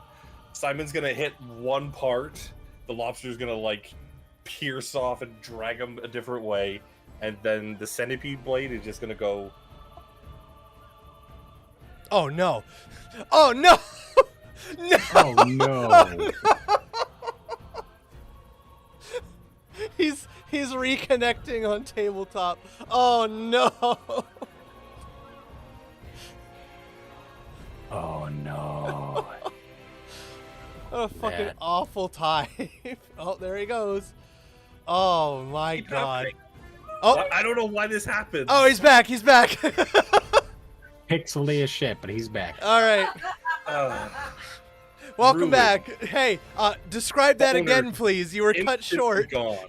You cut out at the part. The where moment's not gone. We're holding on. Let's no, hear it. just quickly. Okay, basically, where did it end? We were pulling out. You the were mantis pulling blade. out and you stopped. Blade.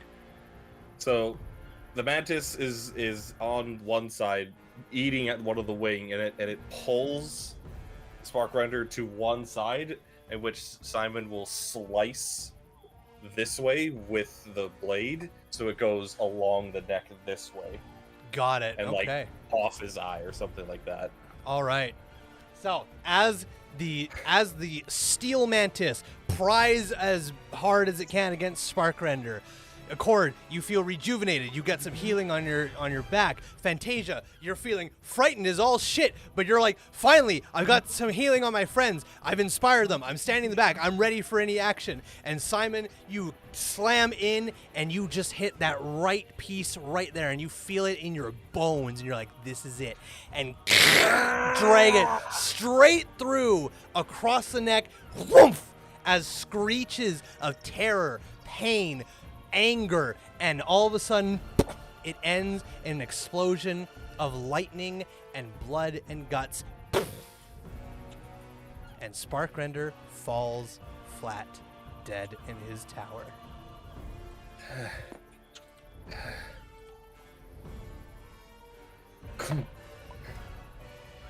I would then turn to you as the one who took.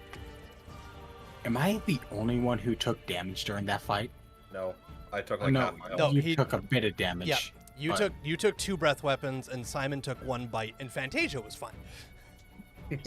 So, holy shit! I would turn to both of you and just. Fuck chromatic dragons. I could drink to that. Wipe like the insane amount of blood that has seeped out of my body. What We health don't is have any time to lose. What? What health is everybody at? I'm below half. Well, I was at 6, but now I'm at 20. Okay, I'm gonna cast Cure Wounds on Simon. Thanks, but we gotta do that stuff. I already rolled an 11. It is very much appreciated. Thank you. As you go to do that stuff, she fucking grabs you. You're like, fuck you, 11 hit points. Boom. You will be healed. I slapped my homie for 11 healing damage. I All right. So, as Sparkrender lie dead, pooling in blood, what are you guys doing? What are you up to?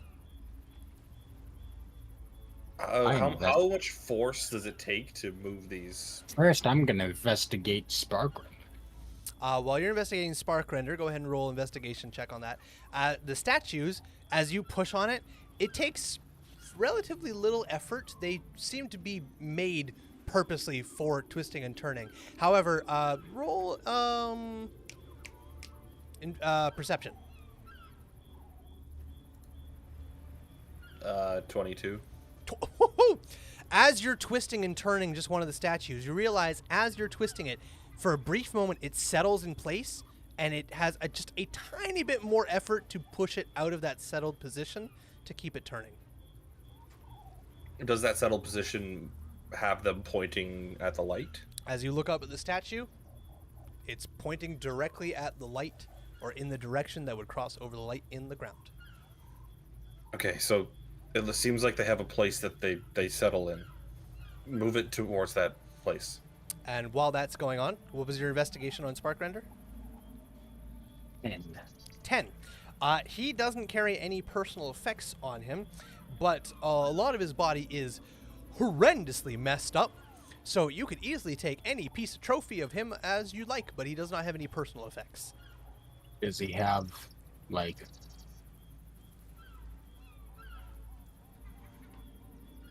anything of note besides just the normal draconic, like a dragon heart and dragon teeth?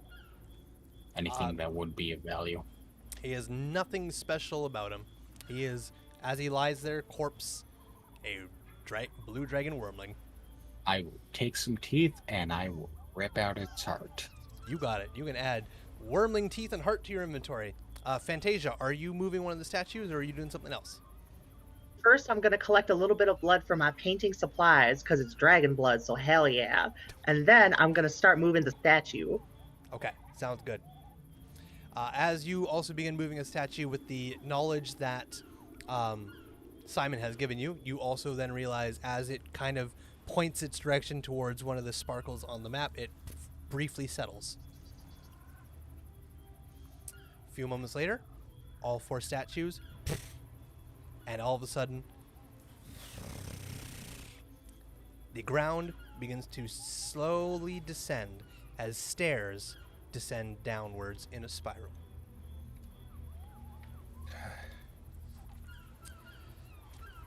I have a description for you.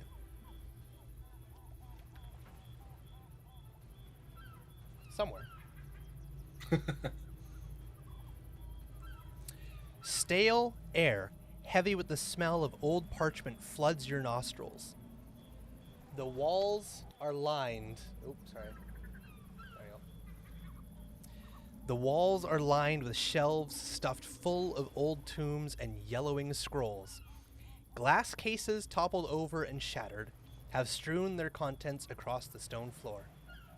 The sound of splintering wood echoes through the space, and a moment later, you see an agitated bronze dragon the size of a bear, picking himself up from the wreckage of the old desk he apparently crashed into.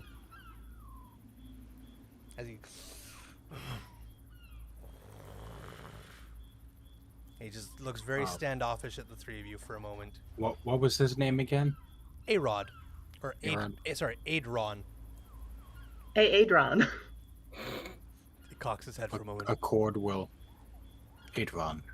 Is that you? It is I. You know of me? Your, Renala sent us for you. She was worried. Yes, she should be. Sparkrender has plans for me. He's dead. Is that all the ruckus that was above me? Yes.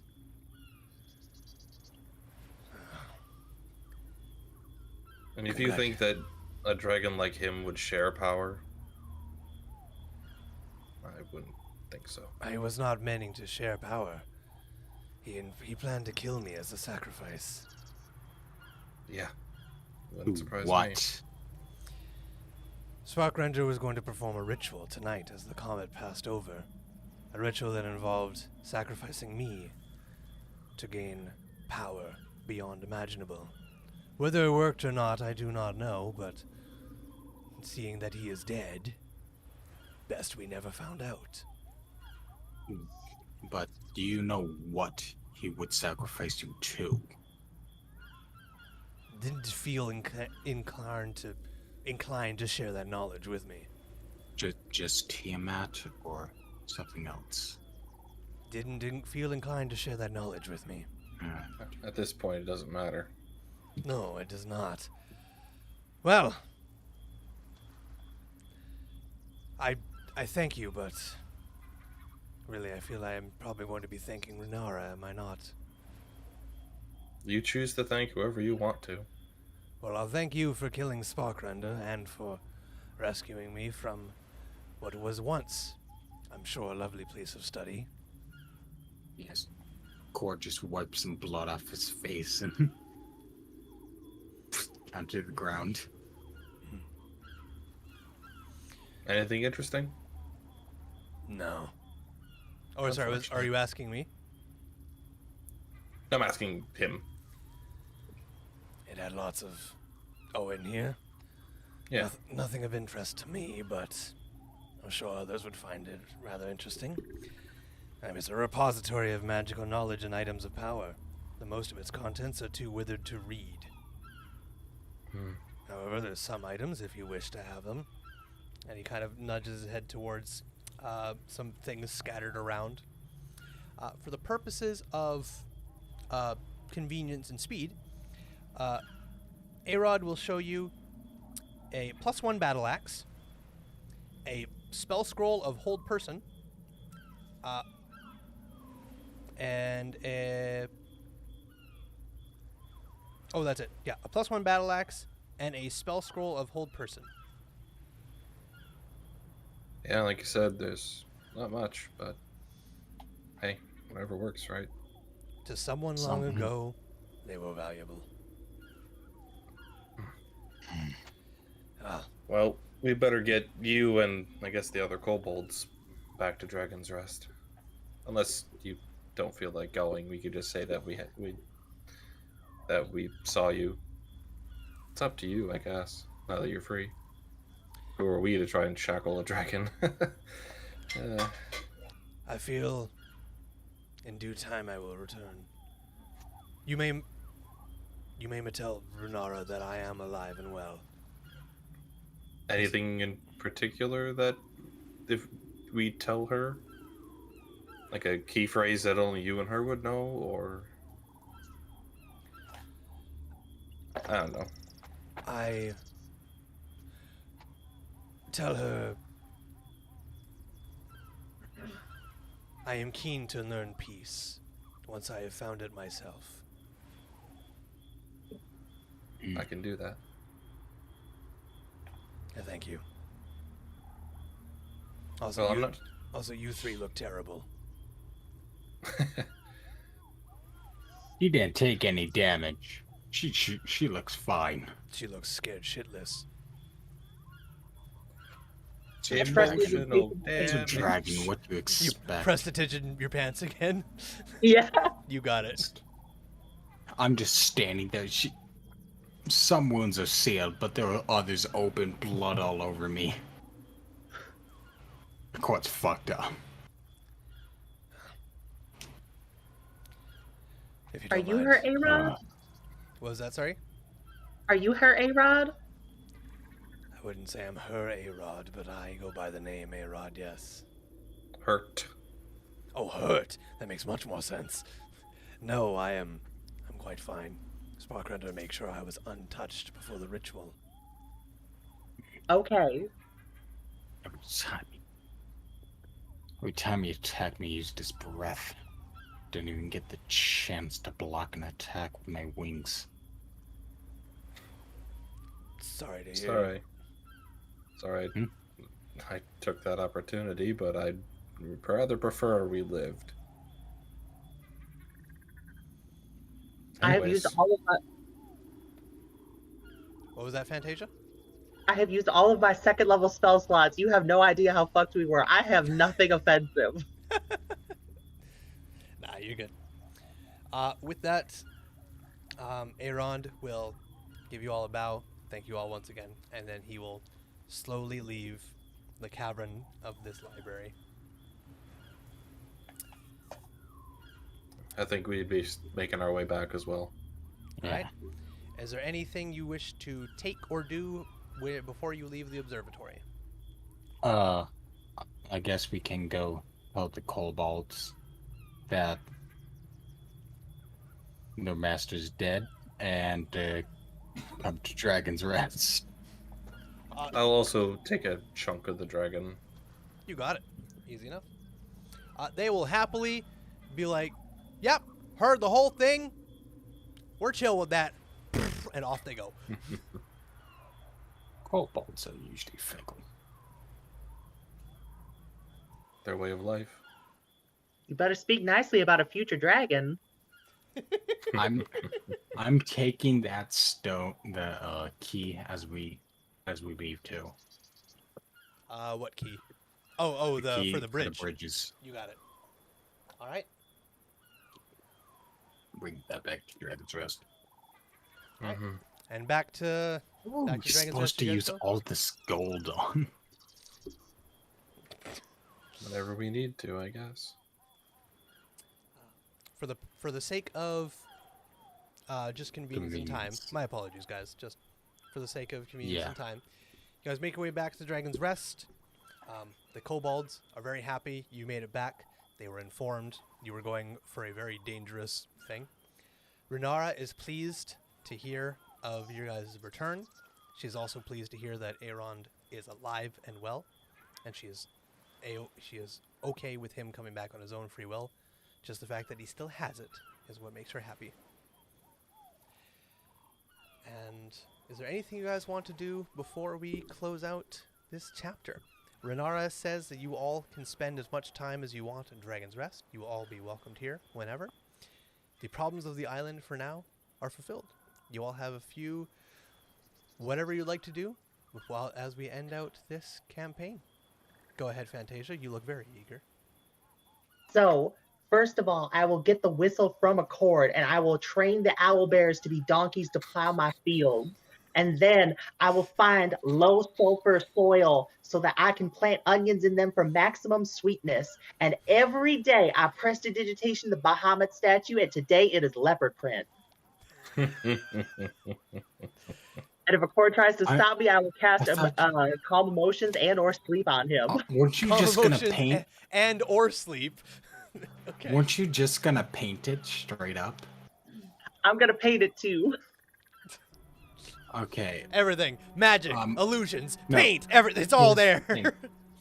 As Fantasia moves to paint the statue and starts like painting it, because Bahamut said he was okay with it as long as we complete our mission.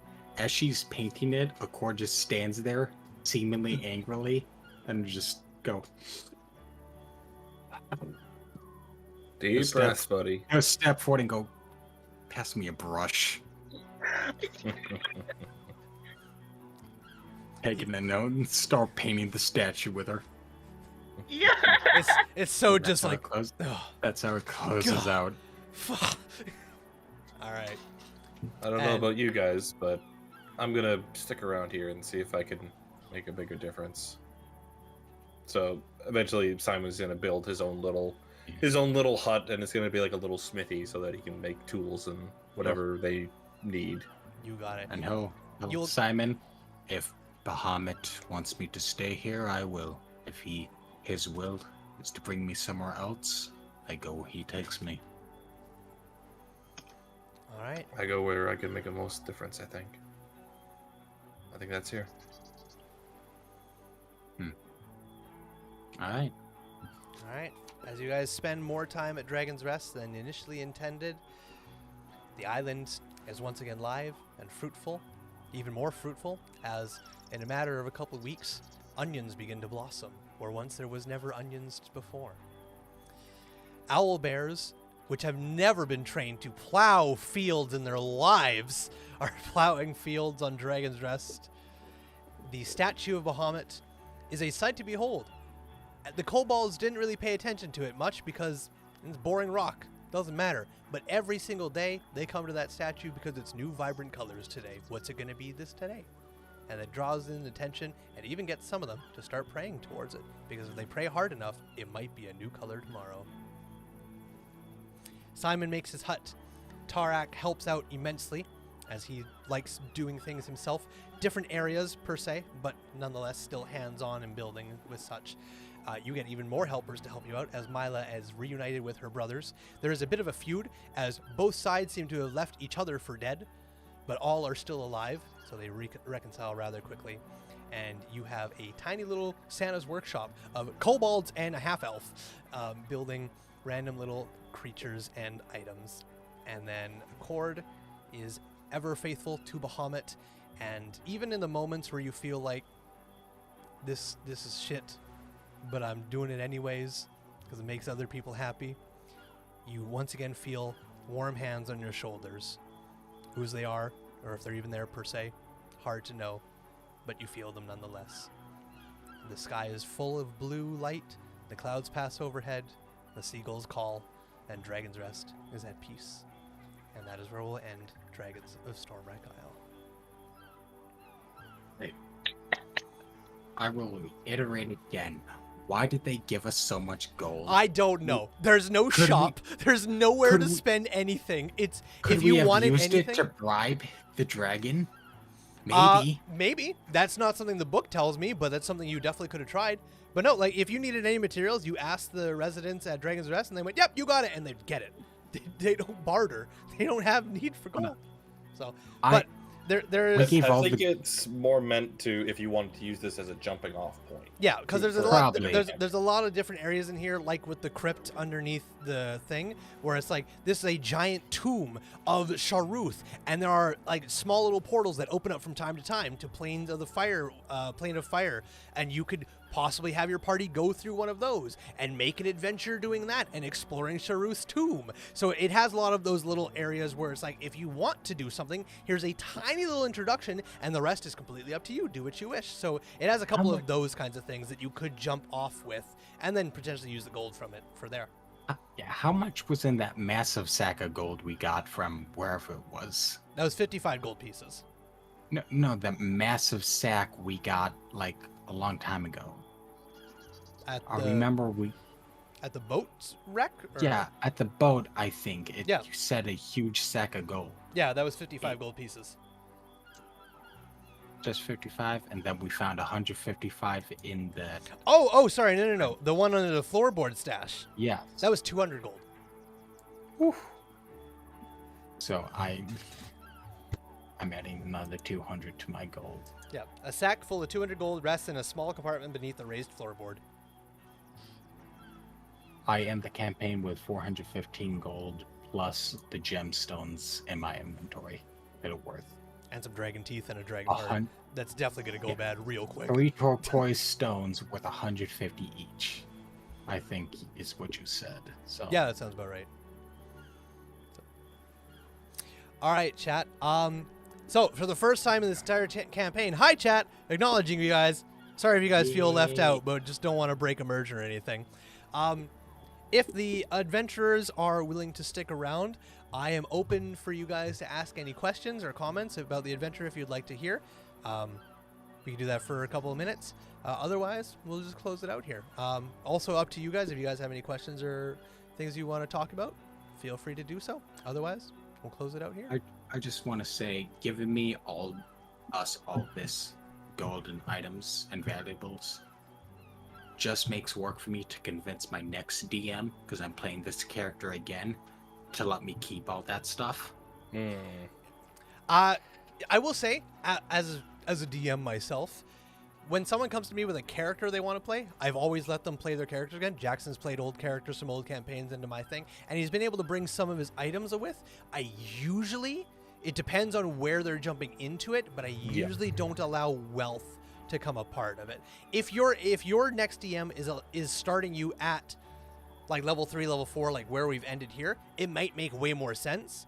But if they're starting you back at level 1, I don't know your DM, but I'm going to say he probably will not let you, because it doesn't make sense for a level 1 adventurer to have all that stuff. I'm not reverting the court to level 1, so that won't work either. Yeah. If he's starting you at like level 5 or something, then that's very possible you could allow that. And that's the thing, if I'm ever starting like a one-shot or a campaign a little bit higher, I usually be like, you don't have to have your starting equipment. You can have a little bit more gold because you've done some stuff to get to this level to begin with. But if you're starting level 1, you haven't done fuck all. So that's why you're starting with that equipment. I didn't even get to use the chance to use my feet. The No, you wings? didn't. Yeah, Yeah. Damn. Fantasia would have been loved that. I had the gift of the metallic dragon, which lets me make spectre dragon wings to deflect attacks. Oh, it's to deflect attacks. I thought it let you fly. Yeah. No, I do get wings to fly at 6th level with my subclass. Oh, I see. Oh, it's just the feet. Oh, okay. I gotcha. What feat is that deflects with wings? Gift of the metallic dragon. Oh, I've It's never very seen. good. I've never seen anybody use that. Yeah, ever. it increases AC by 2 to me or someone within 5 feet of me. Oh shit! I'm surprised It's I've never seen proficiency anybody use bonus, that. Oh wait, is that from Fizzbands? Yes. Ah. That's where my subclass is from. Of Yeah, course. I knew the subclasses from that, but I've never heard about that feat. Full Mortimas, are y'all keeping the campaign going? I am not. I just wanted to do the Dragons of Stormwreck Isle, just a mini little thing, because I wanted to try DMing an online campaign and just testing it out and testing the waters. And I set that when we started this. I just wanted to do just this little thing. If I do another online D&D campaign, It's probably not going to be set up the way I've done this one. I'm going to make a lot of different changes. I'm going to have a different overlay and such. I've also debated if my next online D&D campaign, if it's going to be a pre-written, or if I'm just going to be, if it's going to be my homebrew campaign. I'm debating with that. I don't know yet. So all I know is that the next time I run D&D online for a campaign is not going to be for a while, because there are a lot of iterations and things I want to change and do differently. This was my test run to see what's it like to run an online D&D campaign. Now I know, now I have knowledge, and I can plan things going forward. But Yep. I intended on keeping this as a trial run and not continuing it on. So, and I don't mean that in a bad way, like fuck you guys, I don't want to play with you anymore. It was fully intended to just be Understandable. Yeah, fuck you, Jackson. You killed Sparkrender, you bitch, with an ace, motherfucker. Just keep in mind that Felmortem, my brother's texted me. He wanted me to shove my fist up Sparkrander's ass. Yeah, that sounds like your typical D&D player. I mean, have y'all seen the fucking Legends of Vox Machina animated? Oh, he's gone. Oh, is Jackson gone? Is Jackson gone again? Jackson's gone again. All right. Spoilers, but in Legends of Vox Machina animated, they literally use a magic hand to shove characters inside a dragon through the dragon's asshole. So, like, you know, sounds like typical D&D player shit. Is that from season 2? Yes. I haven't seen season 2 yet. Slight spoiler, but not really. Characters wind up inside a dragon by going through its asshole with a magic fist. So, having someone wanting you to punch Sparkrender in the ass is not that crazy for D&D. So You stick your head in the base and cast Shatter. Oh my fucking Christ. So, what am I supposed to watch on Saturday evenings now? Oh, we go back to my regular live stream. It's just be regular Saturday live streams. So, except for next weekend. Next weekend I will not be live. Next weekend I am finally finishing a campaign. Jackson and I are finally finishing a campaign next Saturday that's been going on for literally like 5 years. We're finishing Rise of Tiamat. It's yeah. I know you talked about that because you want to do the final session in person. Yeah, that's not happening anymore. So we're going to be doing it in Tabletop Simulator. Some certain things happen, and it's never going to happen if we continue to try to do it in person. So we just went, you know what? Let's just do it online. Let's get this campaign done with. So we're doing it online. No, if things go well, I'll be running Tyranny of Dragons for some players, maybe in a month or two. It requires a lot of work for Horde. I mean, you watched my video, you know. So that's the only thing I would say. I was like, if I can say nothing else, Horde of the Dragon Queen requires a lot of work. You can run it just as it's written. That's fine. And if they're all brand new players, they'll have no idea. If they're somewhat experienced, they're gonna notice like, what the fuck? So. Oh no, they're all brand new. If they're all brand new, they won't notice a fucking thing. And actually, I think Horde is fantastic for new people because it keeps them so on the road, it's unbelievable. There's no way they can divert because it's literally like straightforward. I have the key to the Golden Vault, or whatever the book's called, that's filled with like 13 one-shots. So I'm going to run some of them first for them. Those seemed interesting. I didn't buy the book myself, but I skimmed it online. Seems interesting. Not my cup of tea, but it's for the right group, for the right party. I think it could be a blast. Have a good night, Lee Fish. Thanks for swinging by. What's the DM? Sorry, go ahead. It's getting pretty late for me too, so I think I'm gonna sign off. All right, no worries. Thanks for playing, my man. You have yourself a good night. Have a good rest of your weekend. Bye. Bye. All right. Oh, I am on 2 areas here now. Whoops. This is all fucked around. Oh well. Daydream, Jackson, you guys sticking around or you heading out? I think I should also be going as well. All right, I'm gonna be live for a few more minutes, just answering some questions, and then I'm gonna be popping off. So, any questions or comments from you guys before you head out? Oh, real quick, I want to say your owlbear noises are the best I've ever fucking heard. They're so cute. I love them every time. And I look back and I watched the footage of when I told the cord. I was like, oh, it's some of the bigger owlbear. And the look on your fucking face when I said that is so priceless because it's like the wheels were turning. It was just one of those moments where you're like, so it's a bigger owlbear, and I went, maybe. But I was like, It you know what? didn't, but now it does. Well, because yeah, that's the thing. It didn't in the original book, but it just the way you posed that, and I went, you know what? If they ever decide to go back out and blow that whistle, we'll find out. And then a cord did, so I went, okay. So it's just one of those things where like you got to think on your feet as a DM. Not everything is written in stone. Everything is constantly changing all around you. Even something that you were so ingrained on is like, this is how it's got to be. This is how it has to be. If there's something that comes up that's just better, just do it. Just go for it. And it's just sometimes it makes a better story. You're not the best at writing stories all the time. Let your players influence things. And that's just one of those things where you're like, it summons a bigger owlbear. And I was like, you know what? If they try to do it, it'll be funny. So let's do it. It doesn't break anything. It just adds to it. So why not? So That takes a skill because you can't do that all the time. no, not all the time, of course. If you do that all the time, then your players catch on and they realize, hey, wait, I can write every part of this story.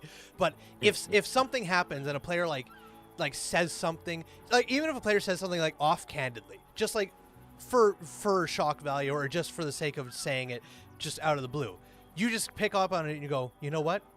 That's not a bad idea. Scribble that shit down, shelve it away, wait 20 sessions, suddenly blam, they blast and they go, oh my god, I was right! And if they can make that player feel that good in that moment, even maybe their idea was completely ludicrous. Maybe you would never ever thought of it. Does it break anything? Does it harm anybody? Does it only enhance the game? Let that player feel good. Let that player feel like, I fucking got it. Don't do it all the time because then it'll diminish those feelings.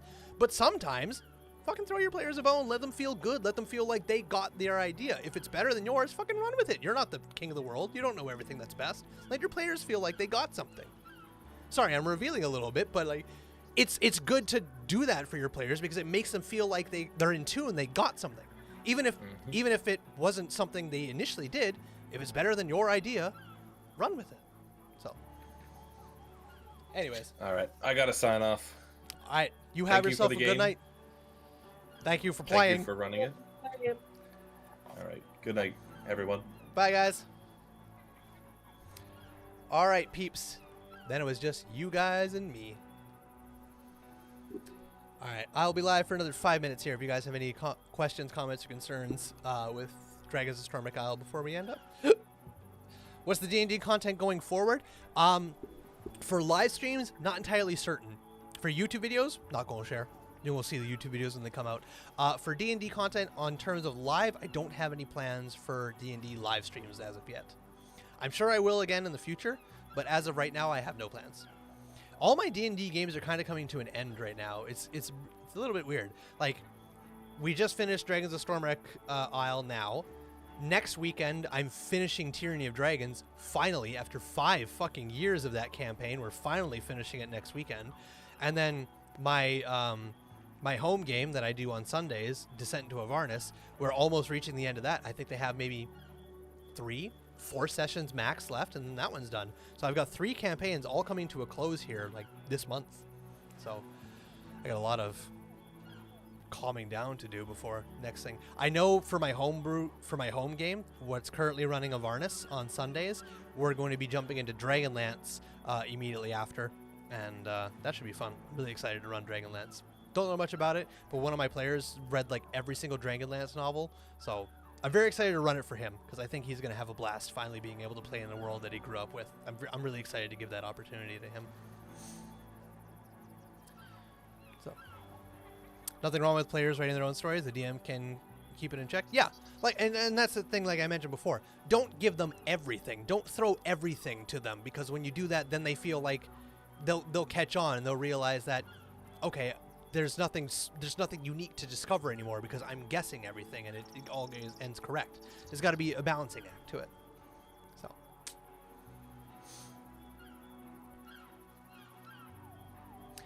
Love the whole campaign. Really hope there's more. Thanks, Phil Morton. I'm glad you did.